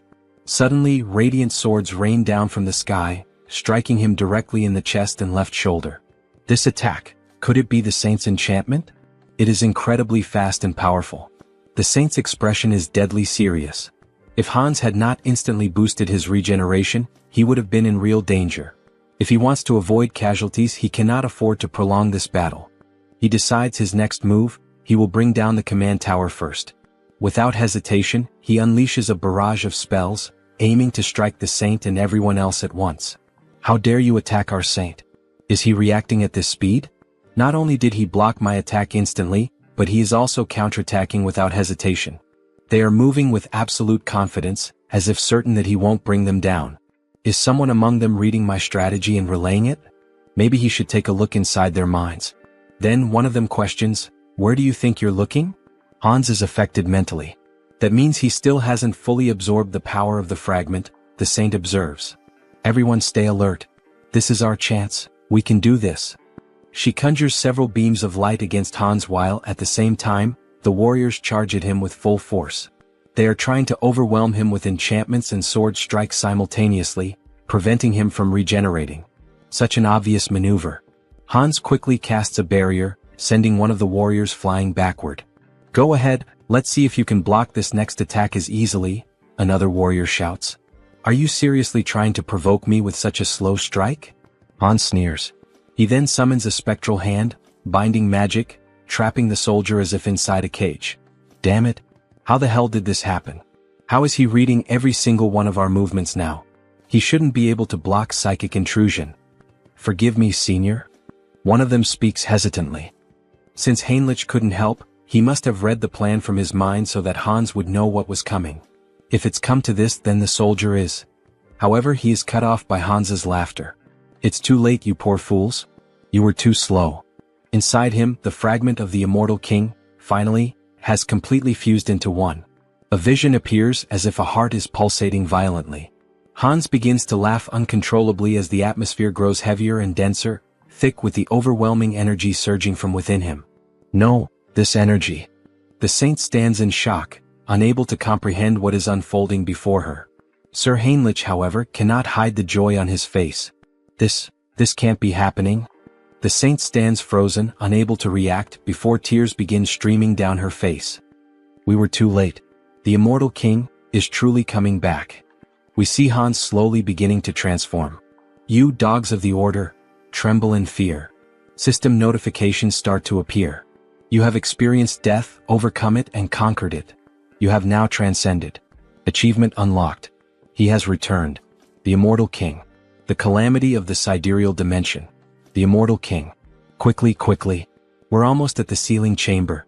We need to support her holiness immediately. However, as soon as the guards rush into the room, they are struck speechless by what they see. That figure. Could it really be the immortal king? Is it truly him? Are we already too late? Hans stands before them in a new form. He appears more human now, his body no longer just bones but covered in flesh, yet undeniably more powerful than before. We still have time. This is a sacred space that suppresses the immortal king's power. We will sacrifice our lives to stop that demon right here. Sir Pion. Everyone get ready. We attack together. You truly believe you can stop me? Hans scoffs. Since you cannot see the status window, it's easy for you to fall for such delusions. Achievement unlocked. Rewards, grants immunity to instant death. Special abilities Decayed Heart and Immortal have evolved into Immortal Heart. Hans has truly become a mystical being, now even capable of escaping death itself. He is invincible. Very well, come at me, all of you. Let me show you the power of the immortal king. He places his hands over his eyes and activates the Eye of Darkness ability. All the soldiers are instantly ensnared by it. With just a glance, he instills overwhelming fear and confusion in his enemies while also exerting control over lower-ranking demons. The guards begin to hallucinate, some even see worms crawling out from their own bodies. This is the legendary Eye of Darkness. Never look directly into them. Now it's your turn. Hans gathers energy in his hand. Rise once more, my legion of the undead. Return to life and claim the souls of our enemies. Bones and corpses begin to gather around him, forming something monstrous. Be careful. That thing is a corpse golem. If you get hit by its attacks, you're finished. Dodge. The skeletal golem charges forward, laying waste to everything in its path, causing mass destruction. What a pathetic sight, Hans says. Let's end this now. The saint is desperate. She must do something, she must make a decision. If she hesitates here, not only the church but the entire continent will fall into danger. Clutching the cross at her chest, an idea suddenly comes to her. Sir Heinrich. Yes, my lady? She will entrust him with her token. Please take this and retreat. You must become stronger and stop the immortal king in the future. Attention everyone. We must clear a path for Sir Heinrich. Protect him with your lives so that he may escape safely. Understood, your holiness. Everyone pursue the immortal king. Stop him at all costs. These buzzing flies. I'll finish all of you at once. Just then, a soldier attempts a stealth attack, but Hans notices immediately. To think you would try that failed move again. How foolish. It doesn't matter, the soldier says, even as Hans' magic tightens around his throat. Our goal is complete. What? What goal? If we could save Sir Heinrich, our hope, I would throw away this worn-out bag of bones as many times as necessary. Very well, fool. Your wish is my command. I'll crush this skeleton right now. Before he can finish, Hans is sent flying by a sudden punch to the face. It was Sir Heinrich delivering a powerful blessed strike. Without giving Hans time to react, Heinrich draws his sword and launches a flurry of rapid, precise strikes. Hans watches impressed. Your movements are excellent, he admits. But Heinrich's sword is too dull, it cannot cut him, much less kill him. Hans retaliates, launching several black energy spears straight at Heinrich, piercing through his chest. However, they do not wound him, he can feel the impact, but the spears have only punctured his armor, not his body. This is the climax. Hans unleashes another spell, causing a massive explosion across the battlefield. The saint screams in despair. Sir Heinrich, what? Even after I told you we should entrust the future to you. She collapses to the ground, sobbing. Why didn't you run away? I did not join the church to save my own skin, Heinrich replies. How could someone who turns his back on his comrades, who stand ready to face death and sacrifice themselves for a greater cause, ever hope to protect the world? The cross-shaped token in his hand begins to shine intensely. Immortal King, you said my sword was dull?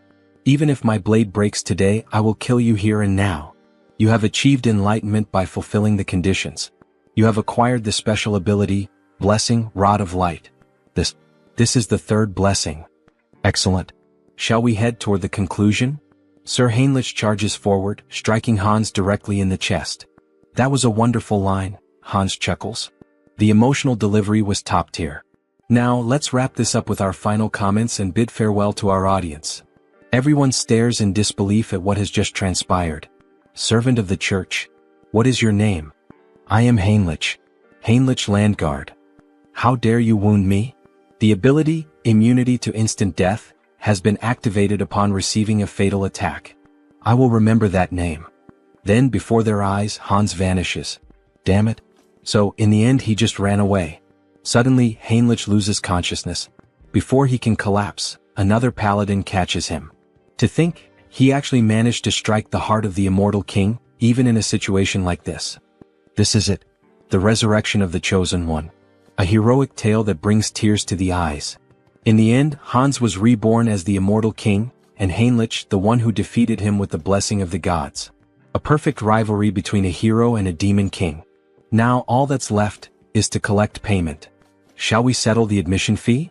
Well, that much money? It increased by about 1 million. There's no need to think too hard about what to do. Looking at the system window, he selects exclusive skill enhancement.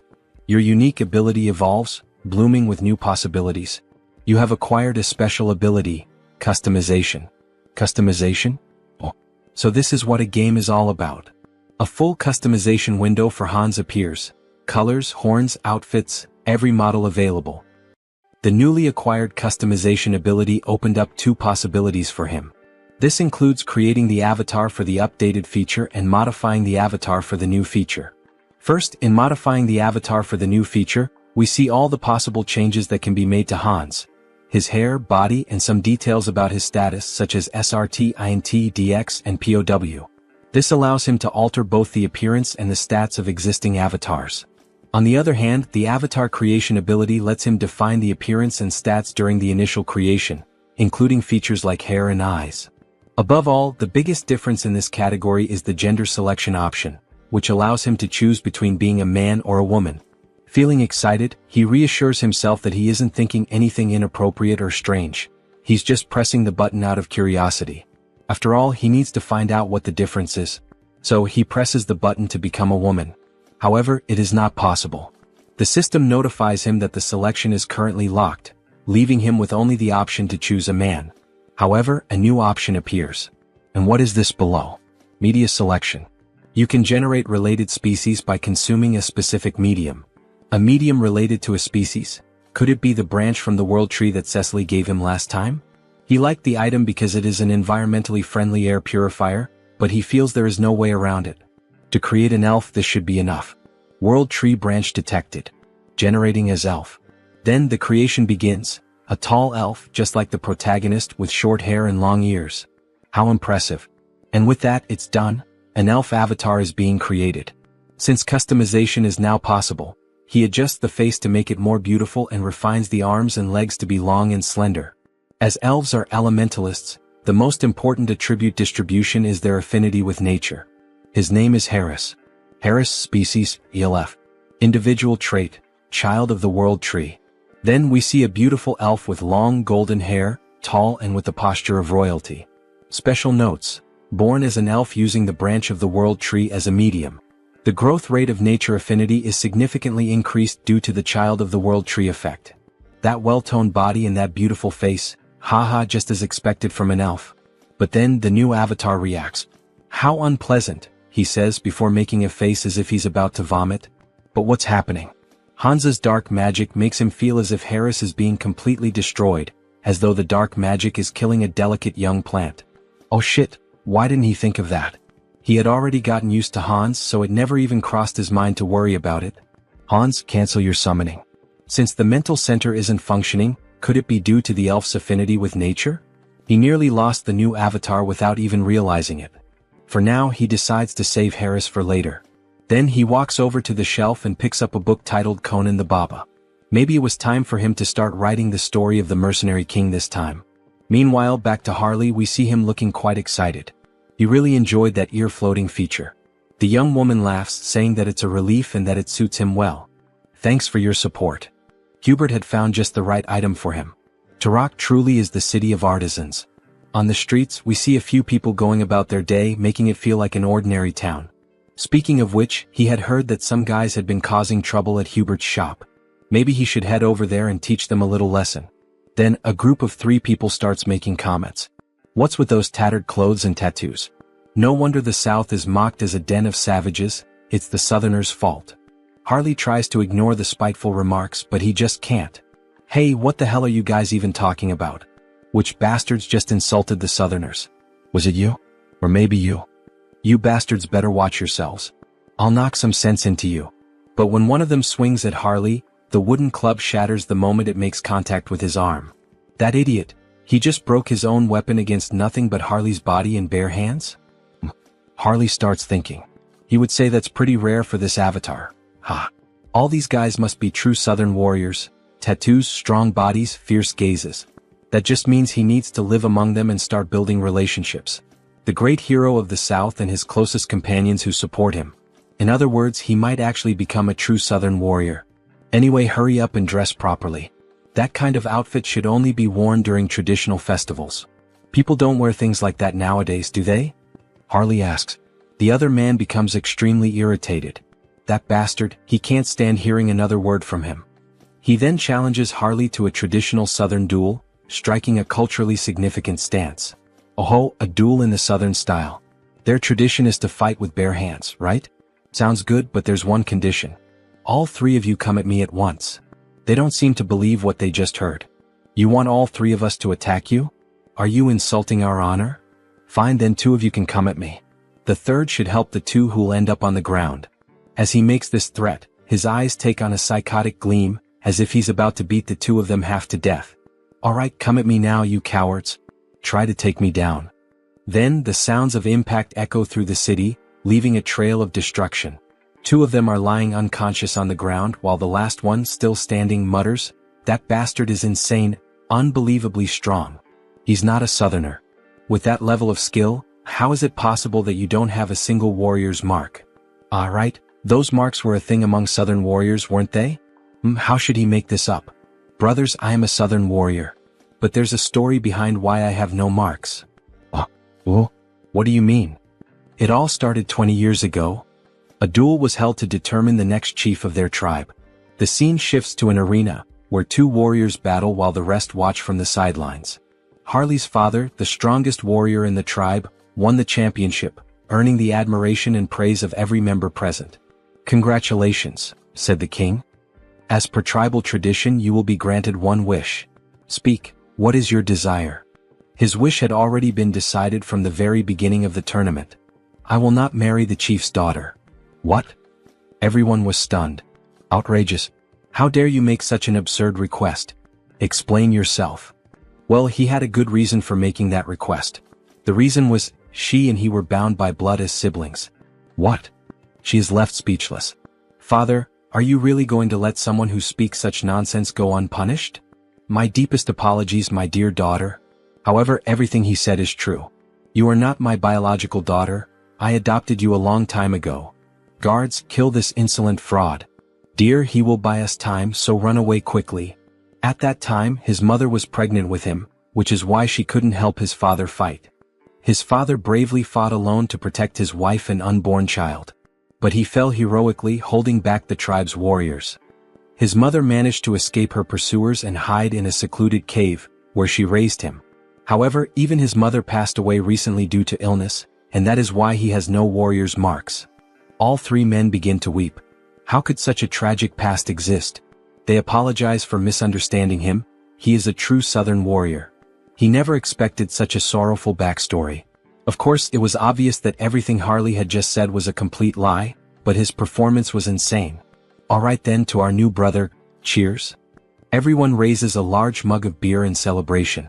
By the way, Hyungnim, this place is pretty far from the south, isn't it? What brought you all the way here? Ah, well, there's a story behind that too. After his mother passed away from illness, he was left all alone in this cruel world. It was just him and his own body. He was completely lost, unsure of what to do, how to survive, or what path to take. And then, the only person who didn't just walk past him but actually stopped and spoke to him said, "Excuse me, do you need help?" That person was a young merchant named Hubert, who ended up becoming very close to him. Today they are best friends. Hubert was the only one who truly made an effort, who worked hard to help him get settled. A benefactor and a true friend. But later, he found out that Hubert was in serious trouble. Apparently, he was being threatened by some bandits. There's no way he could ignore the struggles of someone who once saved him. That's why he came all the way here, to help. One of them slams the table. That's awful. An enemy of our brother is an enemy to all of us. We'll do everything we can to help our brother's brother as well, everyone. Thank you all so much for your help. Harley embraces them all. Alright then, as soon as I use these bastards to silence the fools threatening Hubert, it'll be time to kickstart my real creative economy project. He plans to import a ton of pimenta de terra since it's a rare and valuable spice in this world. In exchange, he'll distribute magical tools, which are common here but scarce on Earth. A win-win trade where everyone benefits. And in the process, he'll also secure a hefty profit, using that income to pave the way for even more explosive growth. Very well, Hyungnam. Let's first head to your friend's shop. We'll make sure the place is well protected. You can count on us. Alright, then I'm counting on you all, guys. Having reliable subordinates really makes life much easier. Now that Hubert's problem is being taken care of by them, it's time for him to move forward and begin his debut as an elf.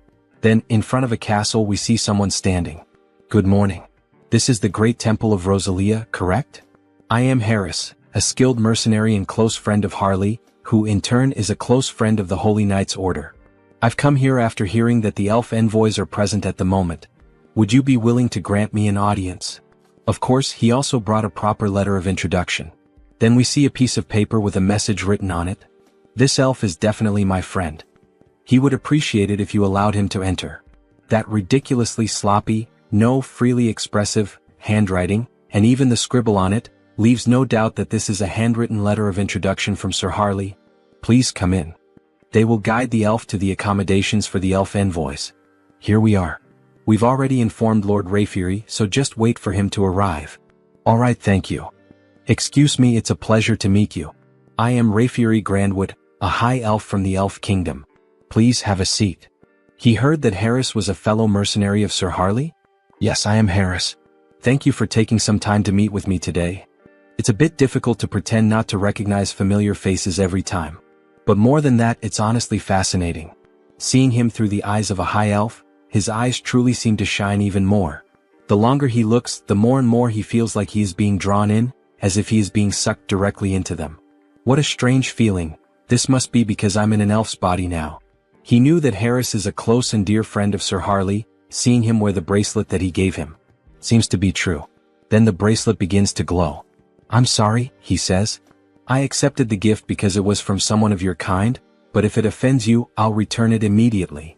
No, not at all. On the contrary, I'm happy, even honored, that a relative is wearing it. More importantly, he heard that there is something Harris would like to ask him. Yes, that's true. It's nothing urgent, but he would like to learn how to harness the power of nature and form contracts with spirits. He never had the chance to grow, form contracts, and become stronger as an elf, since he spent almost his entire life being alone. I understand, he says. The potential of this person, there's no doubt about it. We see an immense amount of power leaking from his body, as if he were the very embodiment of the world tree. All right, would you like to go outside and get some fresh air? Oh, of course, it would be an honor. You asked me to teach you, but unfortunately, it won't be possible. He is leaving this place soon, so he wouldn't have time to help. However, would you consider coming with us to the Elf Kingdom? Pardon? The Elf Kingdom, the land of the elves, located on the Enchanted Continent. It's where the Institution for High Elves is located. It would be an honor for him, but would there be any special qualifications or requirements? Yes, originally it is a place reserved only for the children of High Elves, only they are allowed to enter. But there is an exception. This is a lot of pressure. And this exception is a person who possesses the qualities of a High Elf. You feel something when you look directly into my eyes, don't you? Look directly at me now. Is happening again, this sensation, what is it? It feels like he's being pulled in, as if he's being sucked into them. Where is this place? Is it some kind of mental realm like the one where he fought against the Society of Divine Retribution? No, the energy here is much purer and cleaner than in that place. Then something catches his attention. He doesn't believe what he's seeing. Could it be? A beautiful elf with pink hair? Could that be the elf goddess? No, is that the world tree? Then the elf descends from the tree, gently approaching him. Hey, wait a second, I am? The elf gently touches his face. Why is this beautiful elf doing this? Why is the goddess doing this? Oh, poor child, come to the realm of the elves, says the beautiful elf, speaking in a strange language as she gently strokes Harris's face. Then she vanishes right before his eyes. That leaf, that aura. Is she the world tree itself? More importantly, what did she even say? I didn't understand a single word of that strange language. Maybe it was the language of the elves. Hey, wait a second, he has no idea what that meant. Don't just leave. Before he can finish his sentence, he snaps back to reality. What did she mean by that? Then he returns to the garden. She's already gone, isn't she? What the hell is going on? He felt the presence of the world tree. He saw an elf. That was the world tree? So that's the form she chose to appear in. It seems she greeted him in the most familiar way she could. It seems that the world tree has a special interest in you, Harris. Seriously? Wait a second. First the divine, and now even the world tree is paying attention to him? What the hell is going on here? The next day we see a shop open. Hey man, he's sure he made it clear last week. He told him to close the shop and leave town. We see 3 men with strange tattoos intimidating Hubert. Yet he's still here. Well, excuse their rudeness. This week, a truly excellent tea has arrived. How about it? Would he like to have a cup with him? We see that Hubert is truly a gentleman, dressed in formal attire, wearing gloves and glasses. So, it seems he didn't understand a single word of what he just said. Then he taps the cup. He'll be giving up this place and leaving today. Or does he really prefer to die here at their hands? My God, so they don't like tea, huh? Well, either way, his friends seem to enjoy it even if they don't. What the hell is this bastard even talking about? Before he can finish his sentence, Harley lands a solid punch right to his chin. He's sent flying from the impact. Get the hell out of our sight, you piece of shit. What the hell are they? With just one punch he took down our leader. Where the hell did they suddenly come from? Then Harley and his friends charge forward. The 2 enemies are beaten like gangsters' wives, their screams echoing from inside Hubert's establishment. So, at the end of the day, alright, cheers. Thanks to you brothers, Hubert is safe now. The drinks are on him tonight. Eat up, don't hold back. We see a feast laid out on the table, meat, barbecue, beer, bread. That was way too easy, don't you think? And more importantly, after watching him fight today, he's convinced. He really needs a crest. A crest? Yeah, like his. As he takes off his shirt, we see a strange tattoo, a proper warrior's crest. He's heard that there's a shaman from the south here in Tarek who knows how to carve them. So what do you think? Why don't you go ahead and... Luangya. What the hell are you doing? Let's go find him right now. Harley takes off running with Luang in his arms. But he hasn't even finished at least one dry ink. Elder, you old fool. Has age taken your hearing too? He's sure he told her to have the protection money ready by today. We see the same three idiots from before demanding money from an old woman who apparently sells some kind of magical potions. Didn't she tell him that amount was too high? Where the hell does he think she's supposed to get that kind of money? She really doesn't understand the situation she's gotten herself into, this old woman. As he grabs her by the blouse, does she see this face? He's already had enough problems today, really a rough day. And now what? She doesn't have the money? Then go find a way to get his damn money. He doesn't care how this useless old hag does it. Just get him his damn money. Otherwise he swears to God that. But something catches his attention. Hey, what the hell is that coming this way? It's that son of a bitch again. What the hell is he doing here? Then Harley charges toward them, nearly trampling them with his overwhelming force. Greetings, madam. He's here to have a crest carved. Meanwhile, Luong is feeling sick from Harley's sheer speed. What is she going to do about those thugs? Well, they'll wake up and crawl back on their own. It doesn't matter. What a damn mess this is. Anyway, come inside for now. So, he said he came looking for her to get a warrior's crest? Yes. Can she do it right away? She hopes he knows that while a crest grants great power, it also drains a significant amount of one's life force. Of course he knows. That guy already explained all of that to him. It's been a long time since she's seen someone with such monstrous life force. With his endurance, he might even be capable of handling the supreme crest, the warlord's mark. Warlord? Hell yeah, carve it into his skin right now. Harley shouts, startling the poor old woman. That's impossible. She doesn't know how to do it. It's a technique no one has been able to carve in hundreds of years. And at this rate, her ears are going to fall off from all this yelling. Ah, come on, don't kill the mood like that.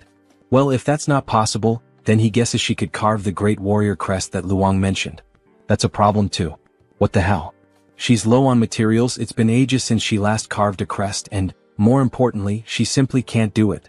To receive a crest, you need the most crucial thing, a warrior's achievement. In other words, a feat like slaying a dragon or saving a kingdom. If he wants the great warrior crest, then at the very least, yes, beyond the Iron Fortress in the northern mountains, he would have to defeat the ogre that rules over that place alone, killing it with his own hands. An ogre? Does she even have any idea what kind of monster that is? No one would dare face that thing. Is she trying to get his brother killed right now? Just the head of that beast is as big as his brother's entire body. How the hell is he supposed to deal with that alone? However, while they were talking, Harley started rummaging through something at the portal. Did she mean this? Then a massive skull appears. That's the ogre's skull? Don't tell her he hunted this thing by himself. Aha, of course he did. An ogre is nothing to him. Alright, she can see that he's an impressive warrior, but even so, come back in a few days. Lately, she's been low on energy and her body isn't in the best condition. She needs strength to carve a crest, but she hasn't even been eating properly. Food. Leave that to him. Restoring vitality is his specialty. What does he mean by that? Then, before she even realizes it, he's already vanished from in front of her. He really just left. So, she just hopes he doesn't cause any trouble. You little shit, it's him again? We sure are running into each other a lot today, huh? You again? Then he throws another punch at the thug, making him groan in pain. What the hell is he? Who sent him? Why is he doing this to them? You messed with the wrong people.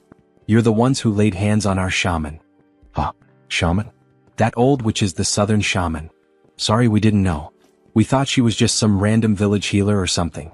Harley raises his fist, threatening another punch, but this time he slams it into the ground instead. Alright. We won't do it again. Please stop. Yeah, you better not. Keep that promise. Hyungnim, I've wrapped things up on my end too. So now what? He knew that a bandit hideout like this would have stuff like this lying around. Luong, get over here and help carry these crates. We're having a barbecue feast tonight with that old lady. As they return home, we see the old woman sweeping the street. Grandma, they're back. She is surprised by their sudden return. My God, what the hell is all that in their hands? What did she mean by all that? It's all meat and alcoholic drinks, to eat and drink together. So what did she think? Isn't that enough for Grandma to eat, recharge and stay healthy? Then we see a flashback as if Harley were another young man. What a shame. If her son were alive, he would be the same age Harley is now. At her age, meat? Seriously? She can barely chew. What? So you're not going to eat it? Maybe she'll try a little, since he went through all the trouble. Then we see the old woman biting into a piece of meat and downing a bottle of wine by herself. They knew that women from the south had big appetites, But still, she ate everything by herself and didn't leave anything for them. Ah, that was so good, the food and the drinks were delicious. Alright then, now that our stomachs are full, shall we begin the engraving on Harley's skin? The engraving process is painful, you know. So she lays Harley down on the bed and starts getting ready with the needle to pierce his body. Is Harley mentally prepared? Aha, of course he is. Don't worry, old lady, he was used to going through procedures like this on a bed, a reference to when Hans used to perform experiments on his body. However, before he could finish that thought, the old woman put a stuffed bear in his mouth. Her son bit down on that toy when he had the engraving done on his own skin.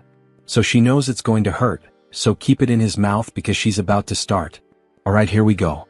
When she presses the needle against his body, the needle snaps. Damn it, his skin is so tough that the needle broke and she can't pierce through it. Wow, I can't believe it.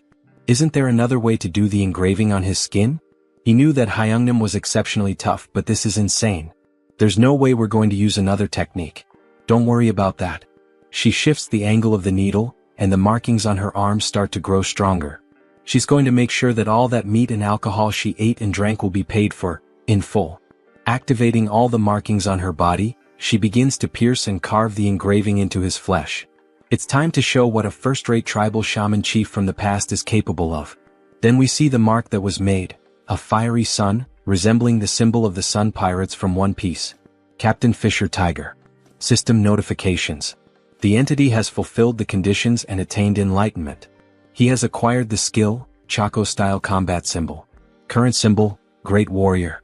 We see a large marking on the right side of his chest. This is truly impressive. It's far more efficient than enhancement through bio-aura.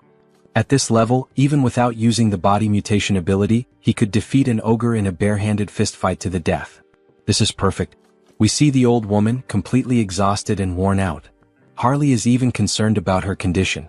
What's the matter? Is she alright? Is she feeling anything? Don't worry about her. It's just that it's been a long time since she used that kind of strength and those engraving techniques. She's just out of shape. She'll be fine after resting a bit. Lock it in, brother. We've just found more work to do. And what would that be, Brother Harley? Meat. He shakes the old woman, shouting in desperation. We need to find more meat. She can't be in pain if we're going to finish the other crests. We need to keep her alive and well. That damn stubborn bastard. Let her rest a bit before continuing. In the next scene we see Heinrich lying in bed, his body completely wrapped in bandages. Meanwhile, someone is standing in front of his body, praying and speaking divine words. A paladin approaches from behind and asks if she's still praying for him. Cardinal Pion, if she continues praying and using divine power without resting, it will certainly have serious consequences on her body. So please go easy. Yes, she knows the consequences. But her heart won't let her rest. She can't forget what happened, the last vision she had of him. In that moment he stood firm against the immortal king, refusing to back down until the very end. Yes, it was like witnessing the birth of a new hero. Wait, Sir Heinrich, a new hero? The saint's face turned slightly red. Oh, your eminence flatters me by speaking that way. Sir Heinrich, you're finally awake. We were worried, you've been asleep for many days. Is the pain bearable? Thanks to the saint's care, your body is doing well. Sir Heinrich, we now proclaim you not just as a champion of our great divine order. No. We proclaim you as the hero of Out Erica. Finally, says Heinrich with a mischievous smile. Now he can say that both the hero and the demon king have officially been cast in their lead roles. Let's create a Taoist, the one who will play the demon king Hans. Now that the hero has been born, he believes it's time to fulfill his duties as the demon king. With the power of his perfectly refined contagious ministry magic, he will spread his infamy even farther than before. He sees it clearly now, the filthy stains of wrongdoers. He prepares to begin the night hunt. He will drag every one of them into hell. Quick, move and keep going. This patient came first, get out of the way. Damn it, what the hell is going on this time? Looks like that bastard with the Haho mask showed up again. Well, any idea what's happening? One thing is certain, they got involved with someone extremely dangerous. On Xiangjin, a dark mage sent by the skill management department. They ended up messing with the wrong person, got on the wrong path and ended up dead like this. That freak with the Haho mask or whatever it is a completely insane monster. This level of pure dark magic is beyond human comprehension. That person's body is basically just an empty shell now. He'd bet their soul has already been enslaved. If he were caught by a monster like that, if it were him, he would choose that option without a second thought. As if that would help. says the so-called best dark mage in Korea. He's nowhere near that level. Having a dark mage of that caliber as an enemy, well, that's what it really means. No way. He said the culprit was the Haho mask, right? In that case, let me take a closer look at the curse. He then uses dark magic on the dead man's head. However, he suddenly feels a devastating force as if something is watching him. That feeling, he collapses to the ground in shock. Hey, what the hell just happened? What's wrong? Did he find something? Team leader, he feels like he's about to die right now. What the hell are you talking about? That bastard. The Haho mask. He saw him. The Haho mask noticed him. He tampered with the spell on his own, so if he gets caught, he's screwed, no doubt about it. At this point, there's only one option left. Is he going to fight against the masked Haho? If he just dies now by jumping off this building, he could peacefully cross over to the other side. Hey, stop doing something stupid, you lunatic. The masked Haho only hunts and kills villains. You'll be fine since you're innocent. So calm down and breathe. Alright. Hearing those words like that made him feel a little better. Thank you very much. After all, he is innocent. Is this bastard stupid or something?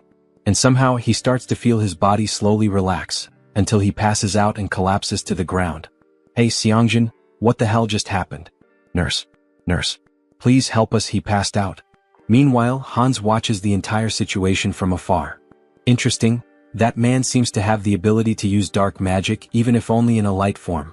He doesn't sense any evil aura from him, so there shouldn't be any problem with meeting that guy again in the future. The next day we see a blog filled with various posts and information about the masked Haho. Hans's popularity has grown so wildly that it's now out of control. What could Haho's abilities be? A vigilante of justice, the dark hero. Some people are even calling him the shadow hero.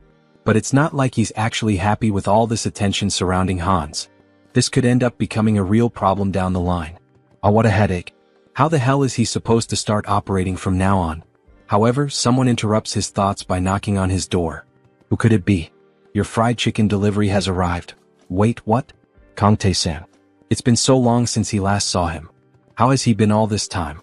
Hey, but look at this guy, damn. It's been years since this Hyung showed up and this is how he reacts to a guest? Ah, what do you mean by the way he reacted? Well, even though he's my friend right now, he's the last person I'd want to see or talk to tonight. Skill Management Bureau. Criminal Investigation Division. Kang Tae-san. Still, Tae-san is the only friend he made during his childhood. Even after all these years, while he was reclusive in his room, Tae-san was the only one who came looking for him and tried to help. He's truly a valuable friend. But seriously now, Hyun seems different. It's like he's not exactly sure, but it seems like Hyun has found a purpose to live for again? Well, I mean, he can't stay stuck in the past forever, right? Those who live in the past are museums. And he suspects that his parents wouldn't have wanted him to live this reclusive way. Yeah, damn, he's right. He spoke well just now. Do you have any idea how long he's been worried about Hyun all this time? It's not healthy to stay reclusive for so long without talking to people. Ah, come on, it wasn't that bad. He even went out a few times in the past few days. Really? Says Tae-san with a surprised look on his face. Thank you, my friend. Going back to the past when he was grieving and struggling with depression, Tae-san always visited him and tried to help in every way possible. He then opens a can of beer, seeing how well things are going for him now. He feels like he can finally reveal a secret. What does that mean? He knows, right? The reason Tae-san joined the Criminal Investigation Division. Of course, he was like family to Hyun's parents, like an actual son to them. And after they died in that accident, Tae-san enlisted in this division. Yes, back to that case then. Everyone thinks it was just a random attack by someone who had awakened. That's what everyone believes. Well, at least until recently. But he doesn't think that's the reason for this case anymore. There's a group that has been operating in the shadows for a long time, calling themselves the Society of Divine Retribution. They are a group of bastards who are very meticulous. So far, they haven't been able to link anything or even catch a scent of them. But you've been following the news, right? That masked figure known as Haho has given us a lead. They've given us the first clue. Haha, even dropping hints for the skill management department? Did he go overboard? Anyway, he'll keep him updated as soon as he knows anything new. But don't go around talking about it. Do you want me to end up in a cage? Haha, as if he had anyone to tell. Still, from what he's heard, the masked Haho has been quite impressive. So why is the Bureau trying to hunt him down? Exactly. That's what's bothering him. Why the hell are they going after someone who's actually doing a good job? Yes, exactly.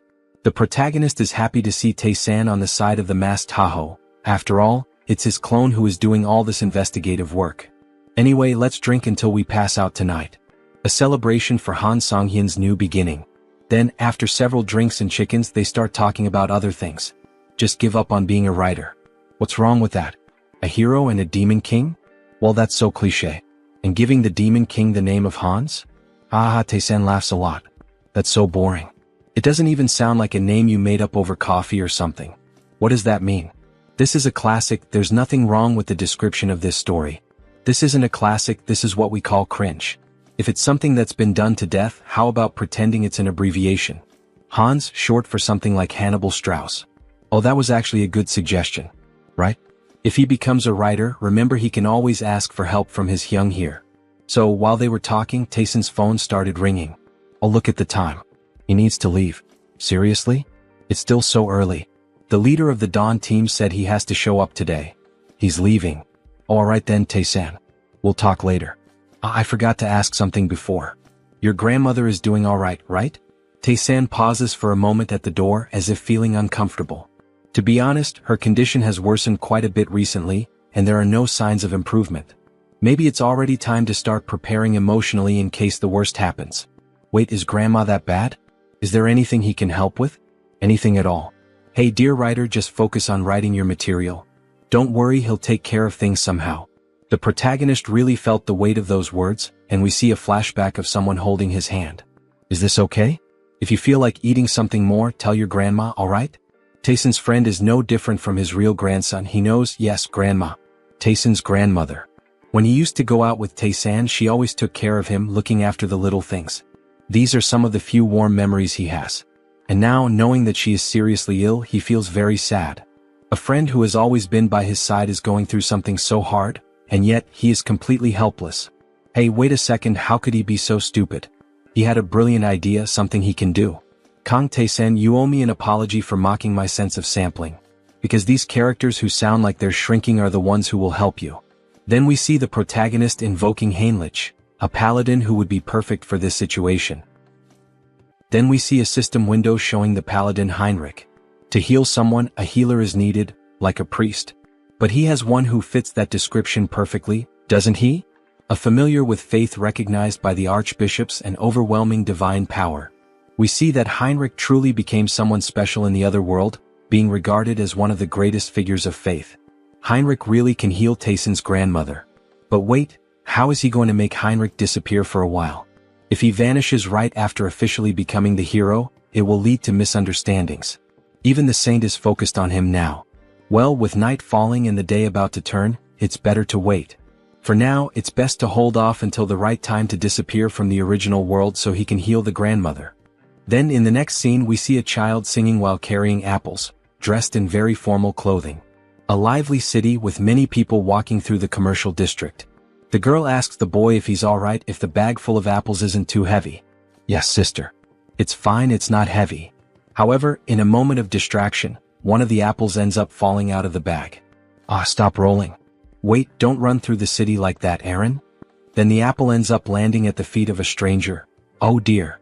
You need to hold this more carefully, says the man, holding the apple in his hand while the children stare at him, startled. But then the girl finally begins to smile with joy, so it was him all along. Mr. Hines. Hello everyone, how are you doing? All good. The boy looks impressed. Is he really Mr. Hines? He looks completely different from when he helped him escape from the vampires. Yes, it's him. His face has changed a bit over time, hasn't it? Uncle, why on earth are you only showing up now? It's been so long. Haha, right, it's been almost 7 months since he last visited them. Apologies. He had been very busy lately. Alright, but the fact that he came all the way here like this must mean he has some business to take care of here as well, right? Haha, she seems to know everything about him. Hines looks surprised. How does she already know? No, he came here just to see them. It's alright, Mr. Hines. They're comfortable with it, just be quick about saying what you need to say. But you really should visit us more often, says the boy. Alright, honestly he can't defeat both of them, so he decides to be direct. He searches through his clothing and then makes a proposal. Diana, can he be her employer again? He wants to borrow her information gathering skills and offers her 2 gold coins. Yes, of course I'll help Uncle Hines, says Diana with a smile. A moment later, Near the end of the afternoon, we see a house and its garden, someone shouting out Soren's name. Also look for places that sell these magical tools. We see various luxurious items, jewelry and magical tools spread out on a table. Wow Lord, where did he manage to get all these high-quality items? Haha, there's always a way to get certain things. Thanks to Diana, he not only obtained high-quality magical tools from the shop in Talia, but also got information from Brokaslak, who had been silent for a while. The pepper he requested is stacked up in the storage room. Great, her friend is going to sell it. And the purge is over. The purge? What does that mean? The people who pretended to surrender or tried to hide. He identified every one of them and executed them, he says with a sinister laugh while throwing cards with his dead targets onto the table. Finally, now our clan will be normalized and secure. Alright. From now on, they just need to exchange magical tools and pepper periodically. So, he's counting on her to take care of the administration of Heteros from now on. Soren is confused by the information she's just received. What the hell did he just say? She's never done anything like this before, she's not sure if it's a good idea. Can she really manage the clan well on her own? Jean Soren, she's a capable person he trusts. If it's her, he's certain she will do just fine. Oh, the master trusts her. She blushes at his trust and promises to live up to his expectations. How easy it is to deceive this girl and gain her trust. He's using dramatic lines everywhere. If he thinks about it, we're not much different from a small or medium-sized company now that trade between the two worlds has been established. Let's get to the point. Shall we start the conquest of the clan in earnest? Then back to the original world. It's already nighttime and the city seems quite lively. There are lots of people walking around, enjoying the moonlight, listening to music and chatting with one another. Based on the information he and Diana managed to gather, he personally investigated and was able to find it. This is the source of his blood, and he's convinced that this is the base of the Brokaslak clan, where those two soldiers are standing guard. Then he throws something near the guards to draw their attention and quickly slips in through the back door like a shadow. Why did this one fall on its own? Was it the wind or something? Then we see a beautiful lady holding a glass, drinking it all in one go. This is so good, such refreshing blood. The young vampire lady seems quite satisfied with her drink. But how much longer will she have to keep living like this? Drinking alone is so lonely. Looks like it's still the same as always, a drunk Rosilica. Who's there? There are a lot of familiar faces showing up today. Conceal skill release. Forgive me, but who the hell are you again? He's Heinz, a vampire she met some time ago. She's sorry, her memory is a bit poor. Who are you again? Then she starts pouring more blood into her glass. Still, now that a guest has arrived, she must show her hospitality. However, while pouring blood into the glass, she cuts her fingers slightly to infuse the drink with her own blood. Here, freshly squeezed blood. Please have a sip. No, it's fine. Upon having her offer refused, she becomes uneasy and slightly furious. This is high-level blood magic. How dare he invade the sanctuary of Brokaslak? Then, throwing the blood-filled glass, she begins to manipulate the blood to launch an attack at Heinz. She doesn't know who the hell he is, but she won't let him get away with this. So she goes all in, attacking him with everything she has. However, Heinz only laughs at the situation. Then he counterattacks by controlling her own blood. How is her blood being turned against her? To freely manipulate another person's blood. That's at least in the realm of true blood. He then forms a rope out of blood and leaves her immobilized. This is Brokaslak territory. The intrusion of an outsider is a violation of the treaty. This girl really doesn't seem to recognize him, does she? Well, instead of clearing things up, should he take advantage of that? What violation of the treaty? He is also part of Brokaslak's indirect bloodline. Please don't lie, you coward. Imprisoning a girl like this, there's no way that could be true, is there? Now that she thinks about it, she recalls hearing something about a clan that was persecuted in the past. Could that be true? Yes, he is from that very clan that was mentioned. Now she will cooperate willingly and he will grant her power. Even if he's from a branch family, she has no reason to listen to him. Sorry, maybe I misunderstood, she says, then he grabs her mouth firmly. She has no choice but to obey and will do exactly as he commands. Then, holding a crystal in his hand, he pushes it into her, making her moan in pain, so much so that people near the house found it strange. Then back inside. She is in ecstasy. What is this sensation? It's overwhelming. The crystal is taking hold of her body and flooding her with more energy and power. And at the same time, it feels as if her master has changed. Now let's see if she can reveal everything she knows. Damn it, she can't disobey his command. The true blood that oversees this region of Thalaria is Lady Frisia. If she had to describe her defining trait without a doubt, it would be as a user of demonic eyes. Then we see a beautiful woman with very pale skin, blue eyes and slightly pointed ears reminiscent of an elf, sipping a cup of coffee. The butler then offers her another cup of tea and asks, "Lady Frisia, are you also enjoying the human world today?" Yes, it's always interesting to observe it. The way they struggle to live with such humble bodies. Then we see that they are well above the houses and buildings high up in the mountains. However, he has heard that the recent Protestant denomination is expanding its influence in Rafalashi. Don't worry. This kingdom already belongs to Brokaslak, disguised as human nobility. A simple pressure on the kingdom will resolve this quickly. However, before she could finish her sentence, the butler's head is ripped off, and a jet of blood sprays out. "Alright, so you are Frisia?" Her expression changes, now she begins to question. She has never seen this vampire's face before. He is a complete stranger. Pure blood. He doesn't seem to be of true blood. Meanwhile, Heinz savors the butler's blood. Let's assume he's from a branch bloodline. Humph, a humble branch blood like him dares to pick a fight without knowing his place. She makes a scornful face and takes a light breath. She's going to make him realize the mistake he just made, so she activates the demonic eye, which turns completely dark. However, the protagonist quickly repels the attack with ease. That's impossible. How did he dodge her demonic eye? He already knew how her ability worked, the fact that it doesn't work against him. She knows what that means, doesn't she? Now, who is the one that doesn't know their place? Oh, so he is a true blood after all. Attacking them right in the heart of Brokaslak territory, what is his goal? She asks angrily. His goal? Isn't that obvious?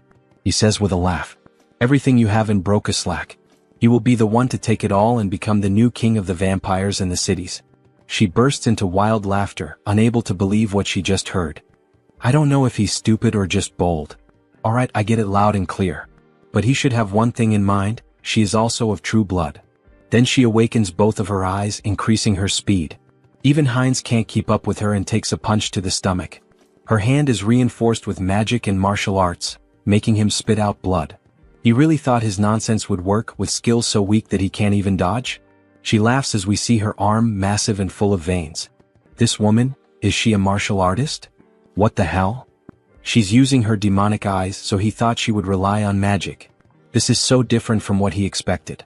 Then she starts to summon the blood from her umbrella, using a blood strike toward the protagonist.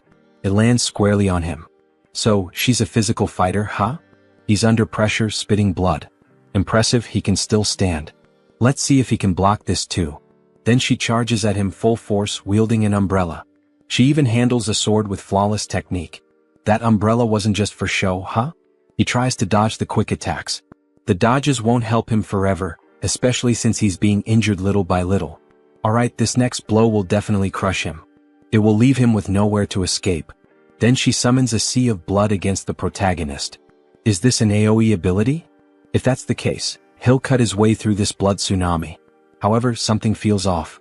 She's vanished from his sight. Where did she go? Then suddenly his vision distorts as if the angle has shifted. We see her appear, delivering an elbow strike that breaks Heinz's neck. He flies several meters from the impact of the vampire mommy's hit. Look at that arm. How annoying. So this is the end? We see Heinz's body on the ground, covered in blood, while she watches from above. But then he starts to get up and responds, "The end? What the hell are you talking about? Who said she gets to decide when it ends?"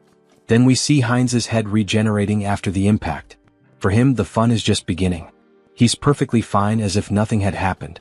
His neck was definitely broken. What happened? Injuries like that heal in an instant for him. He has something called hybrid evolution, she observes. This is insane. Aside from the master, she can count on one hand the number of people who have faced her attack head-on and survived. She's astonished. He admits it, she has some good talents and tricks. Of course, she still has some flaws, but with those beautiful eyes. He thinks he could make her stronger than she is now if she followed his path. Have you ever thought about following me? What kind of nonsense are you saying?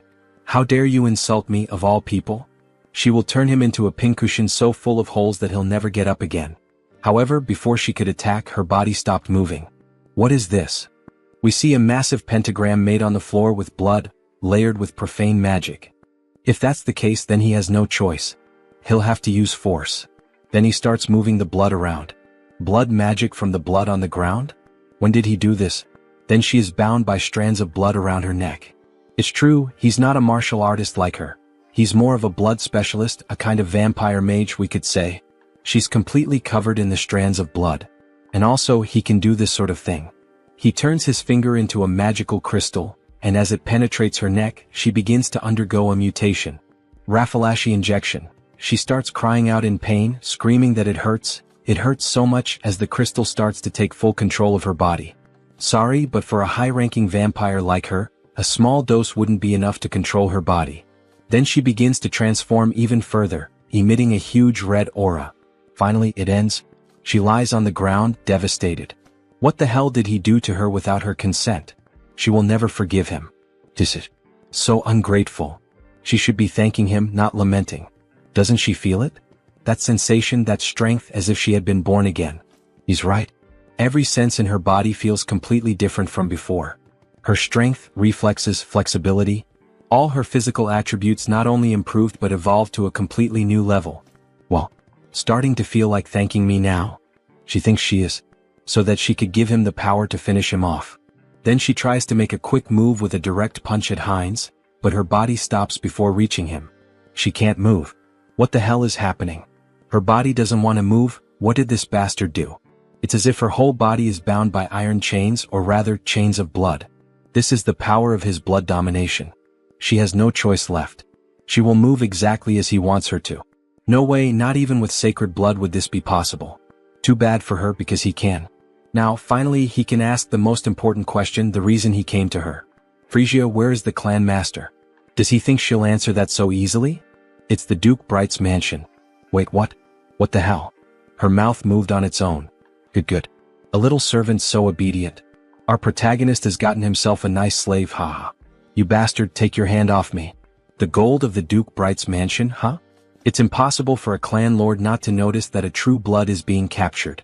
I think it's time to end this quickly and cleanly. Time to begin the massacre. Then at night they arrive at the Duke's house. Master, it's Frisia. She has something urgent to report, may she enter? Yes, please come in. Really now, sir? Couldn't he have at least lit a candle or a lamp or something? Isn't it a little dark in here? He's not human. He simply doesn't need such things. He can see perfectly well in the dark. More importantly, she said she had something to tell him? Yes, well, forget it. She thinks she already understands. It's because of that uninvited guest who's after you, isn't it? So he's already noticed. As expected of a clan master, excellent perception. Well, yes. It would be a shame if the head of a clan couldn't at least notice that. Deactivate concealment ability. What a disappointment, he laments as he closes the book he was reading. Frisia, oh beautiful woman, why did you do this? Then she became a traitor. He releases a murderous aura. He's ready to kill both of them. He is deeply disappointed in her, Frisia. To think that she would dare betray him and serve another master. Mullo is boiling with rage, almost fully transformed. Frisia tries to calm him down while Heinz watches the situation unfold. Lord Mullo, this is a misunderstanding. Please calm your anger. A misunderstanding? You both come to his house at this hour of the night and try to attack him, not to mention the different scent I smell on her. Frisia, you treacherous woman. He spent 100 years with her. Did she really think he wouldn't notice that her blood scent had changed? That something had been altered? That rotten stench of betrayal is contaminating his study. How could he possibly remain calm like this? Then he lunges at Frisia. Die, you traitor. However, before he can finish Frisia, Heinz blocks the attack. That's not going to happen. She's my subordinate now. Mullo is caught by surprise. After all, this was shameful. With just one hand, Heinz had been able to block his punch. He had been planning to resolve this situation in the most peaceful way possible, but it seems that will no longer be an option. Violence will have to speak for itself. But who the hell is this arrogant vampire? Peacefully? He really dares to move his lips so freely in front of him. As Mullo speaks, he summons a ball of blood in his left hand, as if it were absorbing everything around it. He will cut off that snake tongue of his, along with the traitor. Then, a massive circle of blood appears above them both. He is like Heinz, a magical vampire. Come to me, children of Brokaslak. Several vampires begin to emerge from the magic circle, summoned by his spell. Go and feast on the blood and flesh of these traitors. Kill them for him. Offer the blood of the traitors to Lord Mullo. How dare they? This is no place for people like them. They're nothing but a bunch of puppets who think they're vampires. Then she begins killing them one by one using the umbrella. Something's not right. There are only about a dozen people summoned here. And yet, he has hundreds of vampires spread across the entire capital. Are you telling him this is all that's left of his subordinates in the capital? Mullo is stunned by the weight of that information. Meanwhile, Frisia continues slaughtering the weak vampires. Frisia, what the hell did she do in the capital? What happened to all of his subordinates there? Frisia remains silent. After all, she has a new master now. I'm sorry, Lord Mullo. And as a sign of respect, leaning on the umbrella, she informs him. Most of them are now subordinates of Lord Hines, to whom they have sworn eternal loyalty as their new lord. He doesn't understand. She's saying that his subordinates accepted a new bloodline so easily, without even trying to resist? That's no different from cannibalism within their own kind. With his hands hidden behind his back, he begins to cast a new spell. With both hands brought together, a black sphere made of blood starts to form. This will drive him insane if it continues like this. Is she really sure she wants to follow a man like that, one who will soon lose his mind? Well, all of this is only possible because Lord Hines is from a collateral bloodline of Brokeslack. He's from a collateral bloodline of Brokeslack? As if, don't be ridiculous. Did they really expect him to believe all this crap? As if he were stupid. Brokeslack, magical blood technique. Blood mist. Bear witness. He is visibly shaken by the fact that he's lost all of his subordinates in the capital. So this is the infamous barrier of a blood sorcerer representing Brokeslack. What is this pressure? Is this Mullo's domain? Feels like his head is being crushed and his body is twice as heavy as normal. It's far too early to be this surprised, Hines. No matter when or where, they will always answer the call of their master. Then, by sacrificing a bit of blood into the magical seal on the ground, a vampire wielding a scythe begins to emerge from beneath it. Serve your master, Obeyer. Ah, what a headache being woken up so suddenly. Then we see that it's actually just a vampire child holding a massive scythe in their hands. Why did you summon him so suddenly to this place, Lord? Even though he can see a lot of blood scattered across the floor along with some vampire corpses, what the hell is going on here? Why was a child summoned alone this time? Damn it, Obeyer is already realizing this is a complete mess. No time for chit-chat. Obeyer, kill those two bastards right now. Leave no trace of them behind, wipe out their very existence. Alright. Understood, just give him a moment. He's still waking up from the deep sleep he was in, but he quickly comes to and suddenly appears behind Frisia and Hines, both of whom are caught off guard by his sheer speed. So this is Obeyer, right? Hines had noticed how fast he was, so he must be some kind of pure-blood vampire assassin. Obeyer tries to strike Frisia first, but she dodges the sudden attack.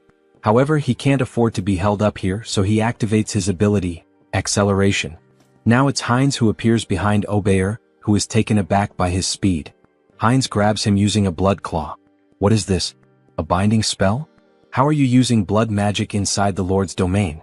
Meanwhile, Hines charges toward Mullo, who is also caught off guard by his acceleration ability. However, Obeyer manages to break free from the claw and shouts, asking where the hell he thinks he's going. Their fight isn't over yet. He then quickly attempts to strike Hines again, but Hines narrowly manages to dodge the furious swing of the scythe. Holy shit, he was right in front of him. He could have killed Mullo if it weren't for that damn kid. Looks like he has no choice now, he'll have to deal with that bastard first. So he uses the acceleration ability again, and the two begin fighting all around the area. All that can be seen are flashes of light moving rapidly. Not even Mullo can clearly follow what's happening. Unbelievable. Obeyer's agility is simply the highest ever recorded, not just in Brokeslack, but compared to any vampire they've ever known. And even so, that other vampire is keeping up with his speed?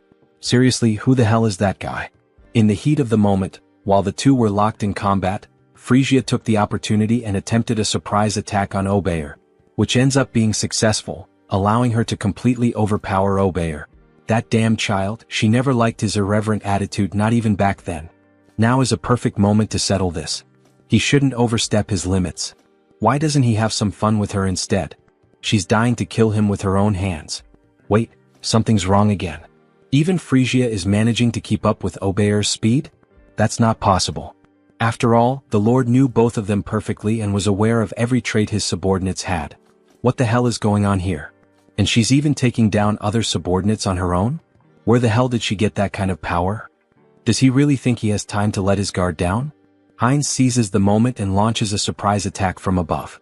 Mullo is caught off guard, but in truth all of this was part of his plan.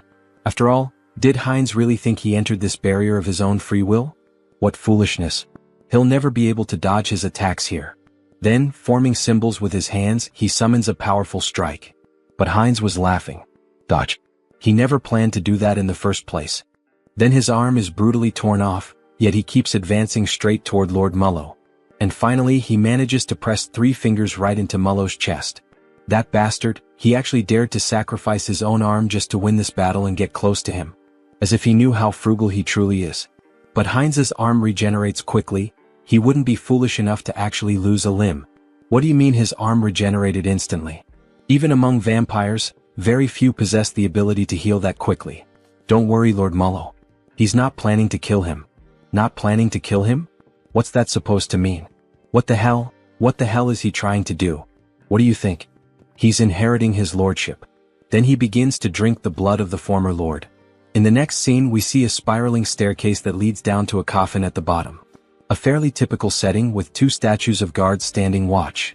However, the coffin slowly begins to open, and we see a girl emerging from within. A beautiful vampire with long dark hair and ears resembling those of an elf.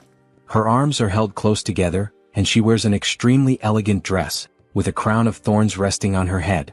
She lets out a yawn but finally rises. She's so tired, she wishes she could sleep a little longer.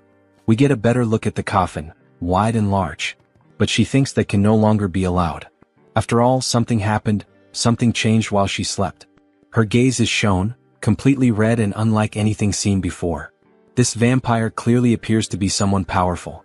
Something has happened to her son. It's time to act. Then back at Lord Mullo's castle, we see a commotion unfolding. Step forward. Don't move yet, stay still. We see him summoning more magical crystals. Raffalashi injection.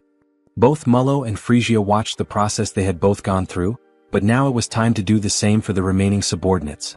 Those who have finished, step back, there's still much work to be done. Next. Finally it's over. He took an eternity to finish marking all the remaining subordinates. So this means all the subordinates in the capital have been accounted for? That's right. The rest can be summoned in order, it will be more efficient that way. What? Watch your tone, alright? Ahem, it will be more efficient. Heinz takes the opportunity to tease. As expected, having a clan lord nearby really does make things easier. This visibly irritates Mullo. His hypothesis about the marks was correct. Injecting a Raffalashi into a high-level vampire seemed too risky, so he forcibly drained their blood, which ended up lowering their level. And finally he extracted the Brocaslack, the source of their blood. It feels like just yesterday that he was bitten and accidentally became a vampire.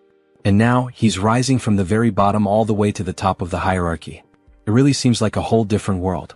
Along the way he's gained numerous useful allies, ranging from simple vampires to ladies and lords. Hey Mullo. Yes. He will be responsible for gathering the remaining Brocaslacks from all the regions. Understood. And one more thing. Damn it. Alright, and now what else do you want him to do? Then Heinz begins to move the globe of the world map. He wants Mullo to start gathering information about the continent. Wait, information about the continent? Yes. He wants him to build his own intelligence network, or make a deal with an existing one. How he does it is entirely up to him. This is an important task, so he is counting on him to carry out this mission. As he leaves the room, Mullo seems restless and finally he asks. He heard from Frisia that he said he would unite all the vampires and become king. He has already proven his abilities well enough, Lord Heinz, so he will give him his full support. Good to hear that. So he is counting on him. As he exits the room, Heinz pauses for a moment and becomes thoughtful. Why the hell did he say something like that? About becoming the king of vampires. He probably just let it slip in the heat of the moment. Well, he thinks having more subordinates to command isn't such a bad thing. Lately, he's been saying a lot of these catchy phrases, whether with Hans or now with Heinz. The path of the vampire king? It might be time for him to start laying out a serious game plan. One where he dominates all the vampires and maybe even becomes the Holy Blood. Then, snapping back to reality, we see our protagonist excitedly fiddling with something. Yes. Almost perfect. Define the jawline sharply, shape the orbital bones so they curve upward nicely. Now that's just right. He was using the new customization option to modify Hans. After all, he is the immortal king, so this is the least he can do, to have a fearsome appearance. And let's be honest, my subscribers, doesn't this new design for Hans look amazing? What do you think? Comment on the video and take the chance to leave a like, as it really helps the channel keep posting this manhwa. Well, I finished customizing Hans, now let's focus on something else. Finally it's done, right? The conquest of the Brokeslack kingdom by the vampire Heinz, it's all coming to an end. Or at least this is just the small beginning of what's to come. Which means now the long-awaited moment to profit. Karma Shop. When opening the Karma Shop, we see that he managed to accumulate quite a lot of money thanks to Heinz's conquest. As expected, he amassed a considerable amount. Well, normally taking control of an entire clan is something most people couldn't even dream of. What will he do if he upgrades this time? He's wondering. Then he presses the option, Upgrade Exclusive Skills. However, something strange happens this time. 2 system windows appear simultaneously. 2 status windows appeared? Does this mean he's receiving 2 updates this time? What? The usual increase in the number of avatars isn't here? Actually, another window showed up instead. Media Selection. The avatar's potential will increase drastically. The entity's growth rate will become even faster. I can't believe it. This enchantment cost 900,000 in the Karma Shop, after several days of saving up his hard-earned money. This isn't right. Just as he was starting to enjoy collecting different races. What a shame. Then he analyzes the second update he received. What is this? Entity Projection. Entity Projection. It can be used once a day. It allows the user to project one of their avatars onto their own body. What did that say? Does this mean he can use the power of all the clones he's created so far directly with this body? Right? Surprised by this new update, which allows him to become one of his clones through a specific power, he begins to look through all the information about his clones. Hans the Immortal King. Heinrich the Paladin. Heinz a Vampire. And even Harley and Harris. All of them are available for use. Seeing them all together makes him very proud. After all, he built each one from scratch. He completed missions, spent points, changed part of some world, whether for good or for evil. Entity Projection. Can be used once per day. Allows the user to project one of his avatars into his own body, so he can become one of his own clones. What a spectacular ability. Wait, if he uses this skill wisely, does that mean there could be 2 immortal kings at the same time? That's incredible. Having 2 Heinrichs at once, even Heinz. This is definitely a skill he'll be using a lot in his future plans. But this could turn into a complete disaster if he's not careful. So Hans is out of the question for now. Having 2 of him at the same time could mean the end of the world. Well, as expected, the first one to use this ability will be him. He will transform into Heinrich. Then he taps on his notification window. His body begins to undergo a transformation. Even the armor and weapon are exactly the same. The hair, the voice. This is incredible. However, not everything is perfect. The divine power is about half of what it was in Out Erica. Is this what it feels like when an awakened one returns to Earth? Then a notification appears on the screen. Duration time, 9 minutes. It's a shame he can only use it for 10 minutes. Well, I'll head out for a bit.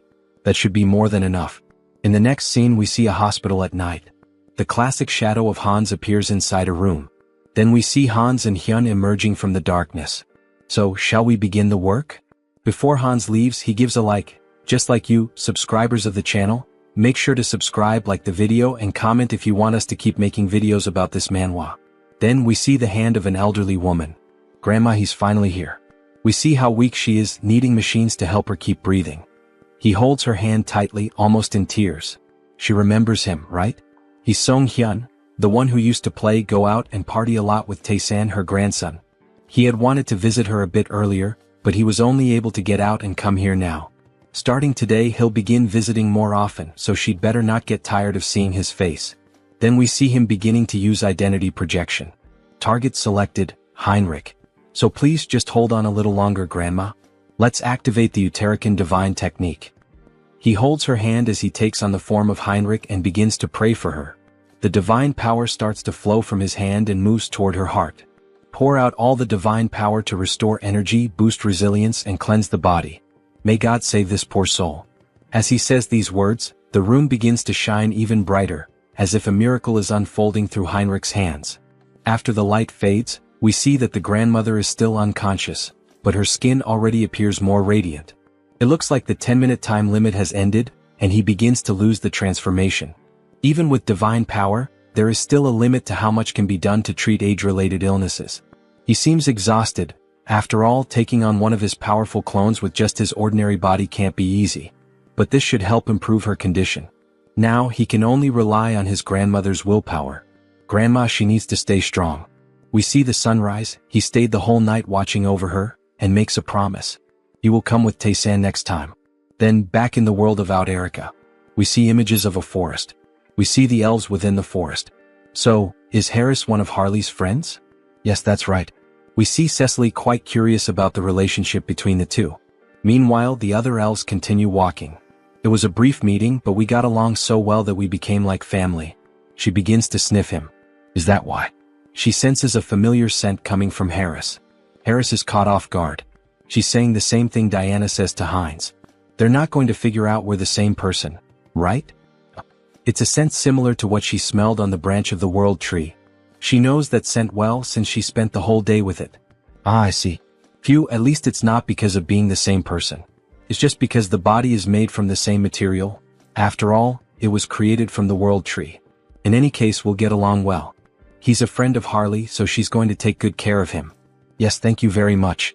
Granwood watches all the commotion from a distance, and he lets out a soft smile, as if he were watching two children playing and interacting. Alright, let's take a break and rest here. He said he still hasn't formed a contract with a spirit, right? Shall we practice some spiritual techniques? Miss Cecily is clearly very excited to have a new friend. So they move a bit farther away to begin training. Cecily starts trying to summon a spirit with great effort, and eventually it works. She manages to summon a water spirit. Cecily is overjoyed, as it's one of the first times she's been able to perform the technique on her own. Harris, look at this water spirit, look how cute it is. But he doesn't respond. He has a depressed expression. What happened? What's wrong, Harris? Why doesn't it work for him? We only see wind and a leaf moving around him. Even after reaching the maximum value of his affinity stat, it still didn't work. Is something wrong? Is it because he's a false elf? Spirit mages and spirits are companions who grow together. Rayfury, he's going to help us. Before summoning them, it's important to form a bond with them first. Reveal the power of nature that exists within you and show it to the spirit. He had tried to form a bond after summoning the spirit, but it seems he got the order wrong. He's glad he followed the elves after all. First, focus entirely on affinity and release the overflowing power of nature. Then he begins to channel nature's energy, which emerges in its purest form, glowing a vibrant green. He gathers all the natural energy around him. But what is this? Why is he so good at it? He had mentioned this was his first time trying. Interesting, he has a gift for quickly picking up what he's taught. Maybe he has strong potential. Wait, he feels something pulsing in his hand, an electric sensation. Then system notifications begin to appear. Through repeated training, the entity has reached enlightenment. You have acquired the skill, Spirit Magic. That's it. We see that an electricity spirit has appeared, resembling a Pokemon. At this rate, the two of you will soon be on the same level. He's growing so fast that she almost feels betrayed. Ah, thank you. He has also taken a step forward as a spirit mage. From now on, its name will be What? A reference from real life. The What symbol, W, is the unit of power in the International System of Units, SI. It measures the rate of energy transfer. Alright, let's take a break here. Then he places his hand on the tree. From this point on, he will open the path. All forests and trees are connected to the mother tree, the world tree. And among us, the high elves, who are the closest to nature, are able to travel anywhere there is a forest, opening a path that links them. We see the magic surrounding Rayfury, reflected in the intensity of his eyes. Cecily can definitely do this as well. Seriously, she can do that too? Maybe not right now, but in the future, without a doubt. A path connected to all forests. In other words, it's a vast natural teleportation network, isn't it? This is far more efficient than the portals of the Great Divine Order, which require physical installations. This is the power of the world tree. Alright, we've arrived. Harris is amazed by what he sees. There's no way this place is real world 3. We see a massive tree with a structure built around it and a bridge leading directly to it. There are several houses and other buildings nearby. It's much larger than I imagined. It's your first time seeing the world tree too, right? But Cecily doesn't respond to him. Upon coming into contact with the true tree, she enters a deep trance. Then, with no control over her body, she begins to float toward the tree, while Harris and Rayfury watch in silence. She moves toward the tree which radiates natural magic. This must be the first time you've seen this as well, Mr. Harris. Watch closely and admire. This is the eye-opening ceremony of a high elf, an event that even other elves rarely witness. Cecily is awakening as a high elf. Her new eyes are beginning to appear. The eye-opening ceremony, what a spectacular sight. Everything is being reborn, an overwhelming force of nature converging in one place. Then some elf spirits begin to appear. Wait a moment, what is that? The fruit of the world tree. It is handed directly into her hands by the elves. Then she takes a bite of the golden fruit, which resembles an apple. Cecily is truly becoming a genuine high elf. Wait, this is not the time for him to just stand there admiring. He can't let this kind of pure natural energy go to waste. So he begins to channel and meditate. Absorb as much as possible into your body, make it mine. Then something catches Rayfury's attention. His energy flow, something strange. New system notifications appear. The individual has met the conditions and reached enlightenment. You have acquired the skill, affinity with nature. There it is. Now he can grow stronger simply by absorbing natural energy just like the other elves. Mr. Harris. Sir Rayfury, he wasn't just relaxing or anything. Don't worry about that. Look to your side. Then we see a plant floating nearby him. It seems the world tree is quite interested in you, Mr. Harris. Wait, is that for him? Yes, it's a gift from the tree. Really? Normally, sacred relics like this are only granted during the eye-opening ceremony. It's an extremely rare occurrence. They can even be transformed into weapons or accessories. So you must have received a sacred relic during your own eye-opening ceremony as well, Mr. Rayfury. Could it be? No way, that accessory he gave, is it? You should return it now. I know that's definitely not the case. His sacred relic was transformed into a ring, which he used to propose to his wife. Since then he passed it down to his daughter. Proposing marriage with a sacred relic, huh? Mr. Rayfury is more romantic than expected. Look, the eye-opening ceremony is over. Miss Cecily will probably remain asleep for a while now. It's a period during which the rapidly increased energy stabilizes. Really, what a relief. He's at the age to start thinking about retirement, and now a new high elf has appeared. Of course he's not going to retire immediately since we're short-staffed. No need to worry. No, that's not what he means. Retirement age? What age does that guy have? In the next scene we see the capital of the elf kingdom, Drasha. After the eye-opening ceremony, he ended up staying at the academy thanks to Mr. Rayfury's help, and as it turned out, the environment was very different from what he expected. He thought everyone here would live like true fairies, peacefully like the trees in nature. The imagination of an elf village. But what the heck is this? What? It's an elf from the continent. Harris, you're from the continent, right? Tell us stories about the continent. He is surrounded by female elves eager to learn everything about him and the continent. After all, most elves remain isolated in this land for eternity. She heard that the continent is so wild that it's impossible to live there. Scary. Didn't the humans also kidnap Miss Cecily? The humans from the continent are completely evil, right? They keep bombarding Harris with questions. If he answers wrong, he'll be hated from day one, won't he? Well, yes, it could be dangerous. But he had good companions with him, so... Companions? He was traveling? Yes, during his time as a mercenary he met quite a few people. It's too noisy, she can't concentrate. Hey, could you guys keep it down? We see a beautiful elf with blue hair, one hand on her hip, clearly showing authority. Sorry, Lady Shapiron. We were making a lot of noise, weren't we? Sorry about that. See you next time, Harris. Finally, a little peace and quiet. Thank you. Thank you as well. Then he is interrupted by her. How low class. As she makes a haughty face, bringing some worthless mercenary from who knows where.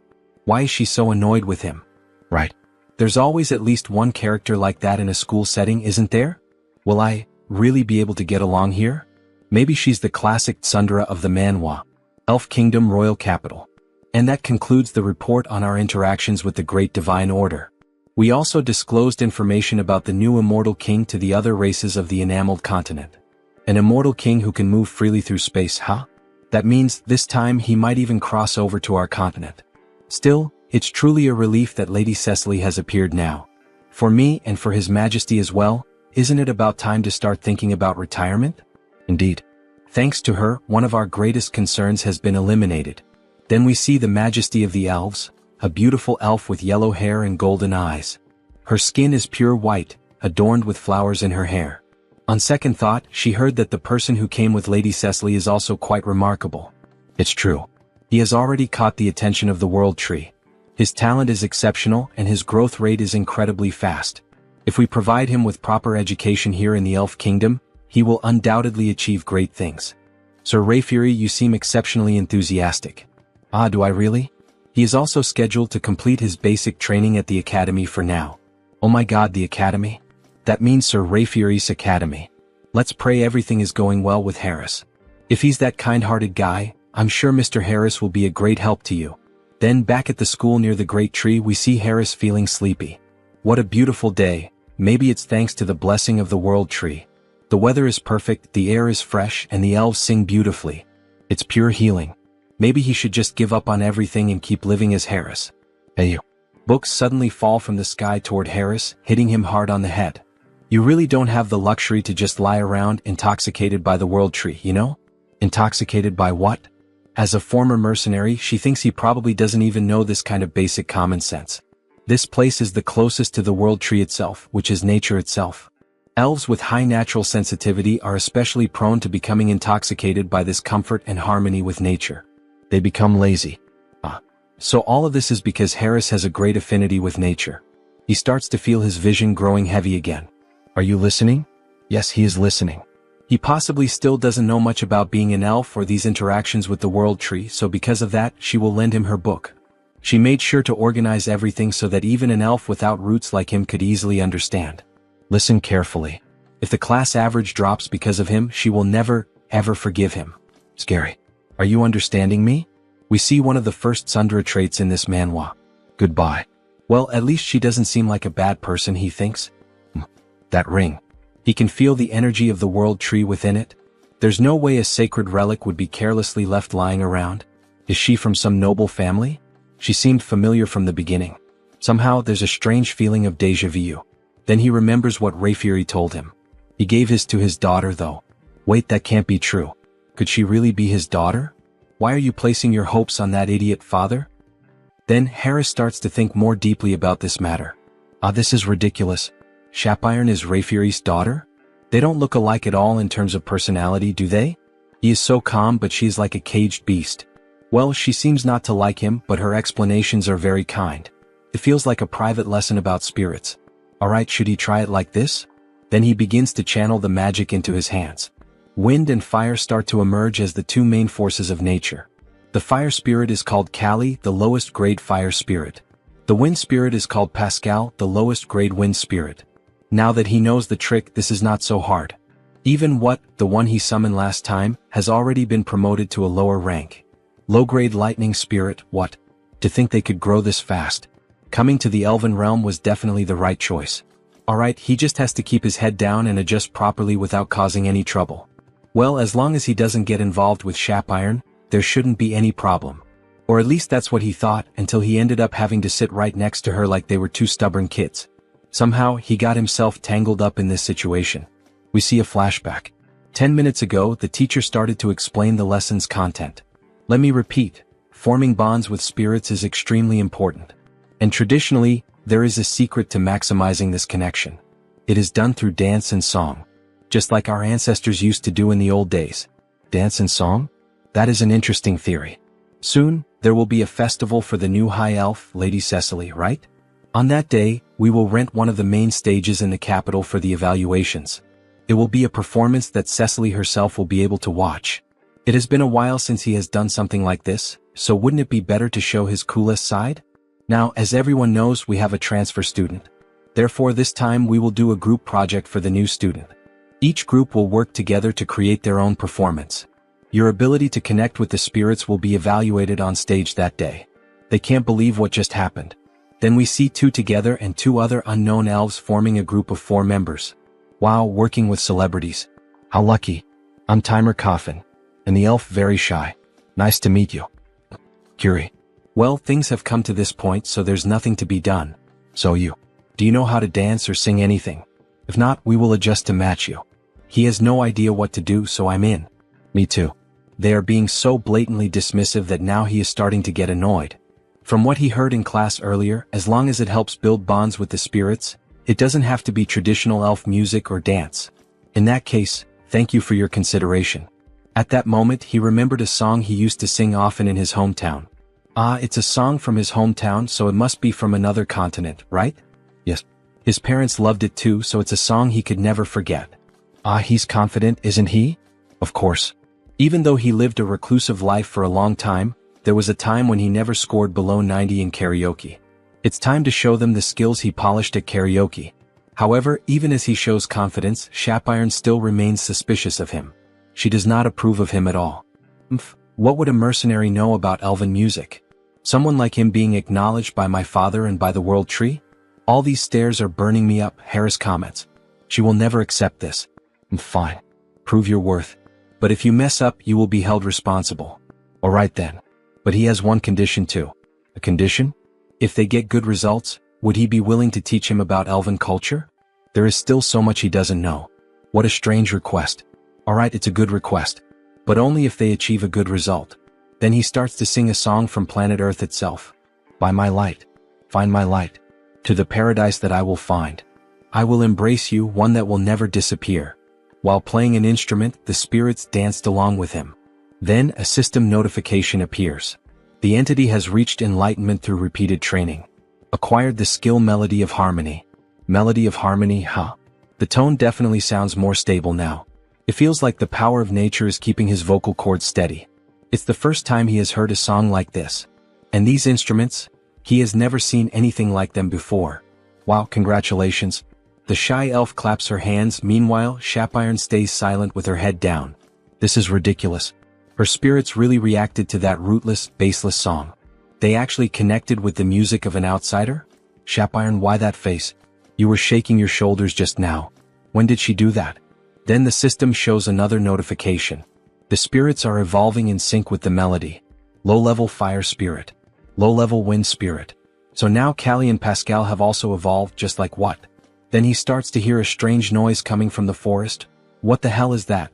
It feels like he's being called. Wait, could that be a sound spirit? He begins to channel magic into the palm of his hand to feel the call. Suddenly, a magic portal opens right in front of him. A spirit manifested in the physical realm. This is something you almost never get to see. They resonated so deeply that even a sound spirit responded? Alright. Its name is Decibel. Sound spirit Decibel. This spirit looks like a small ghost-type Pokemon, like a tiny Jengar. What an incredible gain. Shapiron said that spirits from the phenomenal realm can perform a wide range of tasks. To think there is a song that moves the hearts of the spirits like this. Let's do this one. It will definitely be a huge success. She thinks so too. Sound spirits are only attracted by beautiful sounds. So what did you think, Miss Shapiron? Alright, I admit that the sound was very beautiful. Great. Then, shall we start planning the rehearsal schedule and the stage production until the day of the performance? Yes. Well, could he teach her how to play the instrument he used earlier? It seems interesting. Haha, with a mischievous look he says, of course I can help, miss. What is that expression? That is not appropriate for elves, so stop that right now. So, shall we split the parts first? Then the day of the main event finally arrived. You said your daughter is in the same group as Mr. Harris, right, Mr. Rayfury? That's right. You must be very nervous. Not at all. Why would he be nervous about a simple performance? Ah, he is very nervous, it seems. So, shall we listen to the song that Mr. Harris prepared? We see the 4 members up on the stage. Harris is holding a guitar, Timer Coffin is playing the drums. Then the show begins. Harris starts playing the guitar, creating a beautiful sound that even makes the spirits around them start to dance. Timer Coffin and Curie follow along with the rhythm. And of course, our dear elf, Shapiron, is playing the acoustic guitar in a very shy way. Harris notices this and starts playing more strongly to draw everyone's attention. Among the green bushes. If we run together, the spirits will guide us. As Shapiron and Harris keep singing, everyone becomes moved and amazed by the quality. Even Rayfury is enchanted. The beautiful singer is showing all her talent for culture. It's the first time she hears this song, but it makes his heart race. The tone is also very beautiful. In search of the miracle of connection, let's find it together on our new journey. Shapiron can make that kind of expression? What song is this? It's the first time she hears it, but it's amazing. My ears are sensitive, but this music is really good, isn't it? Walk under that light, take my hand. Sir Rayfury, look over there. To think they are using the spirits this way. It's incredible. We see all of them together on stage, singing and smiling, a true show. Then, when Cecily was about to speak again with Rayfury, she noticed that he had vanished. Where did he go?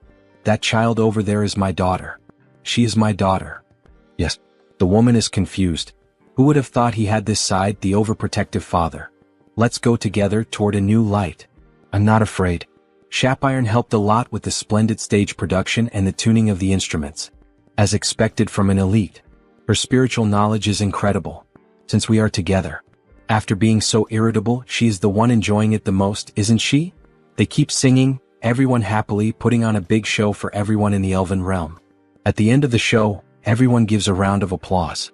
Sing another song again. Her breathing was more stable than usual, and the music flowed smoothly. Who would have thought she would become so immersed? System notification. Melody of Harmony Skin is in action. Target, Shapiron Sylvest. Looks like it works well on other people too. He used the new skill to support Shapiron. So even her father was there watching her. Shapiron is moved. Shapiron, what do you mean? This is... Sir Harris, she has misunderstood you all this time. Sorry for being so rude to you. She lost the bet. Just hearing that already calms his mind. It's amazing that music alone can have such a big impact on so many people. You will definitely have a great impact on the elven realm, Sir Harris. Then back in the Holy City. We see the Saintess sitting and reading some documents in her office. Lady Saintess, it's Heinrich. So he has already arrived, ask him to come in please. Come in, make yourself comfortable. Welcome, Sir Heinrich. However, what really catches his attention is the book on the floor. The Hero and the Saintess's Adventure. Let's pretend he didn't see that. Please have a seat. She called him here today to talk about something important. Something important? Maybe you have already heard about the Sacred Sword? Sacred Sword? The most powerful exclusive weapon that the hero protagonist in fantasy stories uses. Well, he doesn't know much about it, but he knows it is a traditional weapon for the hero. There is a decree that was unanimously approved by all members of the church. What do you mean? What kind of... Sir Heinrich, please challenge the trial of the Sacred Sword. The trial of the Sacred Sword? Am I really worthy to receive such an opportunity? Jackpot, you are the best, Lady Saintess. It was a meeting held in a hurry because of the resurrection of the immortal king, but no one had any objections. Because Sir Heinrich is the new hero of the Grand Divine Order.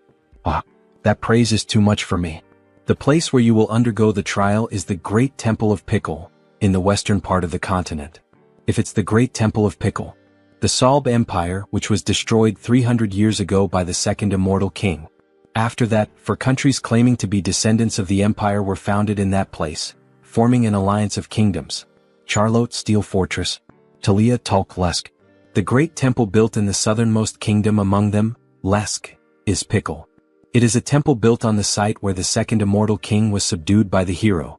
The previous hero defeated the immortal king but could not completely remove his heart. Soon the abyss spread and the land became tainted. Only after the hero drove his sacred sword into him was it purified. The great temple of Pickle was built right on top of that. The previous hero made it so that only someone who would succeed him could find the sacred sword. But if he pulls out the sacred sword, won't the seal of the abyss be broken? It has been 3,000 years. Now it is sufficiently purified, so it is fine. Therefore now it is time to inherit the hero's weapon. Leave it to me, Lady Saintess. When should he depart? Right now, she says with a smile on her face. Then he heads to the great temple of Pickle. Wow, it's magnificent, truly magnificent. He's amazed by what he sees. It has a completely different atmosphere compared to the great temple of Rosalia. The great temple of Pickle, there's a massive building surrounded by many trees, crosses, and a beautiful temple. So you must be Heinrich. Yes, that's him indeed. So, this person he's speaking to would probably be Cardinal Donovan? Wait a second, what kind of body is this? He looks like a wall. Yes, that's Donovan. He's the one challenging the sacred sword, right? Yes. He knows you're busy, so thank you for meeting him in person. Then we see that this priest is at least 6'7". Besides having a muscular build, his face is covered with scars. No. Aren't you the new hero recommended by the saint? Of course he had to come in person. Just like the rumors said, he's very trustworthy. They say he used to be a paladin and you can tell. His physique, even the strength of his handshake are no joke. If he had known he wouldn't get to see the saint again after his appointment, he would never have accepted the position of cardinal. Donovan, you look like a worm. We see that the saint has admired worms since her childhood. And of course she has a fondness or some kind of special bond with Donovan. Sir Heinrich, he's going to be honest with him. He was genuinely worried that some random brat might try to hit on her. Can he understand the heart of an old man like him? If someone like that shows up, he will personally take responsibility and deal with him. Yes. Alright, but before that, what about the sacred sword? Ah yes, pardon him, he completely forgot about that matter. Then he puts Heinrich back down on the ground as if he were holding a toy. Before that, there is something he needs to tell him. The trial for the sacred sword can only be held once a year. Countless paladins have already challenged it and failed. Does he truly believe he is up to this task? Don't worry. He will face it with the faith that the divine is always watching over him. To think that there's still a young man out there with faith this deep. Indeed, he has everything it takes to be the next hero. O Divine One, you will help him this time too, right? He believes in you. We see the image of the angel, uncertain about what to do with this request. Then they start descending into a sort of labyrinth. Donovan uses the sacred light to guide Heinrich. It's deeper than he thought. Could it be because it was built for sealing purposes? Now that he thinks about it, Sir Heinrich, does he know what the trial consists of? Yes, he heard from the saint. She said the trial changes for each challenger. That's right. Some finish in just a few hours, others take weeks. Since each trial is different, there is no advice he can give him. Finally, they arrive at the destination. If he wants to turn his back and run away, now is his only chance. So this is it. It's the Gate of Trials. So huge and mysterious, he can definitely feel some sort of power behind the door. Then, with a smile on his face, he makes his decision. Without fail, he will retrieve the sacred sword. So that's your answer, Sir Heinrich? May God help you. The moment you step inside, the trial will begin. His hand starts to shine even brighter. May luck be with you. Then the door opens and Heinrich walks toward it. He prays for the new hero's success. Then a system notification appears. The first trial of the Holy Sword. They say the trials are different for each person, but even so, the system notification shows up. Reach the destination within the time limit. That's already a problem right from the start. The door he entered through has vanished, and there are paths both ahead and behind him. So it's telling him to choose, huh? He's literally inside a labyrinth like a minotaur's maze. So he does some light stretches before starting. Alright, for now. Blessing, leap. It's a battle of speed. He starts moving at the speed of light. Leap, leap. He rushes forward through walls, secret passages, and doors inside the maze. However, he notices something odd. Something feels strange. At this pace, he must have already leaped over several cities, but he still can't see the end. The goal of the trial is also vague. Reach the destination within the time limit. But exactly where is he supposed to reach? Could there be another solution for this? Then he has a flashback of the saint. They say the trial of the Holy Sword is different for everyone. She believes this truly reflects the will of the divine. Really? It's written in the scriptures, you know? The divine is always watching over us and gives us trials that we are capable of overcoming on our own. Trials that we can overcome on our own. Right, this is a trial given by the divine. It's not just about reaching the end within the time limit. It's a trial that truly pushes him to his limits. In that case, leaping is not efficient. The fastest way to drain his energy and reach his limit is, he thinks he'll try bunny hopping. Ha ha ha, it's like he was recruited into the military or something like that. And then, after some time, a system notification appears. Having cleared the first trial, proceed to the next. Even so, even after that, Heinrich took exactly 40 days to finally find the door. That's insane. Heinrich is lying on the ground as if he were dead. He pushed himself beyond the limit of his own limits. 40 days? Don't you think that's a bit too much? He realized it about halfway through, but there's a time dilation here compared to the outside world. In Out Erica, it's 10 to 1, and on Earth, it's 100 to 1. He only knew this because his avatars let him track the difference, but he's going to abandon the trial. For the paladins who had no way to sense the flow of time, this must have been one of the hardest ordeals. From the halfway point on, it also started testing his mental strength. Various phrases began to pop up in his mind. Give up, you won't make it, weak. Just quit, you're not worthy. If it weren't for Mind Hub, even he might have lost his sanity. Alright then, he thinks he'll move on to the next stage. So the moment he touches the doorknob, a golden light begins to emerge from his hand. Everything has been restored. He's perfectly recovered from everything. Maybe it's because he pushed himself past his limit and then recovered, but he can feel it, he's tougher than before. Wait a second, if there's a 10 times time difference from the outside world, that means it's basically a training bonus event with 10 times more time, isn't it? Hell yeah. It's basically the Dragon Ball Z training room. He's going to do 10 more days of bunny hops before moving on. Then the scene cuts and we see blood and someone screaming. Hey, is that ready? Almost finished. We see two men of unknown identities talking while they kill a man over a circle of black magic. Very soon, this continent will be swallowed by darkness and will walk its own path toward ruin. Now that the immortal king has been resurrected, just a little push is enough. The rest he will handle on his own. The abyss. If the abyss opens again on this land, we can finally bring this world to its knees. All of this is for the oath that defies the heavens. We see the two of them casting a spell together, and a hand made of shadows emerges. Back to Heinrich. He moves forward toward the location of the second trial. Entering the site of the second test, he begins to look around and is taken aback. Is this a chapel? If the trial is taking place inside a chapel, then the second trial of the Holy Sword, pray to the deity. Pray? Well, if that's what the system says, he just has to follow it. So he begins to kneel down in a prayer position. This trial is based on questions from previous exams taken by veterans. It's a test of faith and divine power directed toward the deity. Well, with his divine power being somewhere between that of a bishop and an archbishop, this is basically a free pass, isn't it? He'll pass as long as he perfectly fills the divine symbol with divine power. How about this? Even while praying, he wasn't able to meet the requirements. Unbelievable, even using all his faith wasn't enough. So he begins to pray again, but this time using the skills, Mind Hub and Persona. With those, he merges all of his personas and alter egos into a single mind to enhance the focus of his prayer. Use all mental strength and convert it into faith. Still not enough. Then, as the final step, he's going to add the power of his main body. His body begins to glow as if it were turning into gold. His faith level rises significantly. Then a system notification appears. You have fulfilled the conditions and attained enlightenment.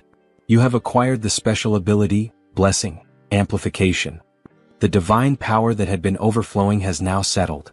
The maximum amount of divine power he can withstand has increased. With this, he could almost rival an archbishop, huh?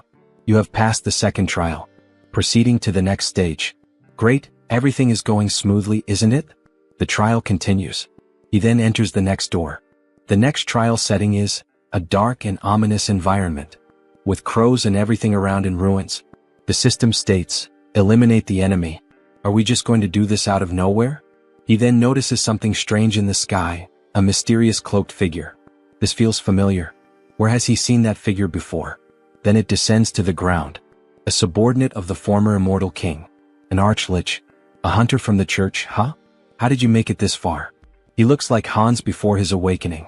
It's best not to underestimate him. After all, even a paladin would hesitate to face an archlich in one-on-one combat. If he doesn't intend to answer, then he strikes his staff against the ground. Die, dog of the church. He summons several skeletal soldiers, some of them with human-like appearances. Just the archlich alone is already troublesome enough, and now he also has to deal with this army of undead?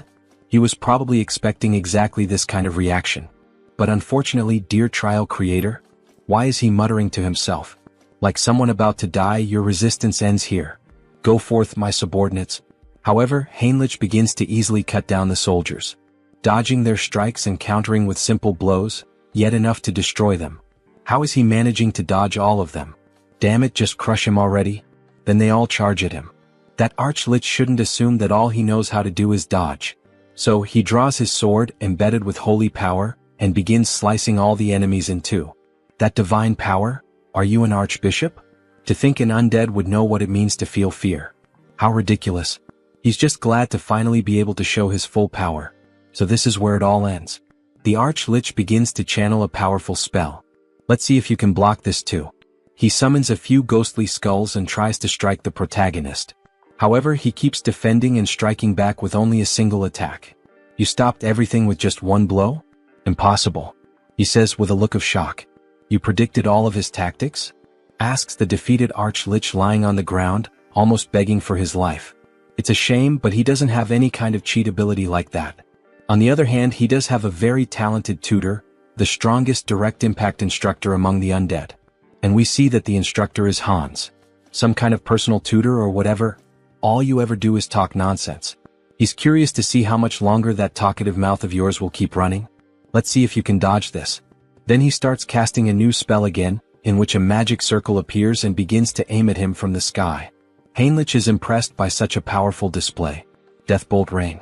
Black lightning bolts begin raining down on the protagonist, giving him no chance to defend. The Archlich laughs. After all, he believes he has defeated his enemy. Ah! There's no way he could have blocked his secret technique. Farewell, arrogant holy knight. Then he hears a voice from afar. Oh, so that was your final move? What? He's still alive? How the hell is he still alive? Of course he's alive, because it didn't hit him. Heinrich says it with a defiant smile on his face. That makes no sense. How could a mere holy knight block his ability? It's impossible. This is completely impossible. Then he unleashes his secret technique once again, and we clearly see that Heinrich has no difficulty moving and dodging all the black lightning bolts. In fact, he's even laughing while dodging. Yeah, it probably doesn't make any sense to him, logically speaking. Even if there's a type advantage, it's still incredibly difficult for one person to completely block that kind of bombardment. But with Hans's knowledge now being his, he can see every single weakness in the dark magic. So he quickly closes the distance to the enemy and declares that this is the end. With a swift and clean slash, using all the holy energy he can muster, he cuts the Archlich in half, purifying even the ground beneath the strike. However, even though he appears to be dead, the Archlich continues speaking. Ah, not bad, holy warrior of the Orda. But he will never be able to kill the Archlich. As long as he doesn't manage to destroy the core, he'll keep regenerating, again and again. We see a trail of dark magic floating around, moving toward a secret passage in the ground. Fufu. The Order really has created an impressive holy knight. But soon he'll taste true hell once he's resurrected. We see a purple egg. Inside it, as if there were a black hole, a star-filled void. He'll make sure you pay for this humiliation. The Order will. Got you. Heinrich appears suddenly. Spreading dark magic around like that, how could he not notice? He arrived first and had been waiting. What? Wait. Very well then, goodbye. He swiftly slices the egg into pieces, and a system notification appears. Third trial cleared. Proceed through the gate to the place where the holy sword lies. Then he sees the new door in front of him. As expected, defeating monsters and receiving rewards really is the proper way to do things. Alright then, he should head inside. We see the new location he's been teleported to. Several statues stand around with a sword embedded in the ground, surrounded by 7 tombstones. Heinrich is struck by the sight. So this is the famous holy sword. A beautiful weapon with golden inscriptions running from the hilt to the blade. The spot where the sword is embedded is the abyss created by the immortal king. Remove the holy sword and be recognized as its master. Alright, let's do this.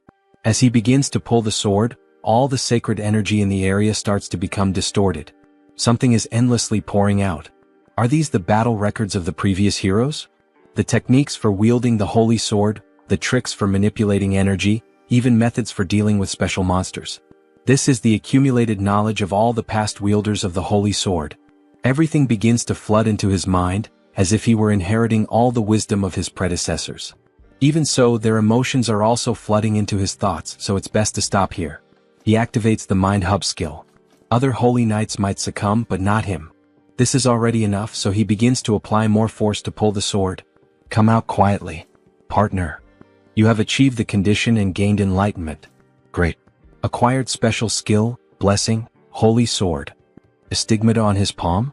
In the shape of a cross. Then the sword begins to shine intensely and vanishes.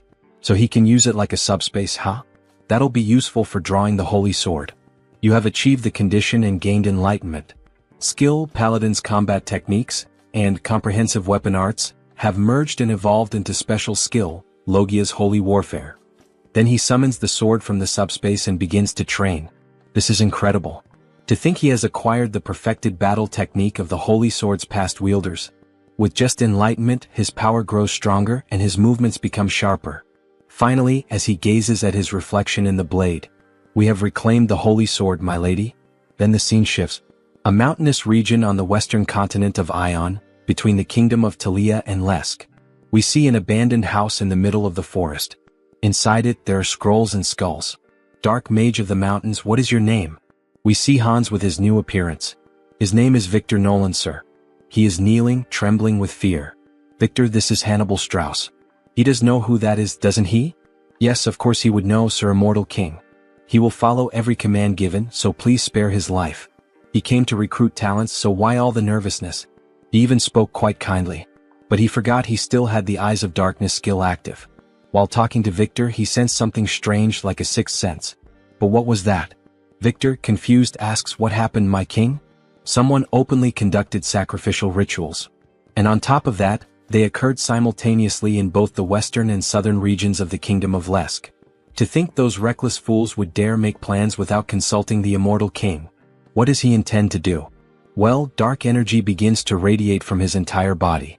He needs to hear their reasons in person, of course.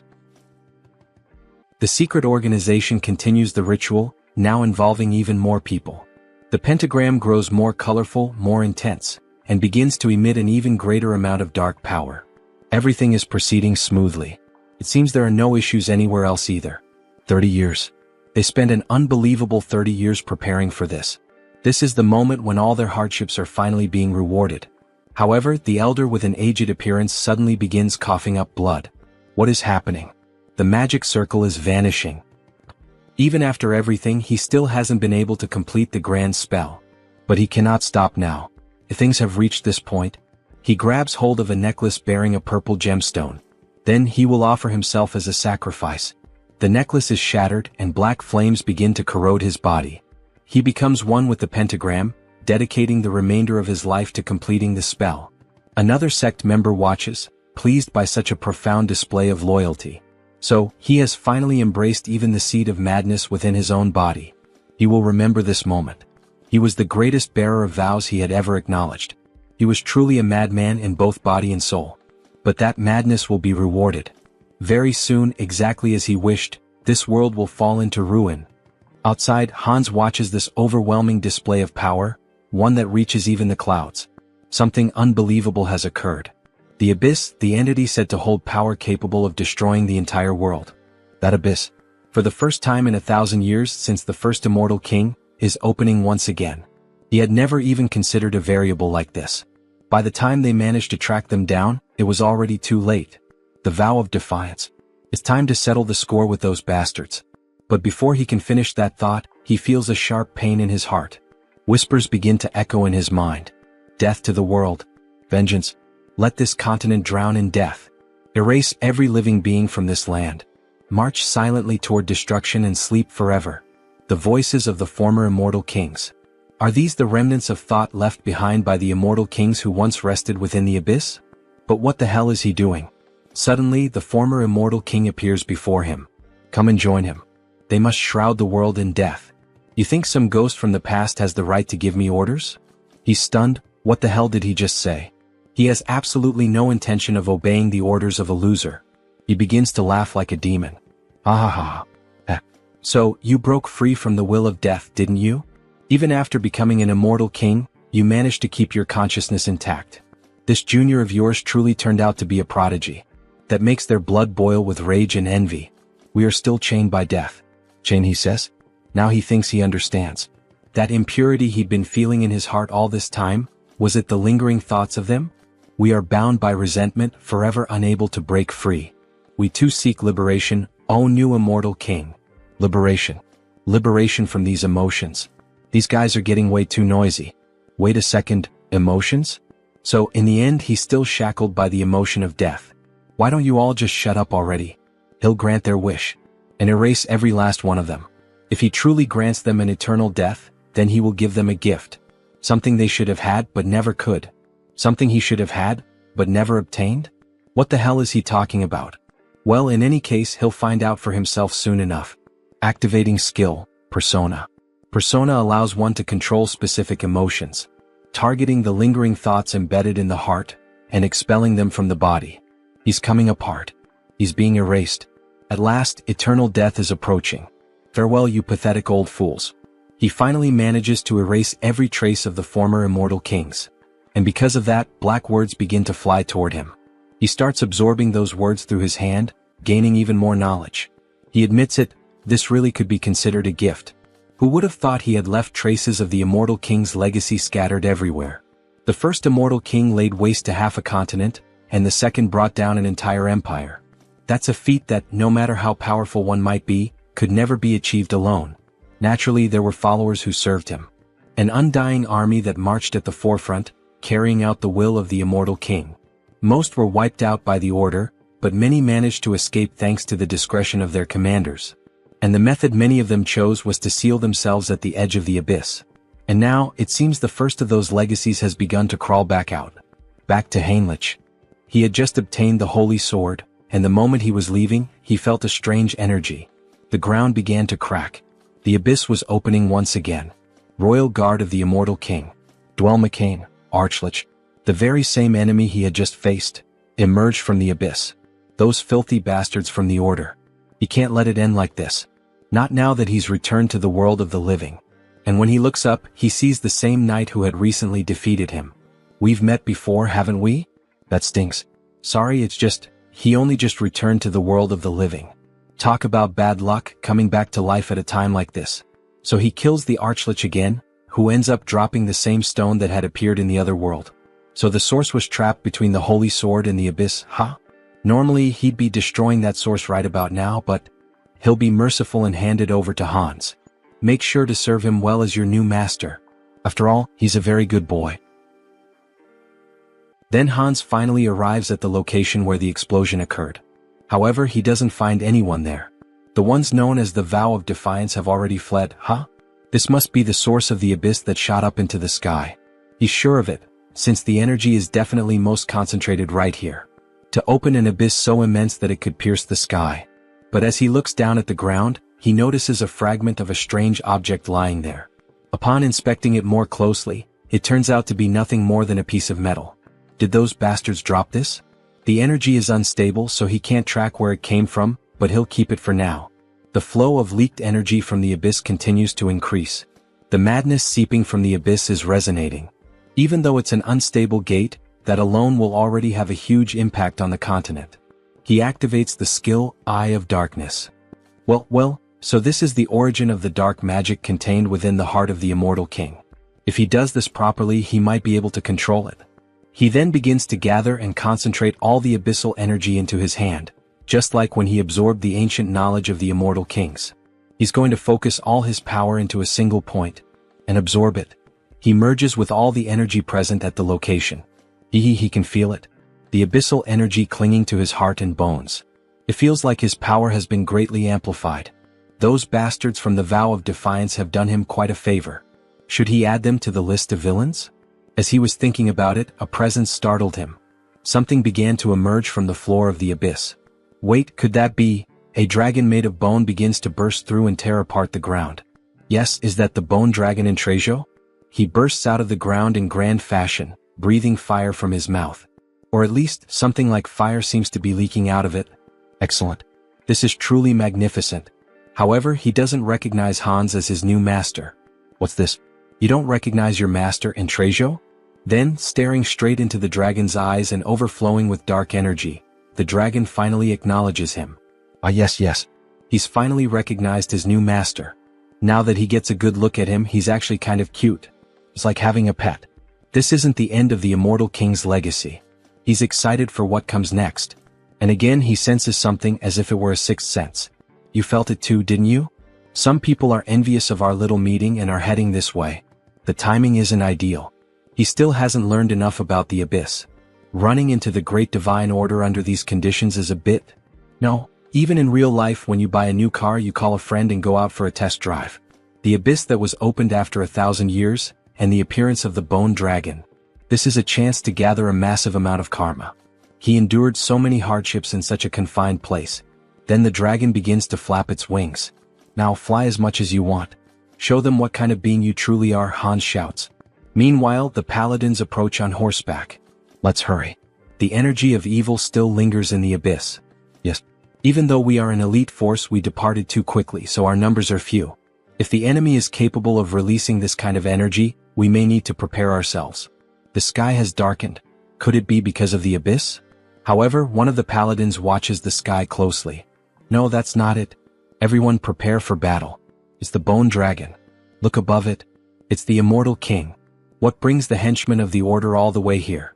Immortal King. We came upon hearing that the abyss had been opened. I see. And what do you intend to do about it? Are you serious, even after the disaster that unfolded across the continent just to open the abyss? Tens of thousands were sacrificed in a ritual. Tens of thousands. He knew rituals were happening all over the continent.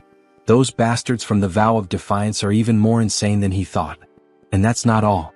The damage the continent will suffer due to the Abyss's influence is beyond imagination. Of course, all of this is your fault. No, it wasn't.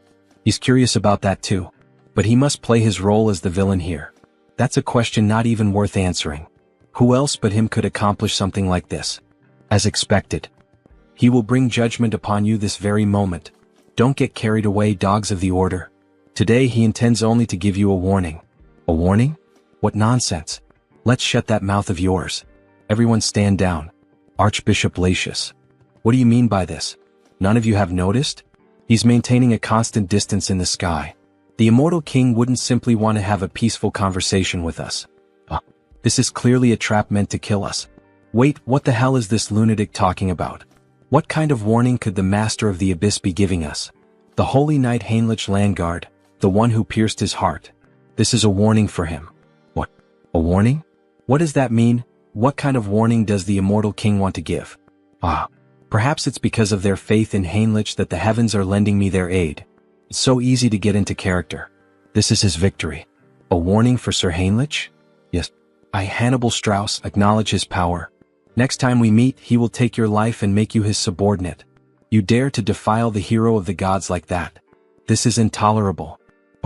For the climax, he needs to emphasize Heinrich's name. And his own name as well, Hannibal Strauss.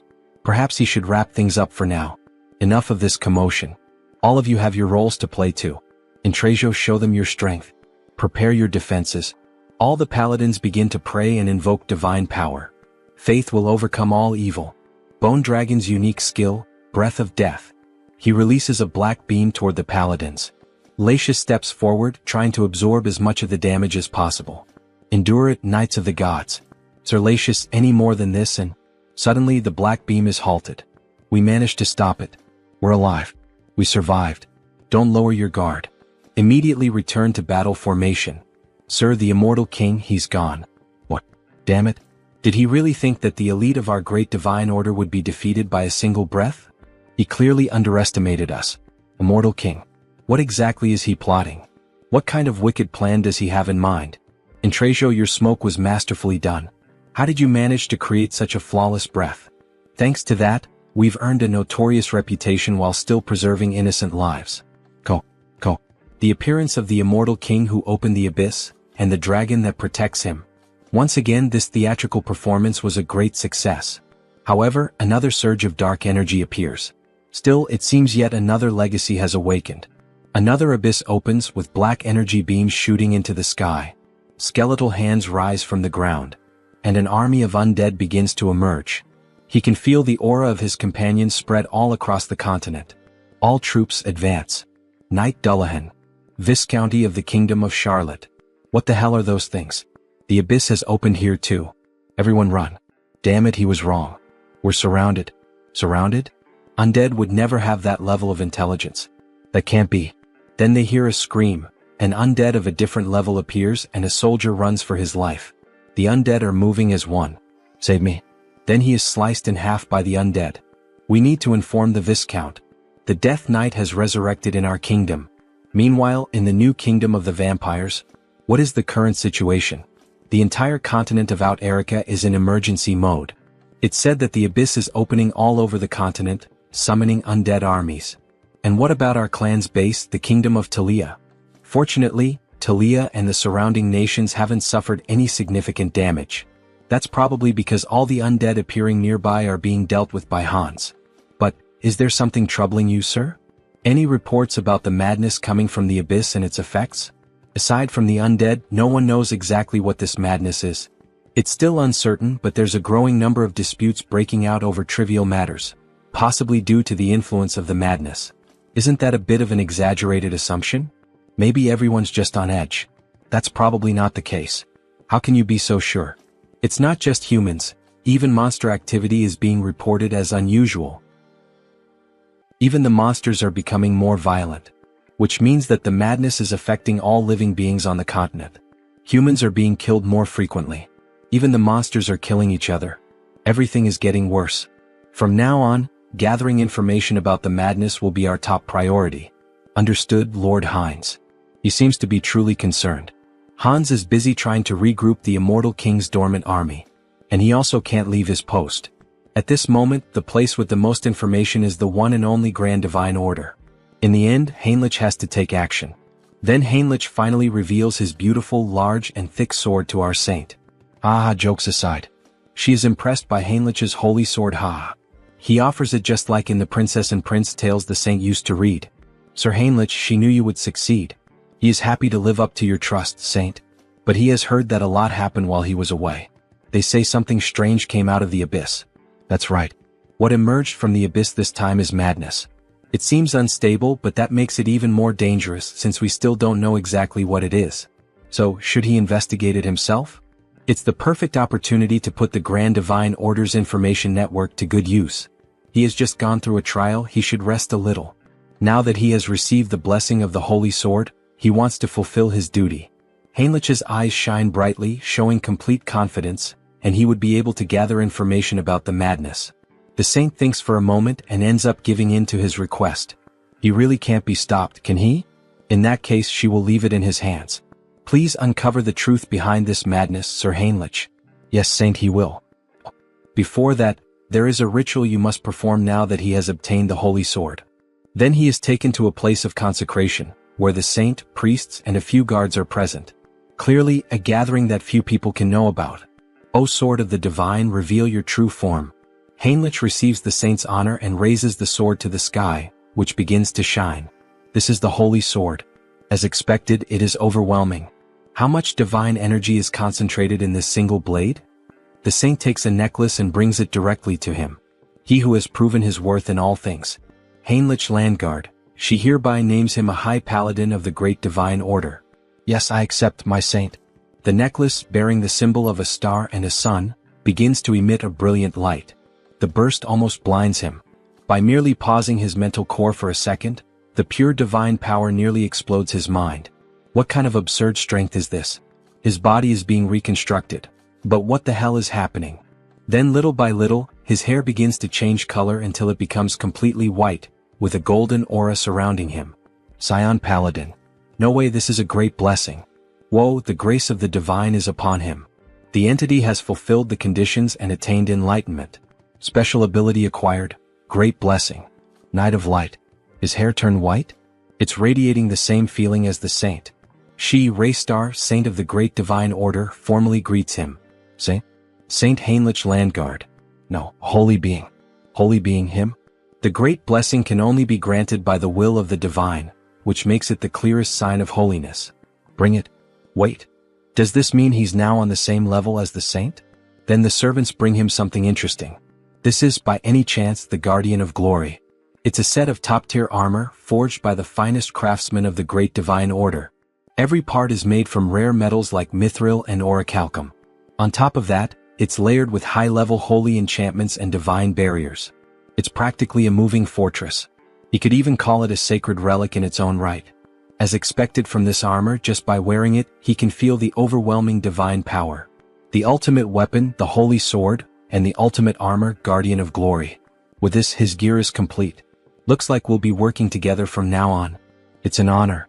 He tries to strike a hero pose, working alongside the saint. He's not sure he deserves that. So this is how things are going to be from now on? To be honest, she has been working until dawn every single day, and it has been exhausting. She's so happy to finally have someone to share the load with.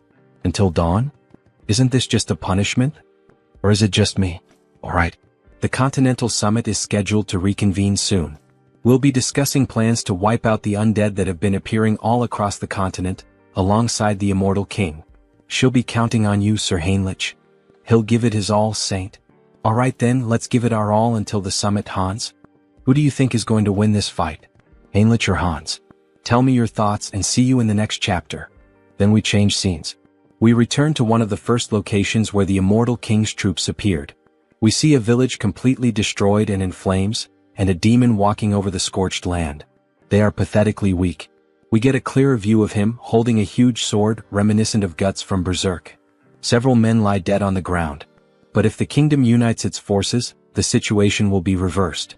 Until then, we must build our power. Arrogant humans become subjects of the new kingdom. Then, using black magic and his sword, all the dead humans begin to rise again in the form of skeletal zombies, literally a necromancer warrior. It seems he is a bit late. Ichem? Who is saying that? The one flying, is that by any chance? Karam, it's me. He gives a small display of power, frightening everyone. Ah, that power running through his veins. The new immortal king. All kneel before Hans. Hail our king. He has finally returned. The new immortal king. Karam. Just by looking at him, I can tell he's an important figure. Power beyond that of a master swordsman, the leadership to command an army, and even necromancy to raise the undead.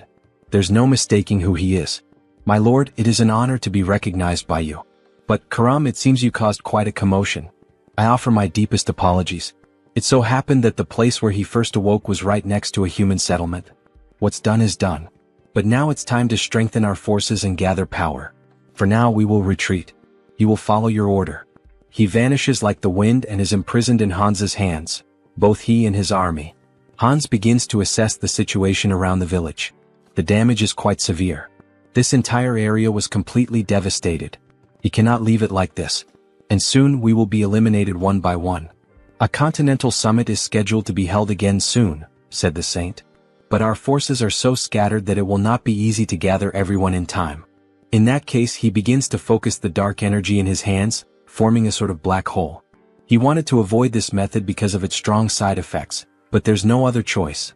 By channeling black magic into the ground, he manages to connect with everyone in the army of the former immortal king. Hear me, my children. Your lord, the immortal king. He is here in the flesh. This will inevitably reveal his location, but the order will need time to analyze this dark magic. As long as we gather quickly and disappear, that is enough. Now, hurry and answer him. All present begin to respond to the call, creating a screen of dark magic. We obey the command of the Absolute One. We stand before the true Lord of the Undying. O new king, your servant shall depart there at once. He will march immediately with the troops stationed in the southwest. He will march immediately with the troops stationed in the southwest. Yes, my loyal and devoted army. He shall lead you to a new future unlike anything that has ever existed. Ah, he laughs like a true villain. Changing scenes, we see two adventurers walking through the forest at night. Hey Mike, are you sure this is safe? He's heard that undead have been appearing all over the place lately. Come on, they're just rumors, just rumors. Let's just focus on transporting the supplies. What was that? Sigh, you coward. What kind of undead sneaks around quietly? Obviously it's just a wild animal or something like that. Hey, look behind you, this time I'm serious. What is it now? Must be another animal. Could there really be something behind him? Before he could finish, a sword slices through his neck. A fierce ogre annihilates him. Hey, what the hell was that? Monsters are nearby. What the hell are these things? They're supposed to live deep in the mountains. Why are they here? He's never heard of anything like this before. Monsters joining forces? If you enjoyed this video, don't forget to give it a thumbs up, it really helps. And for more content like this, make sure to subscribe and hit the notification bell so you don't miss any updates. Let me know in the comments if you'd like to see another part. I'd love to hear your thoughts. See you next time. Bye-bye.